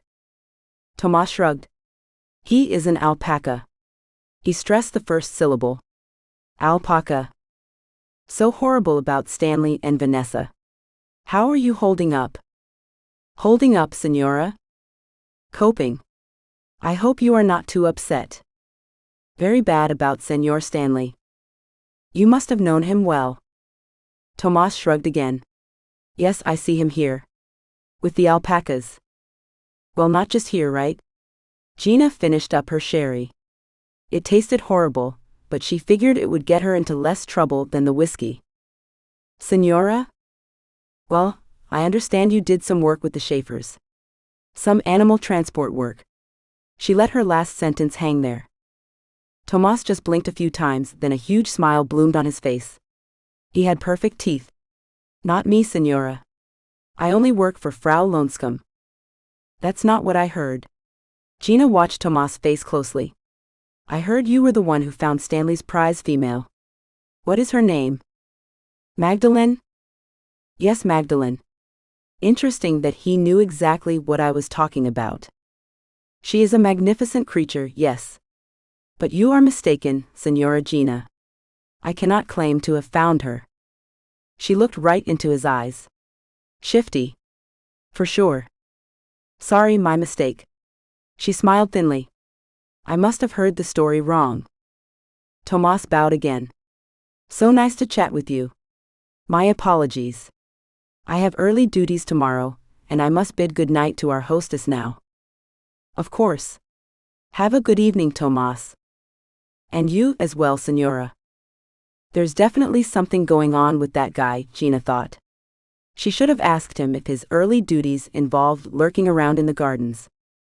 A tap on her shoulder caught Gina's attention.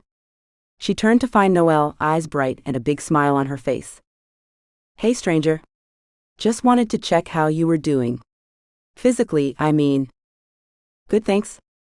No sign of a concussion or anything. No dizziness or blurred vision or headaches?" "Not so far. I can't make any predictions about tomorrow morning though. I drank way too much." "Me too. I might snag another coffee. You want one? No, I'm good. I don't want to be buzzing all night long. I hear you. But I think they have decaf. Maybe? But I'll come with you. I never pass up the chance to gawk at fine china. You're really funny, you know that? She led Gina towards a sideboard which had been set up with coffee and tea. My therapist says I use humor to deflect, Gina said. Deflect what? I don't know. Being nervous. Self-conscious. What do you have to be nervous about? She handed Gina a cup of coffee. Nothing really. Although I had the weirdest interaction with Frau Lonscombe. Gina told Noel about how the Frau basically accused her of being here under false pretenses. Noel took a sip of her coffee. I wouldn't worry about it. No one's at their best right now. Given the circumstances. Gina nodded. That was a nice observation. Kind as well. She took a sip of her coffee. It was delicious. Maybe Frau Lonscombe grew the beans on the premises. Who knew? Noel noticed her smile. Hits the spot, right? Yes, definitely a good call. Better than smoking pot with Becca. Oh. Vaping, I should say. Apparently it's healthier. I wouldn't go that far. Well, I just did a little. On Saturday in the Hedge maze. You go, girl. I don't make a habit of it. Not since college anyway. I'm with you. Give me a glass of wine. Or 3. And I'm good. She smiled. Gina took another sip of her coffee. So where's Mason? Back in the room with my mom. He wouldn't do well at something like this. He's not a little party animal? God no. He likes to spend time on his own. Reading. Drawing comics. He's super creative. That's cool. Well, not entirely. But he'll be okay. She smiled again. It was a sad smile, though. So tell me, how was your interrogation? With the police, I mean. Fine. I'm kind of working with the authorities. You are? Yeah. Gina lowered her voice. No big deal, but I'm trying to help them sort things out. Do they have a suspect? We're all suspects, technically. You know what I mean. Gina didn't know how much about Tomas she should reveal to Noel. Then again, Noel was the one that first told her the rumor about Tomas smuggling alpacas for Stanley. She decided to confide in the vet. I think you were right about Tomas being involved in alpaca smuggling. Really? Do the police know about that? I told them. They're looking into him. Seriously. Noel made a face. Don't worry, Gina said. I kept you out of it. I saw you talking with him just now. Does he know he's being investigated? No idea, but when I asked him if he got Magdalene for Stanley. You didn't. Yeah, I did. And Tomas got all weird about it. You need to be careful, Gina. If he really is the murderer, he might be very threatened by you asking questions. I know. And take it from me, a cornered animal can be very dangerous. 17.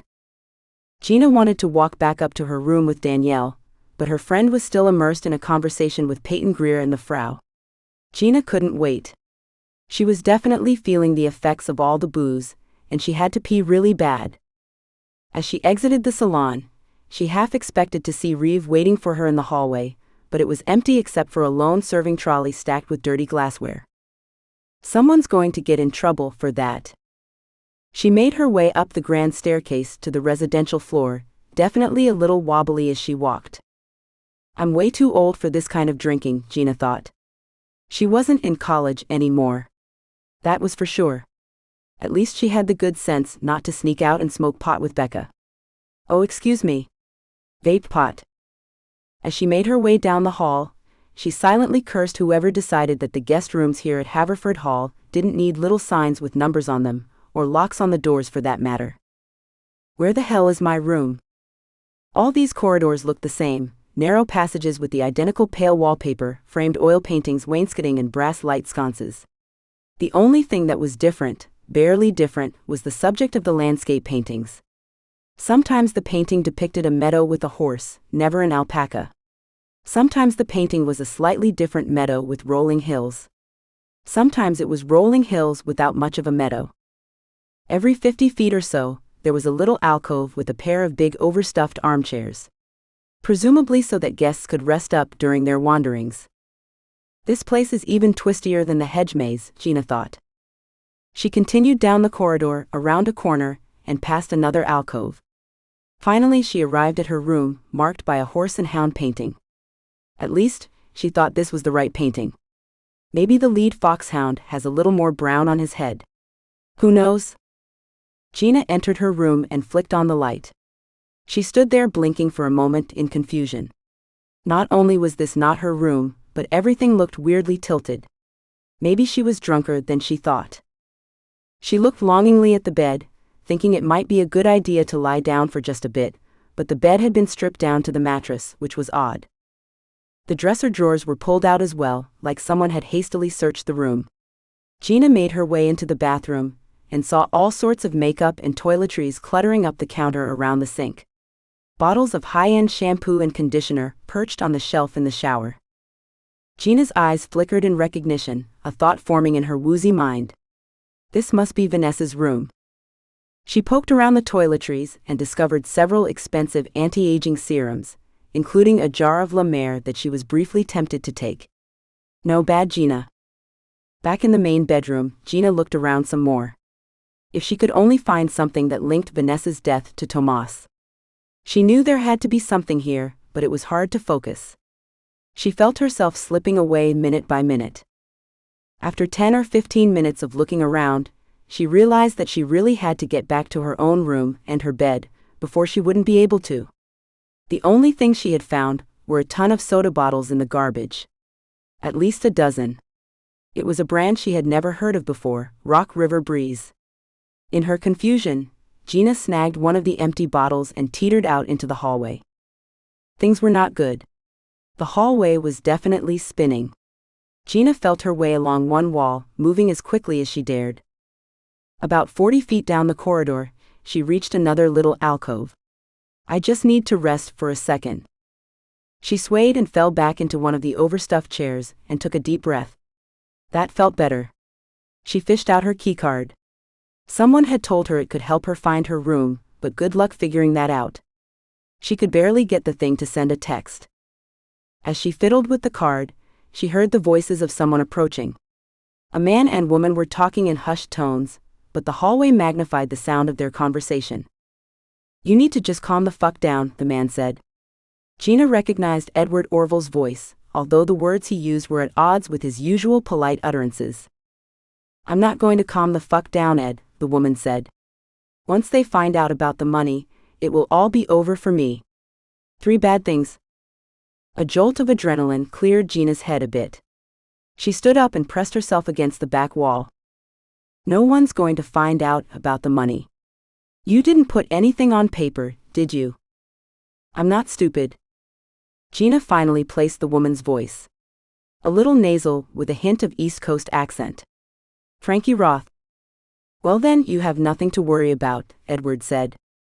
Are you kidding me? Frankie scoffed. What if Vanessa told someone? They were getting closer. This wasn't good. Gina thought about making a run for it. But there would be no way she could escape without being seen. Shit. The only person Vanessa would have told was Stanley, Edward said. And that's a moot point. I don't know. I feel like we should just come clean. Gina felt sweat dripping down the small of her back. This was bad. Really bad. In 10 seconds, Frankie and Edward would be at the alcove. Are you insane, woman? Edward said. Gina scrambled behind the chairs, squeezing herself against the wall, and trying to make her body as small as possible. If Lonescombe knew we were working together, she'd never sell us Florentine. Gina peered around the edge of the chair, watching Edward and Frankie stride by. Thankfully, they didn't even look in her direction. And then all this would be for nothing. Edward said. Hang on, Frankie said, her voice full of apprehension. They stopped moving. What is it? Are we lost? Frankie asked. Of course not. My room is in the next section. Edward's voice dropped an octave. You still want that nightcap, don't you, my sweet? Can't wait, Frankie purred. And that other thing we talked about. Ooh la la. Gina almost threw up a little in her mouth. She sat there on the ground, wedged behind the overstuffed armchair for another 15 minutes. Maybe longer. It was possible that she had dozed off, because the next thing Gina knew, she was being shaken awake. Oh my God, Gina, are you okay? Danielle was kneeling over her. Ah, Gina croaked out. I thought you were dead, babes. I just saw legs sticking out from under the chair. If I didn't recognize your white Gucci Mary Janes, I would have kept on walking. Gina sat up and tried to shake off the fog. It wasn't working. What the hell are you doing on the floor? Did you pass out? Gina felt her lips move, but it was as if her tongue was coated in syrup. Hiding, she managed, her words slurry and slushy. Hiding? From who? Bed. Hiding from your bed? Need bed. Gina was a lot drunker than she thought. Everything was spinning, and her arms and legs felt like pins and needles. Is that what you've been drinking? Danielle took the empty soda bottle from Gina and sniffed it. Keep that. Might be. Gina trailed off. She was so messed up she could barely speak. Somehow Danielle managed to shepherd her back to her room. With the patience of a saint, she eased Gina out of her party clothes and into something more comfortable. As Danielle turned to leave, Gina reached out and caught her wrist. Stay. She patted the bed next to her and slumped back on the pillow. You want me to sleep here? Danielle asked. Yeah, Gina mumbled, struggling to keep her eyes open. But no sex. Danielle barked a laugh. You have a pretty high opinion of yourself, don't you? And by the way, you're my friend. Don't you think I'm hot? Gina asked, her words blending together into a slurred mumble. We are definitely not having this conversation, Gina. Danielle headed towards the door. Don't leave. I'm just going to get my sweats and my toothbrush. Then I'll be back to babysit you. Promise? Yeah, just try not to choke on anything until I get back. Okay. Once Danielle left, Gina inched her body more upright and wedged all her pillows under her shoulders. She tried taking deep breaths, attempting to clear the fog from her mind. But the room refused to stop spinning, making her feel queasy. What if I've been drugged? Roofied even? The thought came unbidden, raising a terrifying possibility. She couldn't remember leaving her drink unattended, but then again, she couldn't remember much of anything right now. She opened her eyes again to see if the room had settled down. No such luck. If anything, it was getting worse. Now it looked like the walls were stretching apart. The sensation made her stomach flip. She realized that she still had to pee, and the thought of that made her have to pee even more. Damn it. She swung her legs off the bed and tried to stand up, but her legs were like overcooked spaghetti strands. She wobbled, struggling to find her footing in the swirling room, and finally ended up crawling to the bathroom. I am never ever drinking anything again. I can't do this anymore. Miraculously, Gina did her business without falling off the toilet. Then she pulled herself up in front of the sink, to splash some water on her face and in her mouth. The water actually felt good, and she finally felt a little bit of the fog clear, but then she made the mistake of looking at her reflection in the mirror. Oh my God, am I really that old? Her eyes were bleary and red, her face looked swollen, and her hair was a frizzy over-bleached rat's nest. She wasn't a hot mess. Just a mess. A soft click from the other room snapped her out of her self-pity. I'm here, she croaked to Danielle. Just admiring my gorgeous reflection. I can see why you're not itching to jump in bed with this. The lights abruptly went out in the other room. Danielle? Blinking at the threshold of the bathroom, Gina tried to peer through the gloom. Is she pissed at me for making her babysit? The light from the bathroom wasn't enough for her to see much. Especially because the room continued to lurch and shift in her vision. Why can't I just barf it out? At her bachelorette party, the last time Gina had been this messed up, she remembered feeling much better once she. Suddenly, the back of her skull exploded with pain. And she was falling.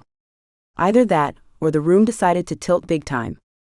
Her world plunged into darkness. 18. When she awoke, Gina realized she wasn't in her own bed. She was in a hospital bed. In a hospital room. With no one else around. How? What? Her head was still thick and foggy, and it hurt, but at least the room wasn't spinning. She took a deep breath. The air was cool, and smelled different from the air in the manor house. The sounds were distinct as well, the low hum of hospital machinery and the faint beeps of monitors. Gina felt the back of her skull. Definitely a bump there, but no blood or anything.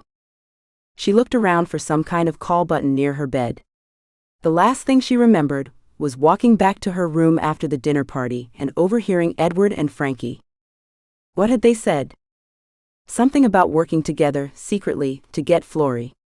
Oh, and they were making out or something. Gina pushed the image from her mind. Still, this was a surprising twist. Edward Orville and Frankie Roth. In cahoots. Very interesting.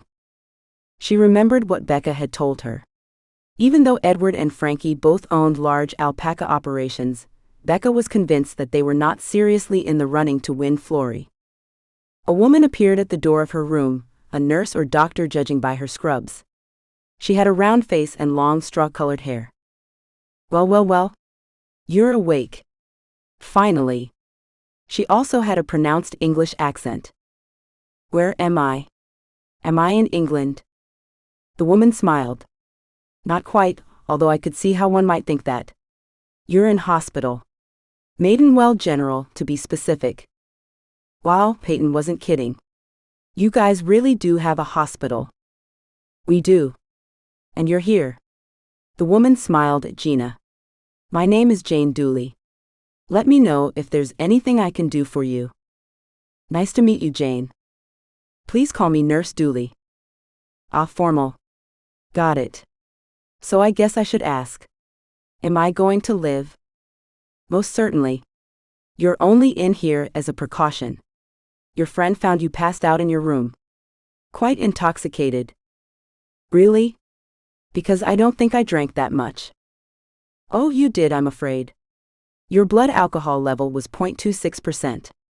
Definitely in the red zone for your weight and age. I actually don't feel too badly hungover. Well, you've been asleep for nearly 18 hours. What? Gina thought she misheard the nurse. Did you say 18 hours? More or less. You've been sleeping it off. We've also had you on an IV for a bit to help with your dehydration and blood sugar. This is crazy. I swear I really didn't drink that much. I'm guessing maybe 6 drinks over the course of the entire evening. Could I have been drugged? Nothing in your blood tests indicated that. Really? You sound disappointed. It's just bizarre. How's your memory of that evening? Gina sighed. Not good. Has this ever happened to you before? Not since college. No, wait. I take that back. My bachelorette party got a little out of hand. Well, hen parties don't really count. Nurse Dooley smiled at her. How long ago was that? 15 years ago. Gina unconsciously felt for her wedding ring. It was something she used to do a lot during all those years she had been married. Well, that hardly makes a pattern, does it? Still, if you'd like to speak with someone about your alcohol consumption. I actually have a therapist back in New York. You can bet she's going to hear all about this. Lucky her. That's what she's there for, isn't it? Absolutely. She definitely earns her hourly rate with me. Although for how much longer? With no job and no prospects, Gina wasn't sure how much of her old life she could still afford. She pushed the thought from her mind. Hey, can I ask you something? It depends what it is, Nurse Dooley said. You have any experience with untraceable poisons? What? I know it sounds weird, but I'm just curious. Are there any substances that would kill someone without showing up in, say, a toxicology report? I really am not at liberty to discuss something like that. I know. I get it. It's not for me, obviously. It's just that I'm doing some research for a mystery novel I'm working on.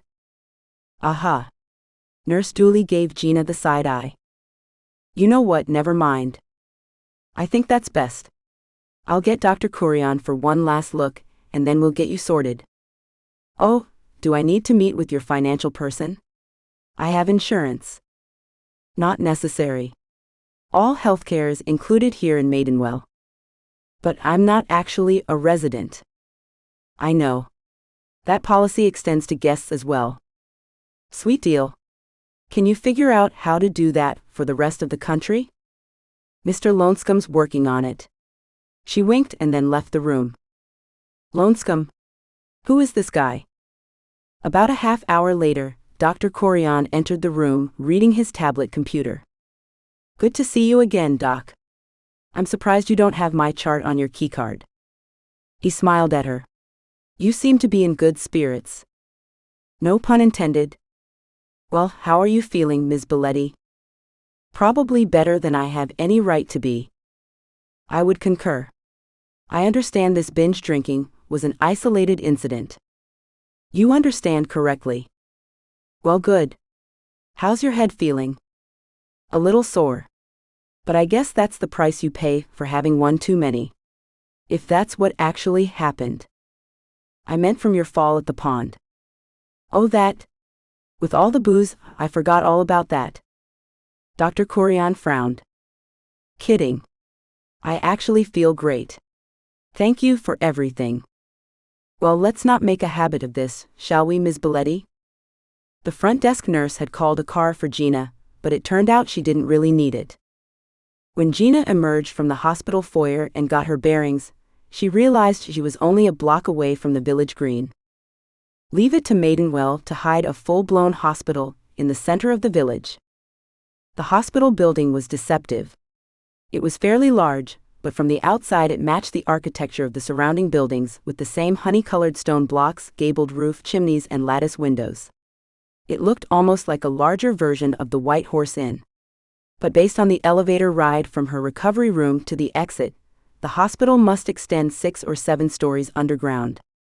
The air was cool and fresh and breezy. As Gina strolled through the village towards Barrenstein's bookshop, she felt thankful to be alive. Sure, she was still a little weak and not quite back to normal, but definitely 1,000% better than last night, or whenever it was that she got so messed up.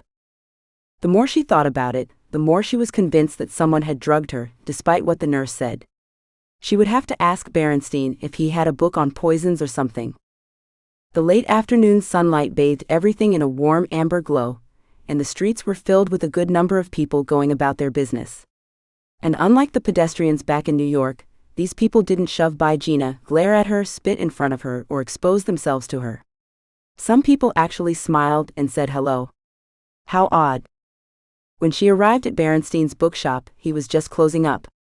Biletti, where in blazes have you been? He ushered her inside and towards his back room office. I've been trying to reach you all day. Believe it or not, I've been in the hospital. What? In a semi-coma. They said I drank too much. But I think I might have been poisoned. Barrenstein slumped into his oversized desk chair. Tell me everything, kiddo. But first, would you like a cup of tea? That actually sounds nice. Might even taste better than the IV fluids I've been sucking on for the past 18 hours. Good. While you're up, make me a cup as well. No milk. He motioned towards the little kitchenette. You want me to make the tea? Better get used to it. The shop doesn't come with employees, although you are free to hire one if you can make the numbers work. You don't give up, do you? She found Barrenstein's crusty old electric tea kettle and a few mugs in the drying rack near the sink. You use bottled water for your tea? There weren't any bottles in the fridge. Heathen! Barrenstein cried. I'll have you know that we have some of the best, cleanest water in the entire country, right here in Maidenwell. You don't say. I do say, sister. It's our volcanic soil. Acts like a gigantic water filter. That's why our beer is so tasty as well. Okay, as much as I enjoy talking about groundwater, there's something a little more pressing on my mind. Such as? Are you senile? Someone tried to kill me. Gina shook her head in exasperation. Right. You were going to tell me all about it, before you got me all distracted about the beverages. While she hunted around for tea bags and sugar, Gina told Barrenstein about the dinner party, wake for the Schaefers, and how she ended up blind drunk, despite only having a half-dozen drinks over the course of 4 or 5 hours. So you think you were poisoned? Yeah. Something happened to me. Could it have been something you ate? Gina thought about the dinner. It was a formal service, and everyone ate the same thing. And most everything was served from platters, except the soup and salad. It's possible, but I think it's more likely that someone slipped something into my drink. Did you go to the bathroom, and maybe leave your 7 and 7 unattended? First of all, I don't drink 7 and 7s. Gina strode over to Barrenstein, and plopped a mug of tea no milk on the desk in front of him. Second of all, I've lived in the city for over 20 years. Do you think I would ever let a drink out of my sight, in a public place? Just checking. Yeah, well, it was a reasonable guess, but I don't really know how they got to me. Ultimately, it doesn't much matter, Barrenstein said. What's much more troublesome is why. No idea. He made a face. I think it's obvious. Someone believes you are a threat. A serious threat. His words hung in the air. Gina laughed. But it wasn't a laugh of amusement. It was a single, somewhat hysterical peal of laughter. Barrenstein clapped her on the shoulder. Pull yourself together, Biletti. Good news is that they failed. Yeah, for now. Gina tried to take a sip of her tea, but it was too hot. What am I going to do? You could lock yourself in your room until the fuzz or cops find the killer. Not an option. None of the doors at Haverford Hall lock. Really? Old Austrian tradition, apparently. You're welcome to stay with me, but I must warn you I snore and have been known to pass gas in the... Too much information, Barrenstein. Too much information. Well, you think about it. I've got a fold-out futon from the 80s. It's admittedly uncomfortable, but better than being throttled in your sleep. You're really selling this, but I think I'll be fine. Well, continue with your story then. I don't mean to be rude, but you'll need to give me the Reader's Digest version. What are you going on about? I have a date tonight. He glanced at his big Casio digital watch. It looked like the one Gina's father used to wear, about 18 minutes. Who's the lucky woman? Norman. And he's not a woman. Gina smiled at him. I stand corrected. But 18 minutes? Really? I'm not going to stop living my life just because someone's trying to kill you, he said jokingly. 17 minutes now. I suggest you start talking. So Gina told him everything she remembered about the evening, including her uncomfortable conversation with Frau Lonscombe and her tense encounter with Tomas. She also told him how she accidentally stumbled into Vanessa's room, and what she had overheard between Frankie Roth and Edward Orville. I must say, you do get around, young lady. Maybe too much, as it turns out. So it sounds like your number one suspect is this rogue Tomas. I don't know. Gina rubbed her eyes. How could she be tired? She had slept for over 18 hours. I mean, it seemed like he had a connection with the Schaefers, although he denied it. Of course. They always do.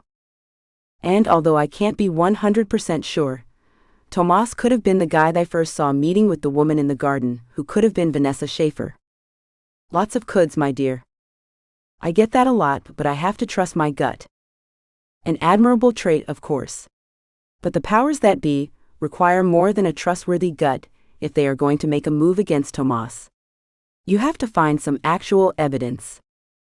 I know, but I looked through Vanessa's room. There just wasn't anything there. Except for a ton of soda bottles. Ah, the lady was addicted to the cola nut. Well, that's something? No, it wasn't cola. It was lemon lime, I think. A weird brand too. I had never heard of it. River something, RRB. What? Rock River Breeze? That sounds familiar. Was there a sailboat on the label? Possibly, Gina said. Blue cap? I can't remember those kinds of details. Don't forget I was drugged. But that name sounds familiar. River Breeze, you said? Rock River Breeze. I'll show you. His fingers danced over the keyboard of his computer as he searched for the soda manufacturer's website. Here we go. He turned the laptop screen so Gina could see the image of a Rock River Breeze soda bottle. She was 90% sure that was what she had seen in Vanessa's room. It has kind of a cult following, Barrenstein said. RRB is only available in the Midwest. And yet you've got it here in Maidenwell. Through the whims of Yvonne Lonescombe, no doubt. Au contraire, my dear.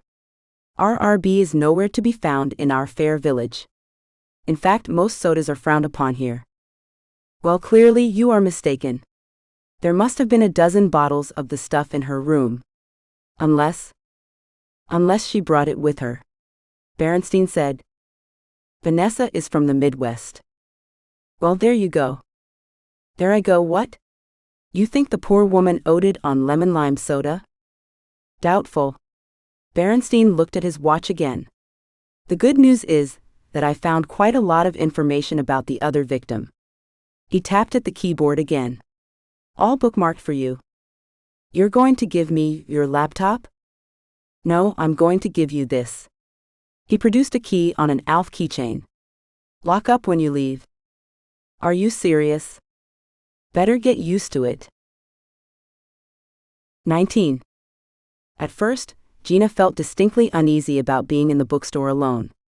After Barrenstein left, she went around to all the doors and made sure they were secure. But then she made herself another cup of tea and settled down at Barrenstein's laptop. He had about 1,000,000 tabs open, with various pages about Stanley Schaefer. She spent the next hour or so going through everything Barrenstein had collected, and also went down some rabbit holes of her own. Most of what was online about Stanley concerned his alpaca ranch, and it pretty much tracked with what she had heard from Becca and the others. No surprises there. There was a fair amount of AOA profiles and award coverage for Magdalene featuring lots of photos of the alpaca with Stanley, or Vanessa, or sometimes the both of them posing with a bunch of oversized award ribbons. Going back in time, she found one or two articles about Stanley's stint as the failed CEO of Jangles, an orthopedic shoe and insole company based in Naperville, Illinois. There was also a lot of press about Stanley's marriage to Vanessa de Avilés, and his new position with Blair Hill Fresh Meats, Inc., the meatpacking conglomerate that Vanessa's family owned.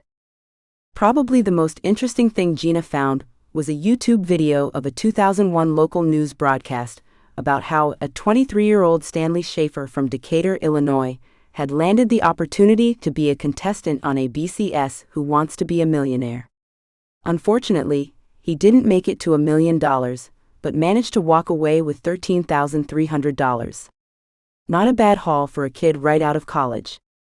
The biggest surprise was when the news story showed a clip of the game show episode. The Stanley from 2001 who bantered with Regis was young, thin, and had a full head of hair. Red hair. Gina laughed to herself. I would have never pegged you as a ginger, Stanley, old man. Just then her keycard buzzed angrily. It was a text message from Danielle. Where are you, babes? Worried. She hated when people typed in all caps. At Barrenstein's place. All good. Just found out they let you go from hosp. I escaped. What? JK. I'm feeling fine. Soup? Soup actually sounded good. French fries sounded better. Her stomach growled a bit at the thought of solid food. Sure. Be there in 15. Gina kept researching Stanley, but found nothing else of interest. Apparently, he didn't spend any time on social media. She couldn't even find a Facebook page for him. Same deal with Vanessa. There were some reviews of dance performances from the early 2000s that mentioned her, but just in passing. She closed the lid of the laptop and leaned back in Barrenstein's rickety old office chair. Solving mysteries was hard work. Even when you weren't actively being poisoned. There were just so many dead ends, as well as unanswered questions. Gina got up and washed out the dirty teacups, and made sure the electric kettle was unplugged. As she was drying the cups, Waldo the Siamese cat sauntered in and meowed at her. Oh, hello. She felt vaguely guilty that she had forgotten all about Berensstein's cat. To be fair, this was the first she had seen of him all night. You hungry? She squatted down to pet Waldo.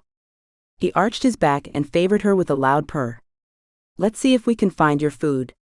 She checked in the fridge, hoping to find a half-open can of Fancy Feast or something, but all she found was some ginger ale, a half-eaten strawberry Pop-Tart wrapped in a paper towel, and a few grease-stained takeout boxes Gina didn't bother opening. After poking through the cabinets and drawers, she finally found a bag of dry cat kibble. That doesn't look very healthy. I'm going to have to speak to your dad about upping your nutrition, Waldo. The cat uttered an agreeable meow, then swirled around Gina's legs as she poured out some kibble in a little plastic bowl decorated with stylized fish skeletons with X's for eyes. Enjoy. 5 minutes later, a rap on the front door echoed through the shop. Through the window, Gina saw Danielle wave to her. Careful not to let Waldo escape, Gina slipped out the front door and locked it behind her. Danielle gave her a big hug. So sorry I wasn't there when they discharged you, babes. It's been insane. Vanessa's family have threatened a lawsuit. What? Yeah. Apparently she had a physical, including cardio tests, in the summer. No issues were found. They're claiming it was something that happened to her here. The soda. Gina's voice trailed off. What? We need to find Reev. We're supposed to have dinner. Soup. Remember? I was taking you to the White Horse. Fine. Just call Reev. Have him meet us there. Their onion soup, Caesar salads, and a big plate of fries arrived at the same time Reev did. French fry? Gina offered as he sat down. Reev ignored the food. You said this was important. Potentially. Gina explained the bottles of soda she had found in Vanessa's room. And what were you doing in her room? Have you seen those corridors? I'm surprised anyone ends up in the same room 2 nights in a row. You use your keycard, Reev and Danielle both said at the same time. What? Do you guys own stock in the keycard company? Anyway, I was drunk, poisoned. The hospital said it was just alcohol, hun. Yeah, well, we're going to have to agree to disagree on that particular detail. Anyway, the point is, I found myself in Vanessa's room and came across about a dozen empty soda bottles. I remember, Danielle said. You were obsessed with soda when I found you. Doesn't surprise me that you found garbage in the room, Reev said. We ordered the staff not to go in there.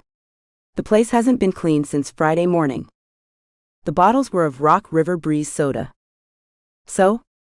Is that supposed to be significant? Damn right, it's significant.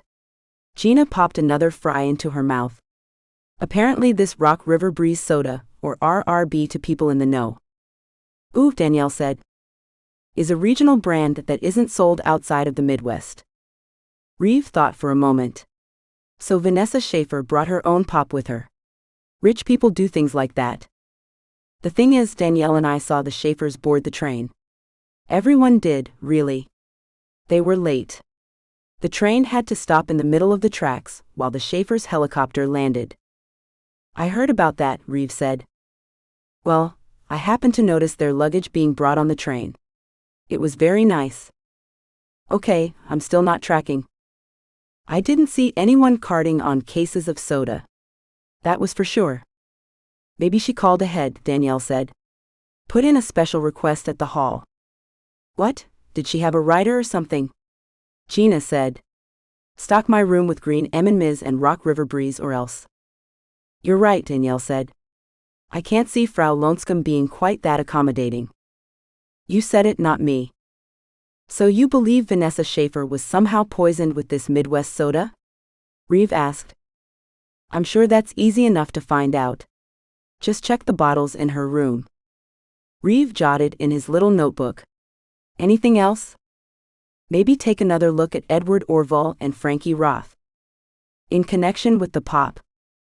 In connection with each other. Gina recounted what she had heard in the hallway. Good work, Biletti.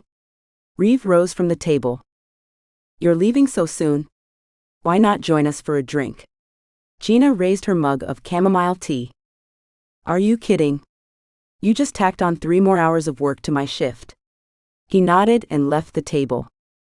Danielle leaned over towards Gina. You like him, don't you? Seems like a competent law enforcement officer. She felt a blush rise along her cheeks. Ha ha. I knew it. You don't know anything. Gina felt herself getting redder. Anyway, what about you? He's def not my type. No, I meant. She trailed off.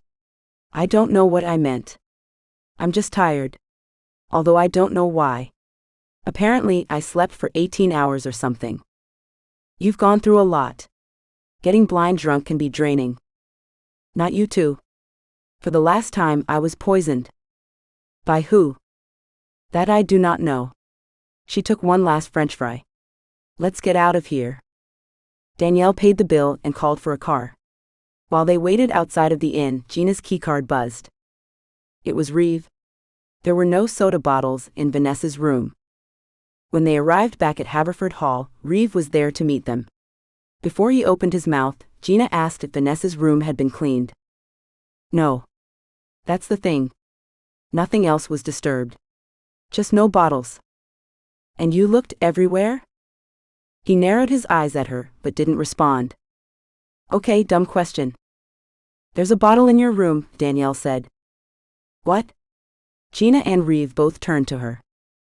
Yeah, you had an empty bottle with you when I found you passed out. Poisoned, Gina corrected. When I was trying to get you back to your room, you were very insistent that we take the bottle with us. Like drunk insistent.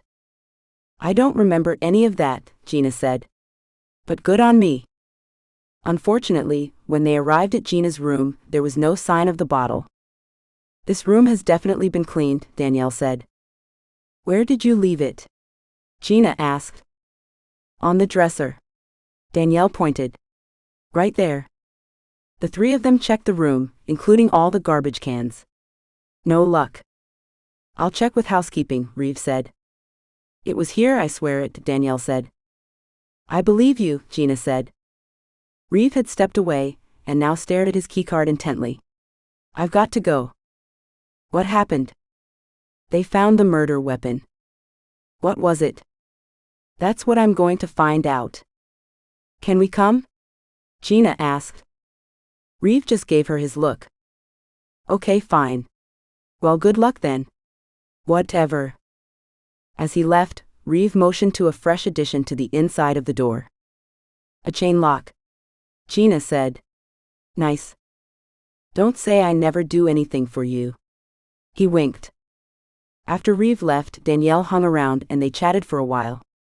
Then Gina realized how much she needed a shower, and kicked Danielle out. You want me to come back, babes?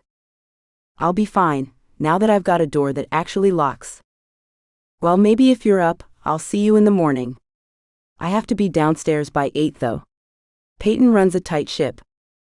I bet. They hugged goodnight, and once she was alone, Gina chained the door. Then checked the lock. It seemed perfectly secure. Was that so hard?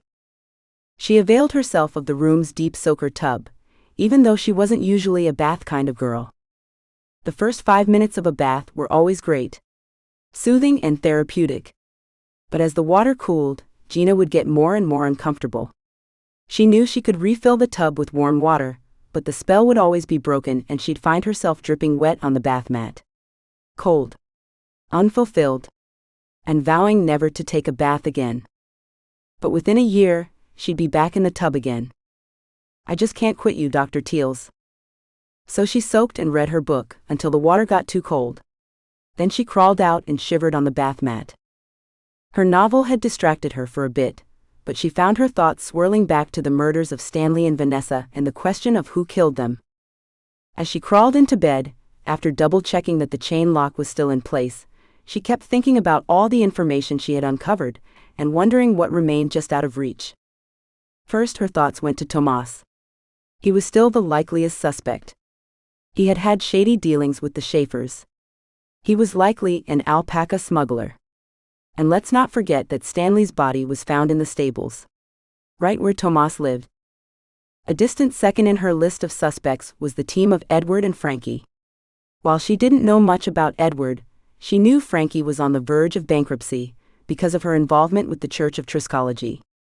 Apparently, Frankie and Edward were working together to get Florrie. Plus, Gina had overheard some very shady things coming out of their mouths. Especially Frankie's mouth. Once they find out about the money, it will all be over. Also down there on the list was the wine lady, Amadora Seville. She was having an affair with Stanley, which definitely made her suspicious. And Gina could see her bumping off the wife, so she could have Stanley for herself. Which is disgusting, by the way. But Amadora didn't have a motive to kill Stanley, as far as Gina could see. It would have been different if he put Amadora in his will or something. But according to Ian, Stanley didn't even have a valid will, which put a big crimp in the theory that most people kill for money. She kept coming back to Florrie. There must be something about that alpaca that would push someone to murder. And as much as she hated the thought, she couldn't help thinking about Becca. The stakes were super high for the young woman. Not just financial stakes, but ethical stakes. And potentially the well-being of thousands or maybe hundreds of thousands of alpacas. But was Becca actually capable of murdering another human being? Or two human beings? That was what Gina thought about as she drifted off into an uneasy slumber. She dreamt of the talking alpaca again, Florrie. With his big expressive eyes and extra fluffy fur, this dream Florrie looked much cuter than the real Florrie. He stood next to Gina on the edge of the pond, where she had hit her head after seeing Noel naked. In this dream, it was Gina who was naked. She stared into the water. "You going to jump or what?" Florrie asked. "I'm not sure yet." "Then why'd you drag me all the way out here?" "All the way out here? It's like a 10-minute walk, which is 5 for you because you've got 4 legs." "Ha ha. Besides, I thought you'd be grateful to get out of that pen." "Whatever," Florrie sniffed. "I'm just bored." "Bored? With a murderer loose?" "About that." "What?" she asked excitedly. "Do you know something?" She had never considered that the alpaca might have witnessed Stanley's murder. "Not exactly." "Well, you either do or you don't. No one likes a cagey camelid." "Oh, look at you using all the big words. You want my help or not?" "Of course I do. Tell me who killed Stanley." "I can't tell you that." "What?" "Let me finish. I can't tell you that, because you need to discover the answer for yourself. If you say the journey is the reward, I swear I'm going to throw you in the water." "I'd like to see you try," Florrie said. "I weigh 200 pounds. You're a big boy. It's all muscle." "Aha. So getting back to Stanley's murder. Like I said, you have to discover the truth for yourself." "Well, in case you haven't been paying attention, that's what I've been doing," Gina huffed. "That's all I've been doing." "Look closer," Florrie said enigmatically. "Maybe start by checking yourself out in the mirror." "Yeah, right.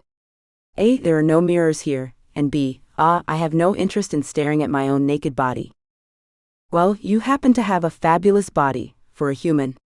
But I was talking about checking your face out. And as for not having a mirror, what do you think this perfectly still body of water is good for?" Florrie was right. The surface of the pond was still and glass-like. Looking down, she could see an indistinct reflection of herself. Gina squatted down for a closer look and her reflection sharpened. She gasped. Her hair was red. And at that moment she lost her balance and tumbled forward, right into the water. 20. Gina awoke from the dream with her heart pounding. She lurched out of bed and ran to the bathroom to look into the mirror. Her hair was its normal color, Madison Reed medium neutral blonde 9N. Just another weird dream. Oh well. That would have been the cheapest and easiest color I'd ever had done. After washing up, she checked her keycard. There was a message from Danielle. "No time for breakfast. Sorry. See you for dinner. XXXXOOOO. Gina sighed. Another day in paradise, and she wasn't sure what she was going to do. Barrenstein was probably getting sick of her. Reev too. Maybe she should check in with Becca. Before she could ponder any more possibilities, a sharp knock sounded on her door. Of course there was no peephole, so Gina was reduced to calling out, "Who is it?" "Open the door at once, Miss Biletti. It's Detective Waverly." She knotted up her robe and opened the door. The older detective who had interviewed her was standing there, flanked by 2 uniformed officers. "Come with us, Miss Biletti." "What's all this about?" "I haven't even had my coffee." "We need to ask you some more questions downstairs." Gina was getting a really bad vibe from this. "Can I at least get dressed?" "Make it quick. We'll be right outside." "Fine. And we'll need you to keep the door unlocked, please." This is so weird, Gina thought. She quickly dressed in jeans and a t-shirt, and her favorite rag-and-bone cotton shirt jacket, and tried to fix her hair a little. "Let's go, Miss Biletti," Waverly called through the door, rapping on it for emphasis. "Coming." She brushed her teeth super fast, grabbed her keycard and headed out. "So what do you need to ask me?" Gina said out in the hallway. The cops walked in formation around her, with Waverly just behind and to her left. "Downstairs," he said. They took her down to the same interview room, with all the recording equipment. The other detective, Falson, was already there. "Good morning, Ms. Biletti. We have some follow-up questions for you." At least this guy was being slightly more pleasant. Maybe it was a classic good cop bad cop routine. After identifying her and themselves aloud for the recording, they launched into a barrage of questions about her whereabouts during the day Stanley died. Gina found herself giving the same answers over and over again. Then they focused their questions on Gina's visit to the stables. How many times had she been there? Was she sure? When exactly did her visit occur? Were there any other people there who could verify her story? It's not a story, it's the truth. Gina struggled to keep her anger under control. How dare they treat her this way? "Are we almost done here?" "We're done when we say we're done," Bad Cop Waverly said. "Just a few more questions." Falson launched into a bunch of questions about the Hedge maze. It was very weird, but he wanted to know how many times she'd visited the Hedge maze, when, if she was alone, and how much time she spent there. Slowly, it dawned on Gina what this was actually about. "You're fishing for information about Becca, aren't you?" Detective Waverly frowned at her. "We're not fishing for anything, Ms. Biletti. This is an official investigation." "What's your relationship with Rebecca Hill?" Falson asked. "I don't have a relationship with her," Gina said. "We just talked a few times." "At the Hedge maze?" "Yes. We bumped into each other there on Saturday." Waverly checked his notes. "And then you went to the stables together?" "Yes." They continued to grill Gina about her time at the stables, asking the same questions: how long she spent there, who she saw, even what she touched. Honesty is the best policy, she thought to herself. So Gina told them everything. Again. She even admitted to snooping around near the video security station. "And did you disable the security system?" Waverly asked. "Me? Are you kidding? I can barely get my keycard to text." "Is that a yes or a no, ma'am?" "No. Big no." The interrogation continued for another full hour, until somehow they made it through to the end of the questions. "Can I go?" "Yes," Falson said. "For now," Waverly said.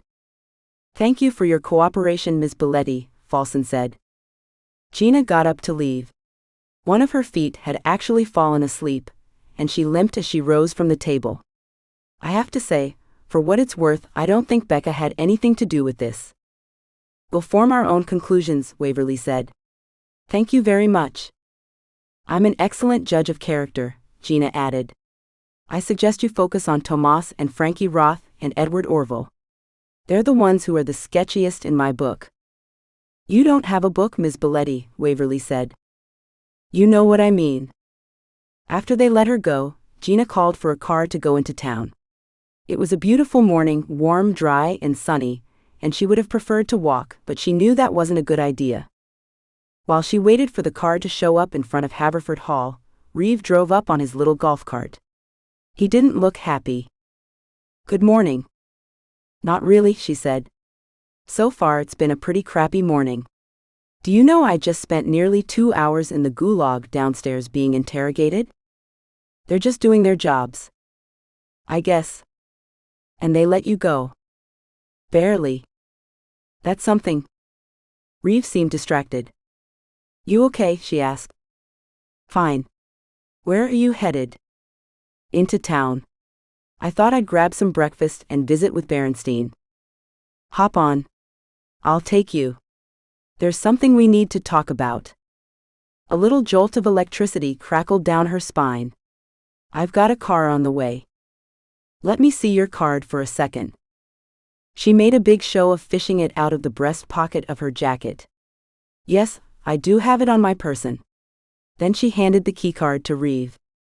He clicked and tapped for a total of 3 seconds and then announced, "No problem. Ride cancelled. I'll take you." Gina arched one eyebrow at his cart. "I don't know. Is this thing even street legal?"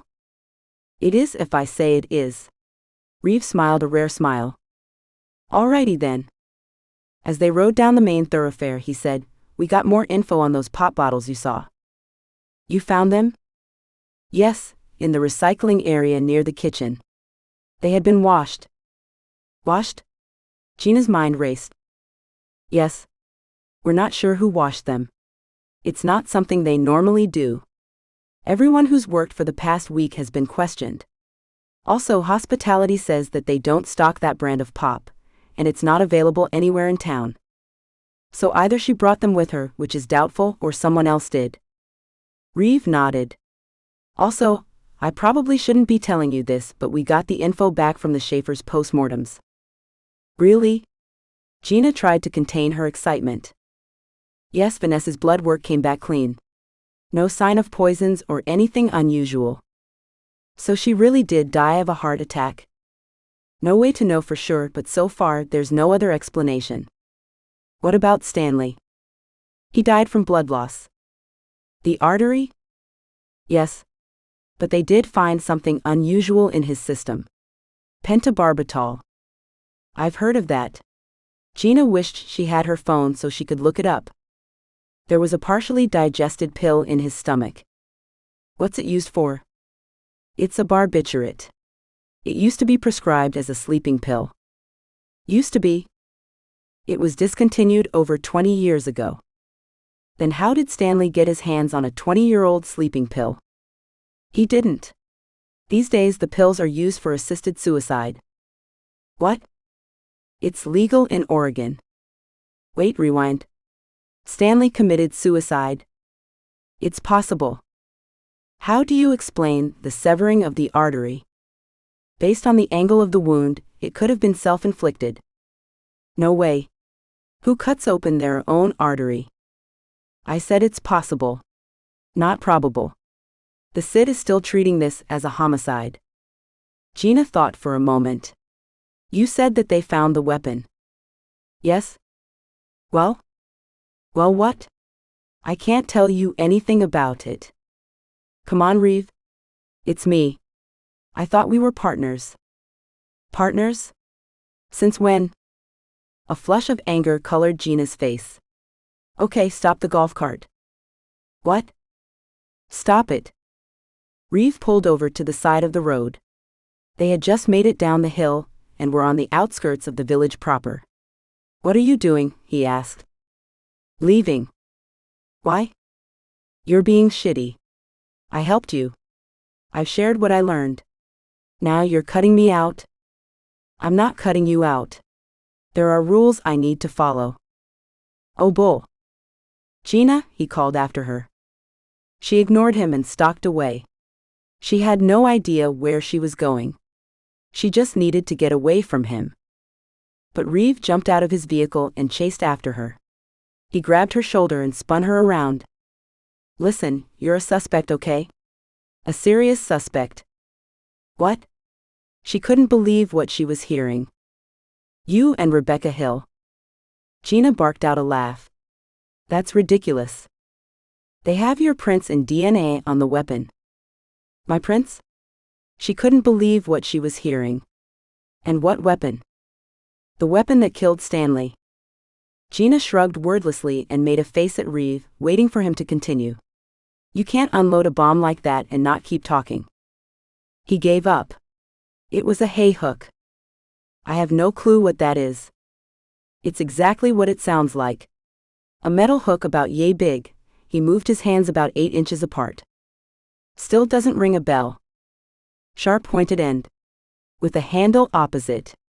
It's used for moving hay bales. I'm from New York City. We don't move hay bales there. This must all be a big mistake. They found it in the hedge maze, Reev said. Your DNA's on it and your fingerprints. They also recovered a vaporizer with cannabis oil with both your DNA and Rebecca Hill's DNA. So what? We smoked some pot in the hedge maze. It's legal here. I know it's legal. And there were no hooks or hay bales in the maze. The team believes the hook was disposed of in the hedge maze at some point after the murder. Gina shook her head. Wasn't he killed on Sunday? You know he was. Yeah, I also know that I wasn't in the hedge maze on Sunday. Check the CCTV. Or our keycards. The keycard tracking was inconclusive, he admitted. What does that mean? It means that the murderer could have just left their keycard in their room. Aha. Just what I've been saying. Darn that you guys didn't think of chip implants. Gina? Then you could know for sure who went where. Oh, I forgot. You do know where I was with you, having breakfast together on the morning Stanley got murdered. Or did you forget? I didn't forget. I'm not stupid. I know you had nothing to do with Stanley's death. Well, you don't sound like you know it. Just the opposite. Gina turned away. She was still majorly pissed at Reev. And those asshole investigators. They must have ransacked her room to find Becca's vape pen. I've been trying to get them off this line of inquiry, but they don't pay too much attention to my opinions. I'm just the local rent-a-cop. Gina's expression softened. Just a little bit. They're wasting a lot of time looking at me when the actual killer is still at large. It's worse than that. Regensham's attorneys are saying we have to release all the guests as soon as possible, for legal reasons. Likely some of you will be going home within 24 hours. Some of us? Probably not you. Great. Just great. I'm doing everything I can, Gina. Doesn't seem like it. And I could lose my job just for telling you what I did. Gina turned to look at him. Well, I appreciate it. I guess. It's just horrible and frustrating. I thought these people were professionals. They're trying to be methodical. Whatever. She strode away. Where are you going? Reev called after her. Enjoying my last few hours of freedom. So I'm in the presence of a major murder suspect, eh? Barrenstein regarded her over a very large coffee mug emblazoned with a 1980s Far Side cartoon, featuring cows in a suburban living room. Don't you start with me. It sounds like you have an alibi, though. More than one. Gina looked around the bakery. No one was paying attention to them. Still, she lowered her voice. Depending on when exactly Stanley was murdered. Do tell. They think it was between roughly 6:45 and 7:30. I had breakfast with Reev in town at 6:30, and then chatted with Noel at the pond. And how much time between? I don't know. I wasn't timing myself. But I said goodbye to Reev right before 7, I think. And when did you gawk at the naked vet? Gina felt herself redden. I did not gawk. That's fine. No judgment, kiddo. I don't know when I saw Noel, but I'm guessing it took me 20-30 minutes to get to the pond. That sounds about right. It's pretty far up there, well southwest of the road. You've been there? Of course. It's a beautiful hike. So 30 minutes unaccounted for, Within the murder window. Plenty of time. He inched his chair back away from her. Shut up. I'm teasing. Buck up, Biletti. I think you're close to finding the killer. Close? I've got no clue. No pun intended. Ha ha. Did you say that someone took those bottles of Rock River Breeze? Took and washed. But no one knows who did it. Are you sure about that? Yes, all the staff were questioned. There's nothing there. Au contraire, my dear. The absence of something can be a significant clue. Don't you remember your Sherlock Holmes? I preferred the TV show. With what's his name? Heathen. If you are going to embark on this journey as a sleuth, you must familiarize yourself with the classics. But I digress. You sure do. My point is that if the bottles of Rock River Breeze were insignificant, someone would have copped to taking them from the room. The fact that they appeared, mysteriously washed of any telltale evidence, suggests that there was something there to find. Poison. Yes, poison. The problem with that is there wasn't any poison in Vanessa's system. Barrenstein took another sip of his tea. That doesn't mean anything. There are plenty of poisons that are virtually undetectable without very specialized tests. Especially after a few days. Remember what I told you about digoxin? A thought struck Gina suddenly. What if I was poisoned with the same substance? Well, if it was digoxin, you'd probably be pushing up the proverbial daisies right about now. The point is, Biletti, you're right on the edge of figuring this out. And unfortunately, the murderer knows it. You're not really cheering me up. Sorry, kiddo. I just want you to be careful. I am careful. Extra careful. Maybe you should just hole up for 24 hours. Until everyone leaves. You can stay with me. Invitation's still open. Thanks, but I can't give up now. The cops are trying to tie me to Stanley's murder. That's ridiculous. They have nothing that will stand up in court. Doesn't matter. People have been put away for life based on flimsy evidence. Remember that kid from Serial? They let him go. Yeah, after 23 years in prison. No thanks. 21. Gina wanted to walk back up to Haverford Hall to clear her mind and think, but Barrenstein convinced her to call for a ride. When the car arrived, Millicent stuck her head out of the window and waved to Gina. How are you? Millicent asked as Gina climbed in. It's been a minute. I know. This is like a nightmare. They still haven't arrested anyone? Besides me? What? They arrested you. Not really arrested. But apparently I'm a person of interest. Should I be worried that you're in my car? Millicent asked with an uneasy smile. Should I be worried about your driving? What? Kidding. As they headed through the village, Gina quickly filled Millicent in on some of what was going on with the investigation, sticking mostly to tidbits that were more or less public knowledge. I don't get it. Where do you fit into all of this? It's stupid. I was in the place they found the murder weapon. Oh. Millicent sounded worried. It was the day before the murder. How is that relevant then? It's not. Well, do you need a lawyer or anything? No, Gina said automatically. But the fact was, she didn't know whether she needed a lawyer or not. You know someone? I know a patent attorney. I'm not accused of stealing intellectual property. Yeah, but he might know someone. I'll beam you his info. Thanks. When they parked at the front of Haverford Hall, Millicent sent the info to Gina. They chatted for a little while longer before saying goodbye. Everything will work out, Millicent said. Just be brave. Easier said than done, but I get your drift. Call me tomorrow. I'll drive you to the train. That's pretty wishful thinking. Come on, don't be negative. Millicent smiled at her. I'll try. Gina waved as she walked towards the front entrance of the manor. Yeah, right. Before she went inside, she decided to take a walk instead. There were a bunch of people outside enjoying the early October sunshine, so it wasn't like she would be alone and vulnerable. Gina circled around to the West Gardens where she had seen the woman in white, her first morning in Maidenwell.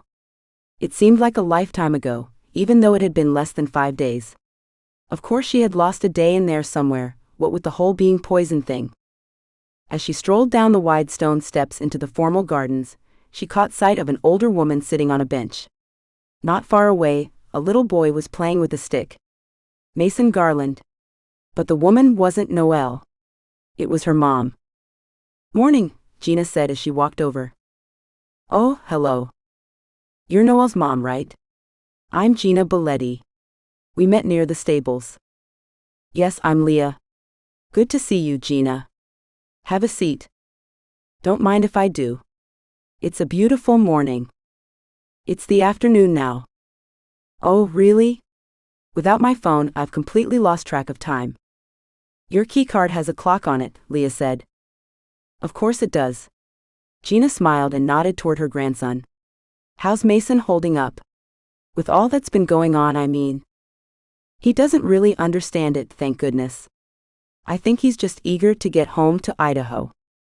"Idaho? I thought Noel said you guys lived in California." "We did. But we moved back to Boise over the summer. Noel liked Mason's doctors in Idaho better." "What about you? Do you like Idaho better?" "I actually like Michigan better. That's where Noel grew up. Although you really can't complain about California's weather, can you?" "I'm not going to argue with you there. But I'm used to crappy weather. I'm from New York."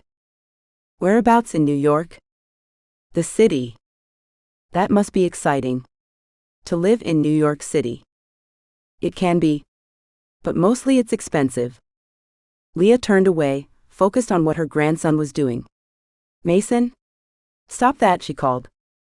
The little freak was smashing his stick against one of the life-size stone statues on the edge of the garden. It looked like Mason was on a mission to take out one of the Greek gods. "Excuse me." Leah rose from the bench. "I'm afraid he's going to break something." "Kids." Gina followed Leah over to where Mason was still assaulting the statue. He was bashing it all around the upper thighs and waist with his stick. "Ooh, careful there, champ," Gina said. "You're getting awful close to his loincloth. One wrong smack and his days of making little statues are over." Leah shot her a look. "I'll handle this." "Sorry." Leah patiently, and probably wisely, waited until Mason paused to catch his breath, then she swooped in and disarmed him. The boy complained and whined, but then Leah steered him over to one of the squared-off flower beds where a lone butterfly perched on a mostly dead flower. "Were you looking for Noel?" Leah asked. Gina definitely got a harried grandma vibe from her now. "Sure. I wanted to check in and see how she was doing. I think she's at the stables, doing something for Frau Lonscombe." "Oh, okay. Maybe I'll take a walk over there." "Good, you do that. Tell her that I'm taking Mason in for lunch." "Will do." Mason gave a feral bark that might have been a laugh. Gina and Leah turned back just in time to witness Mason catching the butterfly. It looked like the kid was about to tear the wings off the hapless insect. But as Gina watched, Mason smiled and gently held the butterfly up to the breeze and let it fly away. Okay, that was weird. All the coffee from breakfast made Gina need a pit stop back in her room. As she trundled up the main staircase, Ian was going down, his nose stuck in his red notebook, and they nearly bumped into each other. "Oops. Sorry." He looked up and recognized Gina. "How are you doing?" she asked. "Still freaking out. This estate situation is getting worse and worse." "I'm sorry." "Not your fault. Unless you were the one who killed Stanley." He smiled wanly. "Why? What have you heard?" She smiled back, although it was kind of twisted to be joking about this, especially in light of her being a prime suspect. "The good news is that we're going home tomorrow," Ian said. "Has that been confirmed?" "Yes. 10 a.m. train to Freedom." "I wonder if there's going to be a farewell party." "No, I think Frau Lonscombe just wants everyone out of here." "I don't blame her." "Well, I'll see you later." Ian continued on his way. "Wait a sec." Gina realized Ian could clear something up for her. "I need to ask you something about Vanessa." He paused, but didn't look especially happy about it. I don't think I'm allowed to talk to you about the Schaefers. I just need to know if she drank Rock River Breeze soda. Yeah. Ian sighed. She was addicted to it. So you brought a supply with you? Here to Maidenwell, I mean. Ian shook his head. Nope. You sure? I was always having to order her soda. There's a distributor we work with to get it wholesale. But you didn't bring any with you. I told you once we didn't. Gina obscured the truth a bit. Well, someone saw her drinking it. Well, then she arranged it with guest services here. Why do you care? Are you addicted to it as well? No. Just curious. Well, talk to guest services. I'm sure they have plenty left over now. Sadly. Gina returned to her room, unable to stop thinking about the soda. It was so weird. Why couldn't anyone give her a straight answer about where the soda had come from? She freshened up and was about to head out to the stables when someone knocked on her door. Leaving the chain in place, she opened the door and peered through the gap. I'm not here to murder you, Becca said. I just want to talk. Can I come in? Sure. Gina unlatched the door and motioned for Becca to enter. Sorry, I don't have any weed to offer you because apparently it's been confiscated. Yeah, that's what I wanted to talk to you about. She flopped into one of the brocade chairs. Are you getting hassled by the cops too? A little bird told me I'm their number one prime suspect. You're number two. I'm number one. This is crazy. Gina sat down on the edge of the bed. I know. It's like a nightmare. Where were you when it happened? That's part of the problem, Becca said. I was alone. Walking. Where?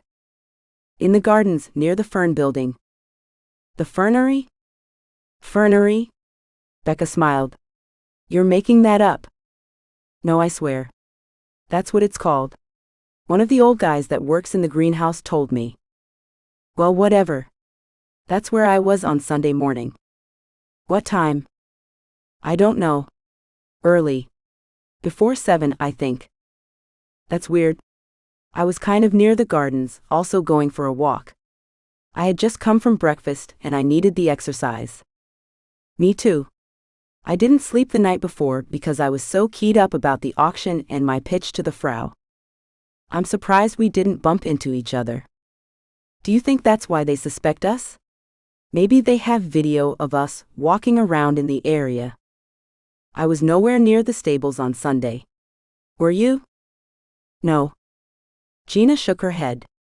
From what I understand, they found the murder weapon in the hedge maze. And they knew that you and I were together in the hedge maze on Saturday. That doesn't make sense. Nothing happened on Saturday. Well, Flory got loose, and a kid was missing for a while, so a few things did happen on Saturday. Also, the same little bird told me that both our DNA was on the murder weapon. I don't even know what the murder weapon was. A straw hook, Gina said. Straw? For moving bales. Oh, a hay hook. That's what I said. Close enough. So you know what it is? Of course. Hay hooks are all over the place in barns. Well, that might be true. But I've never seen one, let alone touched one. Becca glanced away, like she was thinking of something. I can't remember touching one here either. I'm thinking that our DNA samples got contaminated or something. Maybe sloppy crime scene work. Could be, Becca said. Or someone is trying to frame us. What, like snip off some of our hair and rub it on the weapon? I don't know. All I know is that I didn't kill Stanley, even though I wanted to. Well, I didn't either. But someone did. I guess. Do you think it could be Frankie and Edward? What? Gina leaned forward. I need to tell you something. A worried expression played across Becca's face, but she said nothing. Remember the night of the dinner party? Gina asked. Sure. I got kind of wasted. Please. Nothing compared to me. But on my way back to my room, I accidentally heard Edward and Frankie talking in the hallway near their room. Accidentally. If you must know, I was in the process of passing out in one of those little alcoves. Nice. But I heard them clear as day. They were talking about how they were worried that the Frau might find out that they were working together. What? No way. It gets worse. They're together. I don't. Together. TMI. Yeah, well, I heard Frankie say that she was concerned about, quote, finding out about the money. What money? She didn't spell it out, but both of them sounded super sketchy. So you think that Frankie and Edward killed Stanley? All the color had drained from Becca's face. I don't know. What do you think? You know them better than me. They had me fooled. Working together? Really? Gina nodded. And like having sex? Did you actually see them? What? No. Gross? I just heard them. They were doing it in the hall? Would you stop? They were just talking. With a bit of making out. But they were worried that if the Frau knew they were working together, she wouldn't sell them Flory. This whole thing is super weird, Becca said. I didn't think either of them had any chance of getting Flory. I mean, they are obviously second tier. Everyone knows it. Frau Lonscombe too. Of course. Well, what changed then? I don't know. Maybe Frankie stepped up. Presented a breeding plan. Although she's not very sharp in that area. Maybe Edward helped. Could be. Becca sighed. I don't know. I just want this whole thing to be over. Well, it's not going to be over for us until we figure out what really went on. Maybe you should talk to Frau Lonscombe, Becca said. Me? Why me? You could tell her what you heard. Gina shook her head. She hates me. I told you.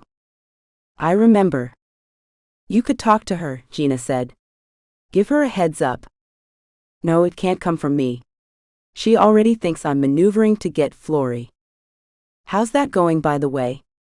Everything's on hold, Becca said glumly. My aunt is telling me to just be patient. You think that Frau Lonscombe will go ahead with the sale? Of course. She's getting out of alpacas altogether. What? I didn't know that. How come? I thought alpacas were the best thing since sliced bread. She thinks she's too old. Who knows?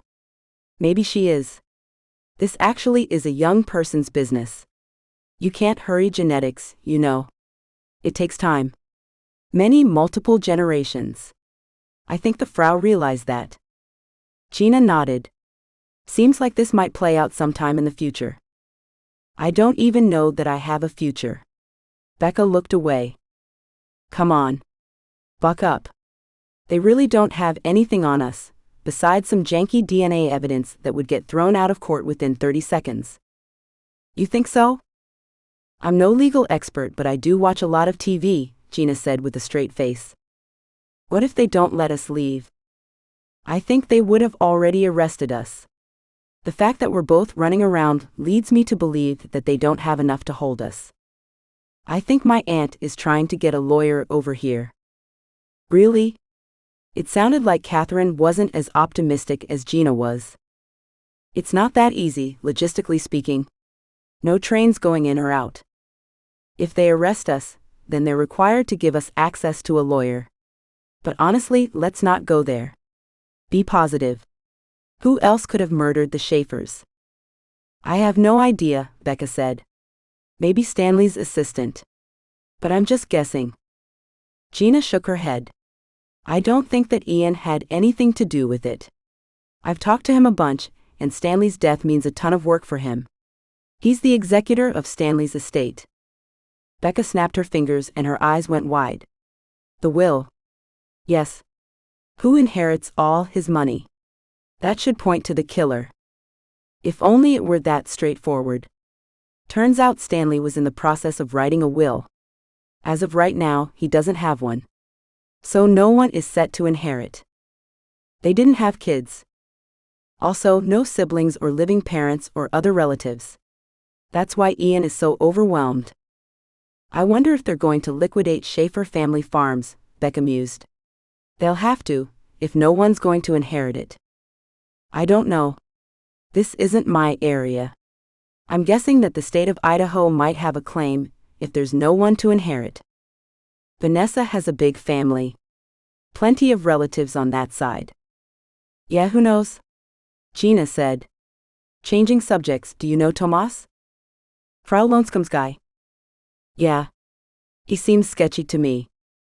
Becca made a face. How so? Well, a couple of things. There's a rumor going around that he's an alpaca smuggler. What? You haven't heard that one before? No. You know Stanley's prize female? Sure, Magdalene.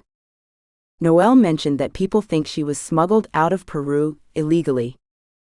I don't think so. She has a certificate with the IAOF. Doctored, Gina whispered. No. Gina shrugged. That's just what I heard. From Noel? Yeah. I wouldn't put much stock in that. She's not a fan. They had a big blowout a few years ago. Noel and Stanley. Yeah. What about? No idea. All I know is that she used to work for him. And then they had a big fight. She either was fired or quit. How long ago was this? God, I don't know. A long time ago. I was in high school. So you've known Stanley for a while? I used to help my aunt at shows and work at her ranch during the summers. So I've probably known him for 10 years. But I hated him at first sight. Really? Yeah, he was creeping on some young girl at a show. And Vanessa was there with him. He's such a pig. Hey, don't disparage pigs. You're right. A pig is 1,000,000 times better than Stanley. Okay, so getting back to Tomas. Cross him off your list. My aunt saw him Sunday morning. When? Around 7. He was outside of the machine shop in the back. Machine shop? Yeah, she saw him on his quad thingy. Gina didn't really know what that was, but remembered the machine shop in back of the manor when Reev took her there the first day she met him. She's sure? Positive. Her room overlooks the courtyard. If that was true, Gina had to strike her prime suspect off the list. Did she tell the investigators? I don't know. She didn't say. Okay, who else then? We're running out of people. Have you heard anything about Amadora? Gina asked. I don't know who that is. The wine lady. Braids. Very pretty. She was stupping Stanley. Stupping? Having sex with her. Geez, haven't you ever been east of the Mississippi? They were doing it? Absolutely. I burst in on them. You what? Gina quickly recapped the story, and Becca laughed out loud. I wish I had seen that. No, you don't, Gina said. You really don't. Well, cross her off the list too, Becca said. Why? I saw her when I was heading out for my walk. We even said hello. When? Not sure. Before 7, though. She was with one of her workers, packing stuff up. Wine cartons. Displays. Stuff like that. I thought it was weird to be doing that so early, but maybe she thought she was going to leave on the morning train. Gina never really considered Amadora a suspect, but now she could really cross her off the list. And the list was looking pretty bare. Maybe we're totally missing something, Becca said. Maybe it's not an alpaca person at all. Maybe it's someone from the village. Gina rubbed her eyes. Was she getting a headache, on top of everything? You have to admit that it's possible that it wasn't one of us, after all. I guess, Gina said. Although Danielle told me that everyone who is accepted as a resident has gone through an intense screening process, psychological profiling, and God knows what else. So? People hide all kinds of secrets. Maybe a serial killer slipped through the cracks. That's a scary thought. I know, right? They spent the next half hour gabbing, and then Becca said she needed to get back and check on her aunt. How's Catherine doing? Gina asked. Not good. I think she's more worried than I am." After Becca left, Gina wondered if there was time to catch Noel at the stables. She drifted over to the window and looked out. Leah and Mason were still out there in the garden, even though Leah had mentioned that they were going in for lunch. Maybe they ate and went back out. Gina could see how it might be easier to keep Mason occupied outside, instead of cooped up in a small guest room. Gina glanced over at the clock. A little after 2 p.m. Maybe she would head over to the stables. She looked out the window again. Mason was back at it, smacking the statue with his stick. Granted, she hadn't spent a lot of time around kids, but Mason struck her as particularly. She froze. Violent. 22. As she walked along the bridle trail to the stables, Gina's suspicions went into overdrive. All kinds of pieces of the puzzle started to fall into place. The picture that was emerging was horrific, and there were so many questions that she couldn't even begin to make sense of everything. But she kept coming back to certain inescapable facts. 1. Mason had tried to push that little girl off the edge of the rest stop. Gina had seen it with her own eyes. 2. He was violent towards animals. She had seen him whip Flory and drive him out of the pen. 3. He was also violent towards her, whipping her arm with surprising strength for a 10-year-old. 4. Reev had told her that Mason was troubled, a special needs kid. And he didn't talk to anyone besides his mom and grandmother. 5. Stanley's wounds were right below his waist, at the same point at which Mason attacked the statue. The fact that Stanley was attacked on his inner thigh had always struck Gina as unusual. But now it made perfect sense. That was arm height for Mason. Gina had to stop and lean against a tree, she was hyperventilating so much. Maybe she had been unable to figure out a motive for Stanley's murder, because there wasn't one. The killing was random. Or at least not premeditated. It was the work of a psychopath. A 10-year-old psychopath. Mason had run into Stanley at the stables, and maybe vented his rage on Stanley. Like he had vented his rage on Flory and Gina the day before, in the same place. Maybe Mason surprised Stanley, struck him with the hay hook out of the blue. No one expects a 10-year-old kid to murder them. Then a little tickle of doubt crept into Gina's imagined scenario. What about the drug that was in Stanley's system? The pentobarbital? It was doubtful that Mason could have forced Stanley to take a pill. Unless. Gina took a deep breath, trying to keep her head clear. Unless the pill had nothing to do with Stanley's death. Reev had said that pentobarbital was used as a sleeping pill. Sure, the drug might have been discontinued, but rich people could usually get their hands on whatever they wanted, especially when it came to drugs. What about Vanessa? Was she murdered or not? Was that just another weird coincidence? A red herring? Gina's head spun with the possibilities. She kept coming back to something she talked about at work a lot, when her team was faced with a thorny research question with lots of conflicting data points. Occam's razor. It was an oddly named logic principle that meant that when you were considering several competing theories or explanations, the simpler explanation was nearly always the correct one. Boil the problem down to its essentials. Someone killed Stanley. Was it more likely to be someone with an esoteric motive, or was it more likely to be a disturbed, aggressive kid who was very strong for his age? A kid who had been in close proximity to Stanley, in the same location the day before? There was only one way to get to the truth about Mason. And it would not be easy. Gina would have to confront Mason's mom. Noel would have to have known. There would have been blood. And Mason only spoke to his mother and grandmother. Another thought sent a chill through Gina. Does Leah know about this? The older woman had been acting a little weird when they spoke in the garden. Maybe she wanted someone to know about Mason, what he had done. With her head in a fog, Gina continued down the bridle trail.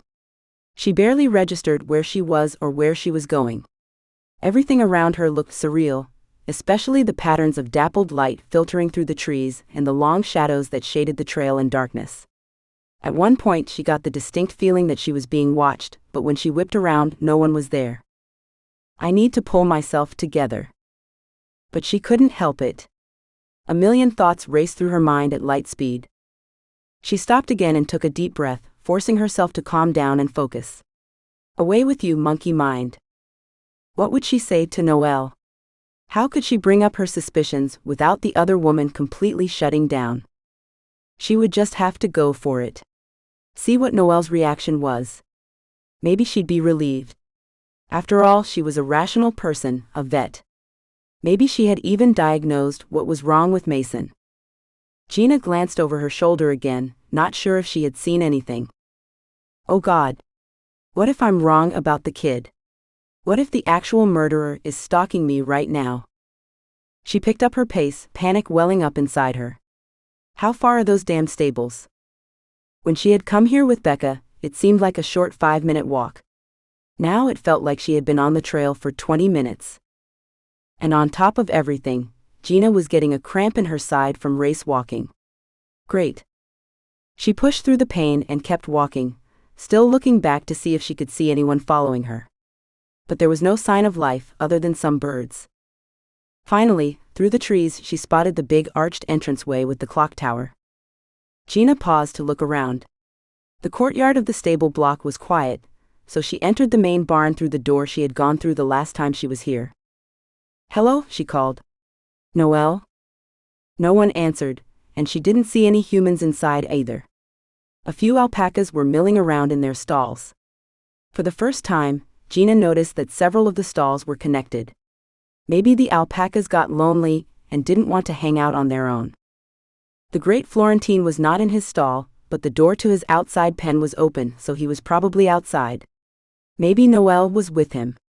Or maybe she had left and was back at Haverford Hall, and Gina had walked out here for nothing. Gina looked around again, walking from stall to stall. No one's home.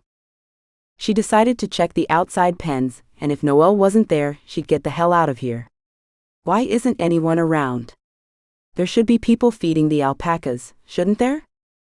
Outside she found Florrie nibbling hay from a long black plastic trough. She shaded her eyes from the afternoon sun and looked around at the other pens. There were maybe another dozen alpacas, all colors, but no people. There was even a mom alpaca with a little baby nursing from her. The mom was all black, but the baby was a deep reddish-brown color. It struck Gina as a little odd. Wouldn't a black-furred mom alpaca have a black baby? She wondered if alpacas pass down hair color like humans.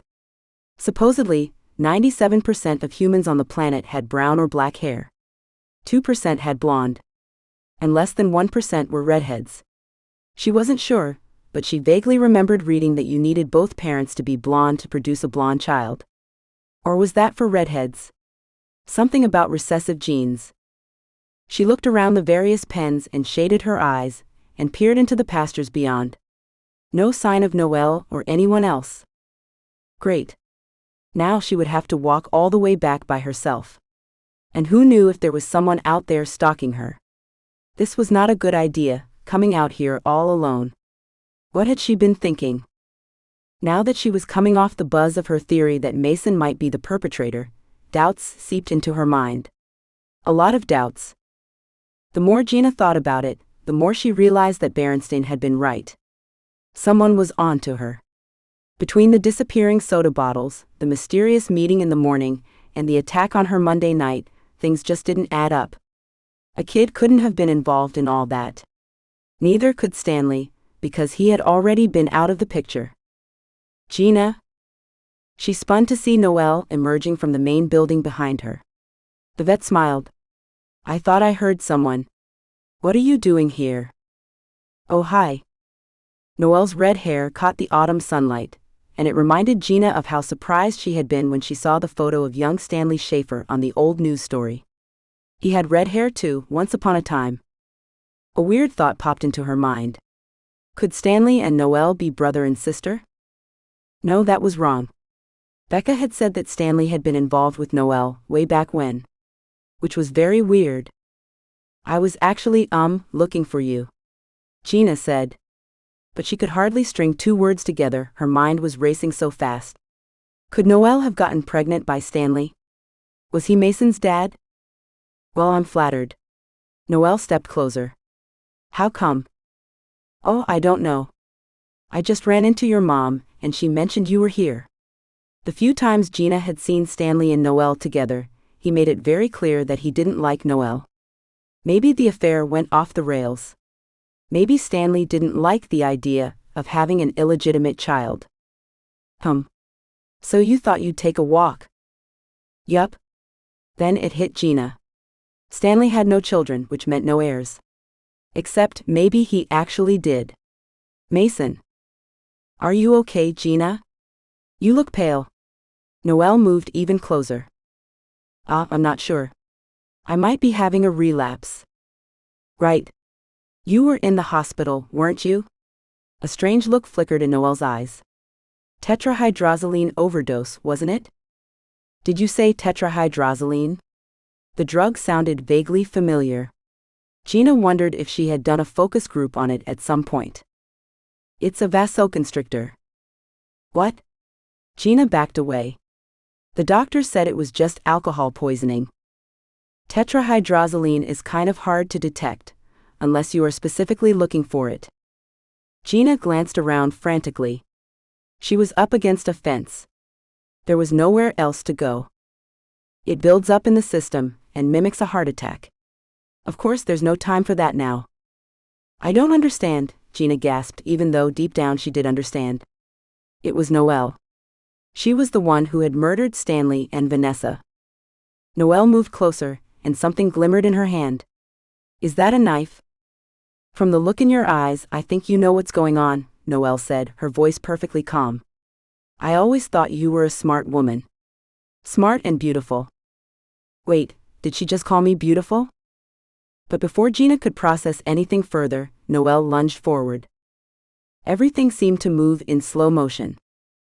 Gina glimpsed what was in Noel's hand, a hypodermic needle big enough to trank a horse. The vet raised it like a dagger and it caught the light.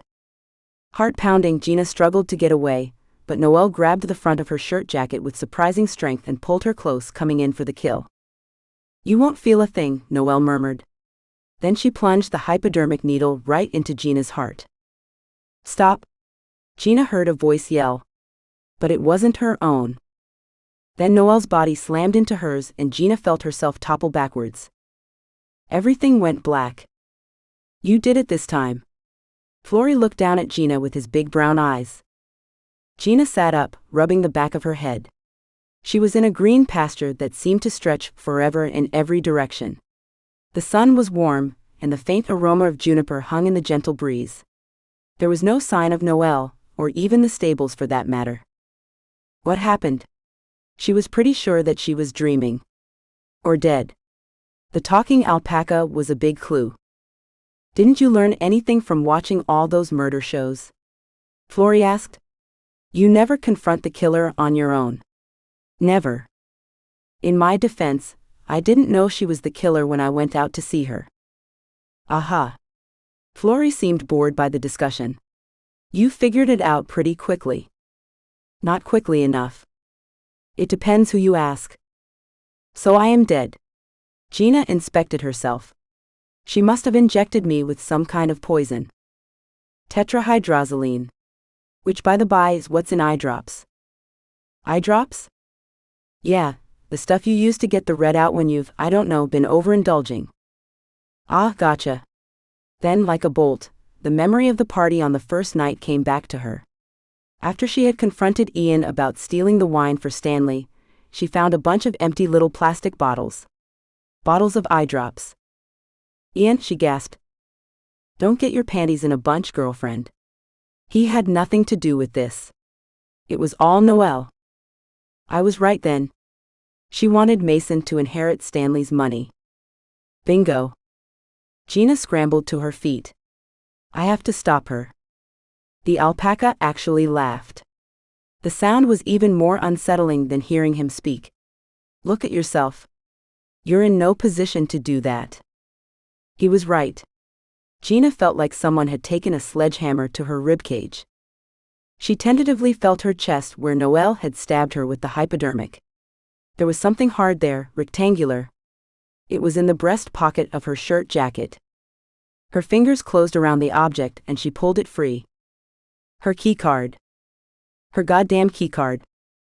And then she heard herself laughing, with Florey joining in. 23. When Gina awoke, she was in a hospital room, the one she had been in before. She blinked and looked around the room. Reev sat in a chair nearby, flipping through his little notebook. "Ah," she croaked. "You're awake." He smiled at her. "Am I? How are you feeling?"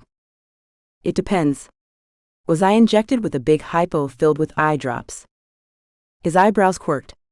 "You knew about that?" Noel's one of those super villains who likes to talk. Reev clicked his little walkie-talkie and spoke into it. "She's awake." Within a minute, her hospital room filled with people all talking at once. "Babes, I am so glad you're okay." Danielle leaned over her and hugged her. "We were so worried."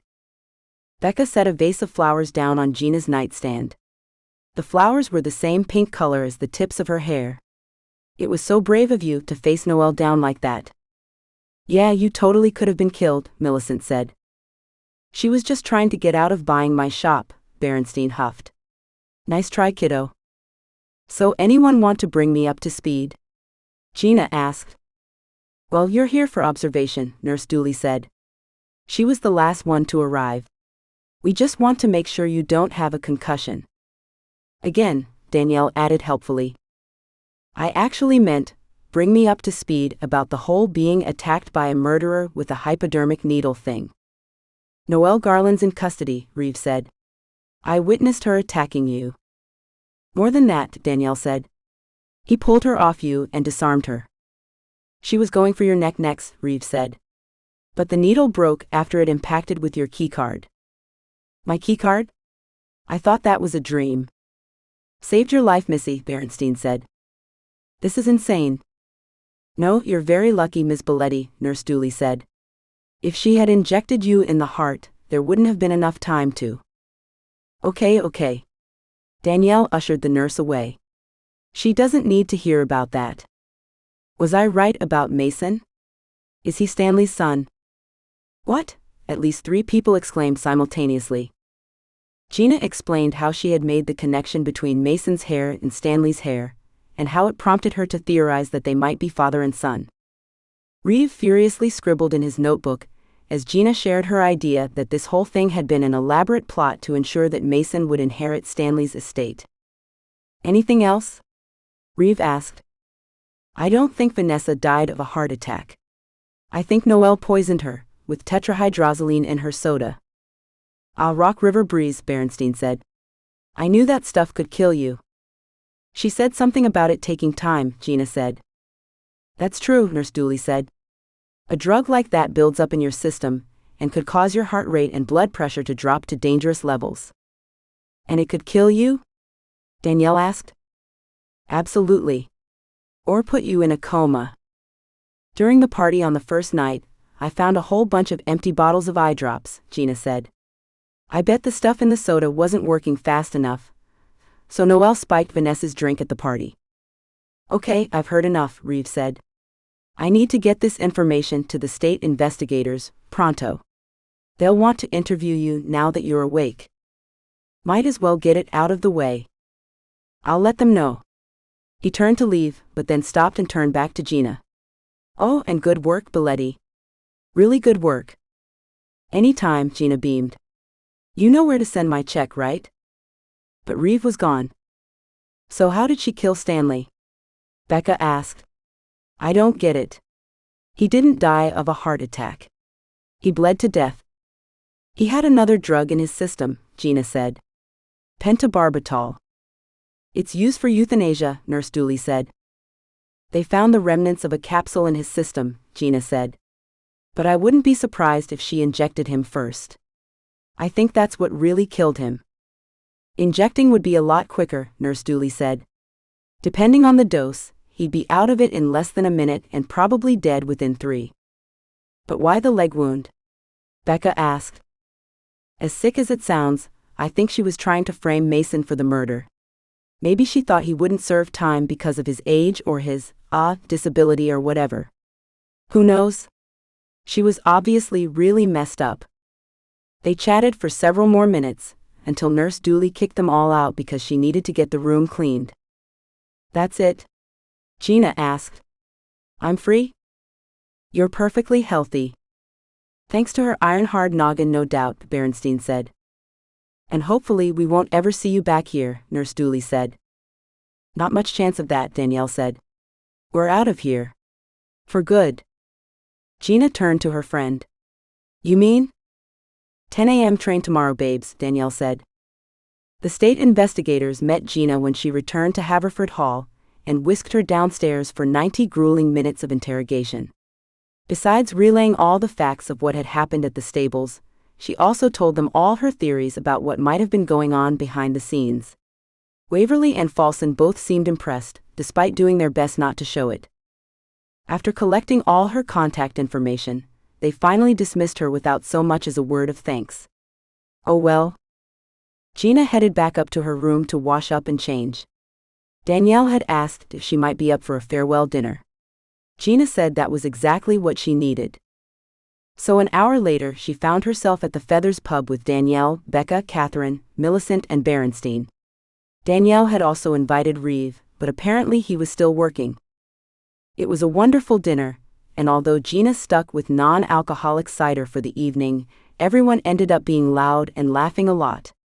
It felt good to have a release after all the stress over the past 4 days, not to mention the attempts on her life. They tried their best to avoid talking about the murders and the fallout from them.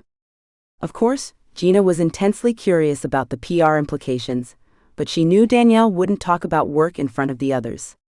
She would just have to wait until the ride home. Home. Did she really even have a home to go back to? She couldn't afford her apartment, that was for sure. Or probably any apartment in Manhattan. Where would she go? What would she do? You okay, babes? Fine. Just tired, I think. Gina smiled wanly. You had a big day. We probably should get you back.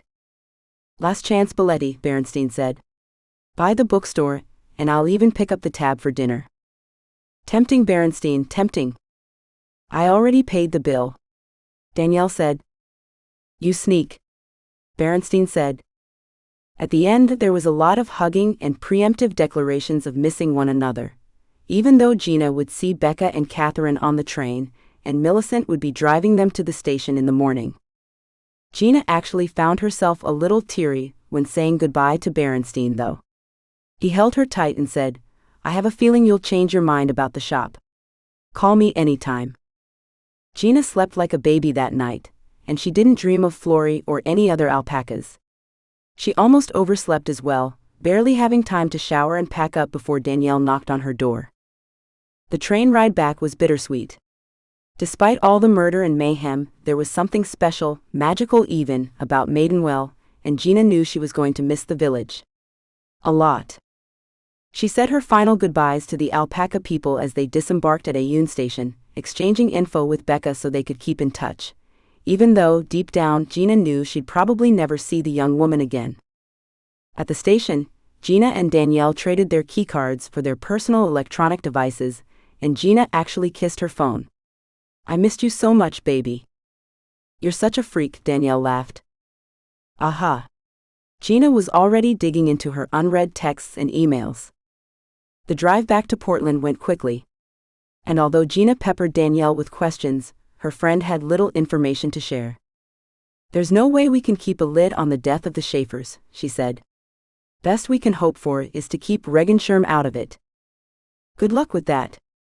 People are going to want to know where and how they died. We'll try to go with an unnamed Oregon resort. It might work. 2 hours later, Danielle dropped Gina off at Portland International Airport. Thank you for this, Gina said as she hugged her friend goodbye. It was amazing. Seriously? You almost died. True. But I think I was in worse shape before I came to Oregon. Danielle nodded, understanding exactly what Gina meant. Gina smiled. But next time, I get to pick where we're going for our girls' weekend. Epilogue. In the weeks that followed, Gina and Danielle spoke often, and Gina managed to get the scoop on what had happened since they left Maidenwell. The cops had enough evidence to charge Noel Garland with murder, and when they began investigating her mother Leah as a possible accessory, Noel confessed to murdering both Vanessa and Stanley and said that her mother knew nothing about it. Several of Gina's theories turned out to be right. Noel and Stanley had a relationship a decade ago, and Noel got pregnant. Stanley paid Noel $100,000 to never see him again, but over the years, as Mason's health challenges became more and more apparent, Noel went back to Stanley asking for more money. He kept putting her off, telling her he intended to make Mason the prime beneficiary of his estate. That mollified her for a while, but this past spring, she had heard from an investment banker friend of hers in the Bay Area that Stanley didn't actually have an estate plan. That was when she decided to murder Stanley and Vanessa. She used a tetrahydrozoline cocktail to induce Vanessa's fatal cardiac arrhythmia, and initially planned on murdering Stanley at the stables that same day, but her plans were spoiled by Gina's presence. Noel had brought Mason to serve as a distraction on Saturday afternoon, but he got confused and thought that his mom was going to kill Flory. That was why he chased the animal away. When Gina heard that last bit from Danielle, she felt like she had been punched in the stomach. Mason was trying to save the alpaca. He was a good kid. How could she have been so wrong about him? Noel had admitted to trying to frame Tomas Villanueva for the murders. She knew all about the smuggling operation. Pretending to be Vanessa, she set up the early morning meeting with Tomas to offer him more money to keep his mouth shut during the auction. She suspected that the manor's security cameras might record the meeting and provide some evidence about an extortion scheme that led to murder. Noel lured Stanley out to the stables on Sunday morning, telling him she had discovered something about Florentine that he needed to know before the auction. Having disabled the stable security cameras the day before, she struck quickly when Stanley arrived, injecting him with a high dose of pentobarbital, and then, 30 seconds later, delivering the fatal blow with the hay hook to make sure he couldn't be revived. To further confuse the police, she used a veterinary pillar to force a pentobarbital capsule down Stanley's throat. Because there was some blood on her clothes and body, Noel decided to clean herself in the pond on the far edge of the estate. It was there she ran into Gina, and while Gina was unconscious, Noel seized the opportunity to put Gina's fingerprints and DNA on the murder weapon, which had already been marked with Becca's DNA. Then she later hid the hook in the hedge maze. And she did it all for her kid? Gina asked. Apparently so. In the days ahead, Gina found herself thinking a lot about Noel and Mason. She couldn't get them out of her head, and she was gripped by a strong feeling of despair. Noel obviously suffered from some sort of psychosis that caused her to believe that murder was the only way to take care of her son. It was so sad. Eventually, Gina had to focus on her own problems, the chief of which was moving. The sad truth was that Gina had to be out of her apartment by the end of October. She had been lucky enough to connect with a former work friend who had also recently gone through a divorce. In Marcia's case, she kept the family home and received alimony and child support. But she was willing to rent out the basement of her 1960s ranch house in Rockland County to Gina. It was a long commute into Manhattan, but the price was right, and it was better than being homeless. So Gina was in a mad rush to sell furniture and other possessions that she couldn't move out to the burbs. On a Thursday afternoon, she went down to her lobby to meet a woman who had texted her she was interested in Gina's 7-foot-long vintage teak sideboard that she had inherited from her aunt. It was a classic mid-century modern piece, but there was no way Gina could get it out to Marcia's house without hiring a truck and a bunch of guys. Downstairs there was no sign of the woman, but a well-dressed man approached her.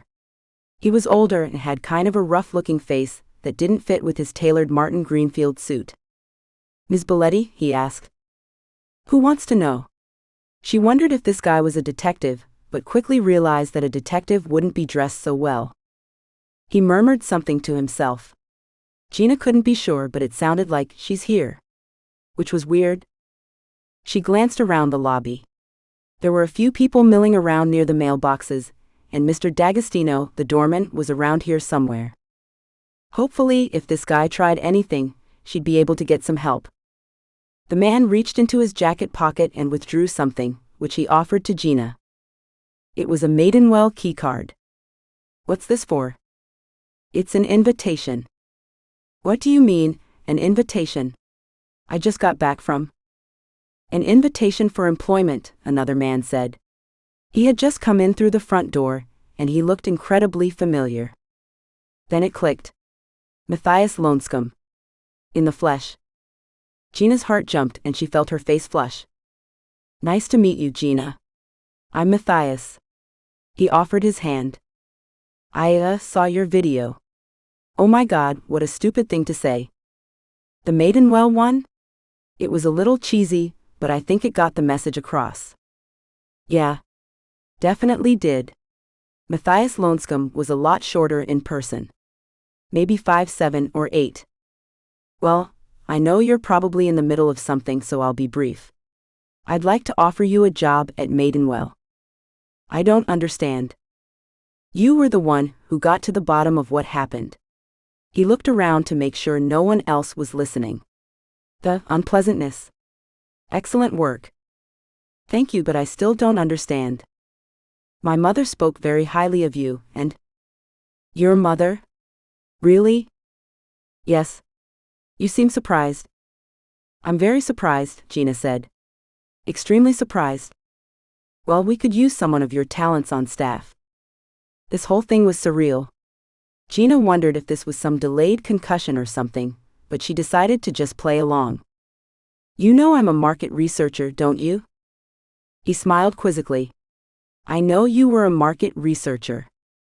So, you need a market researcher at Maidenwell? I have plenty of market researchers. I need someone to keep an eye on things. Isn't that Reev's job? He spoke highly of you as well. You'd be working with Mr. Reev and Ms. Greer as well. Have you asked her about that? I don't need to ask her. She works for me. Ah, a bit of the Lonescombe arrogance slipping through the polite veneer. I still don't know what exactly I would be doing. But you're interested? Of course I'm interested. Good. We can figure out the rest once you arrive. He clasped her hand again. Fantastic to meet you, Gina. Arrive where? To your orientation. Then he turned to leave. Wait, Gina called after him. He hesitated at the lobby door. Can I ask you one last thing? Sure. Who ended up with Florentine? Hill Alpacas, of course. Becca? But he was already gone. Gina looked helplessly at the guy in the suit. He just shrugged and said, "You'll get used to it." Then he left too. She looked down at the keycard in her hand and smiled to herself. Thank you for listening to the Murderwell Mysteries Book 1. For the next book in the series, visit murderwell.com.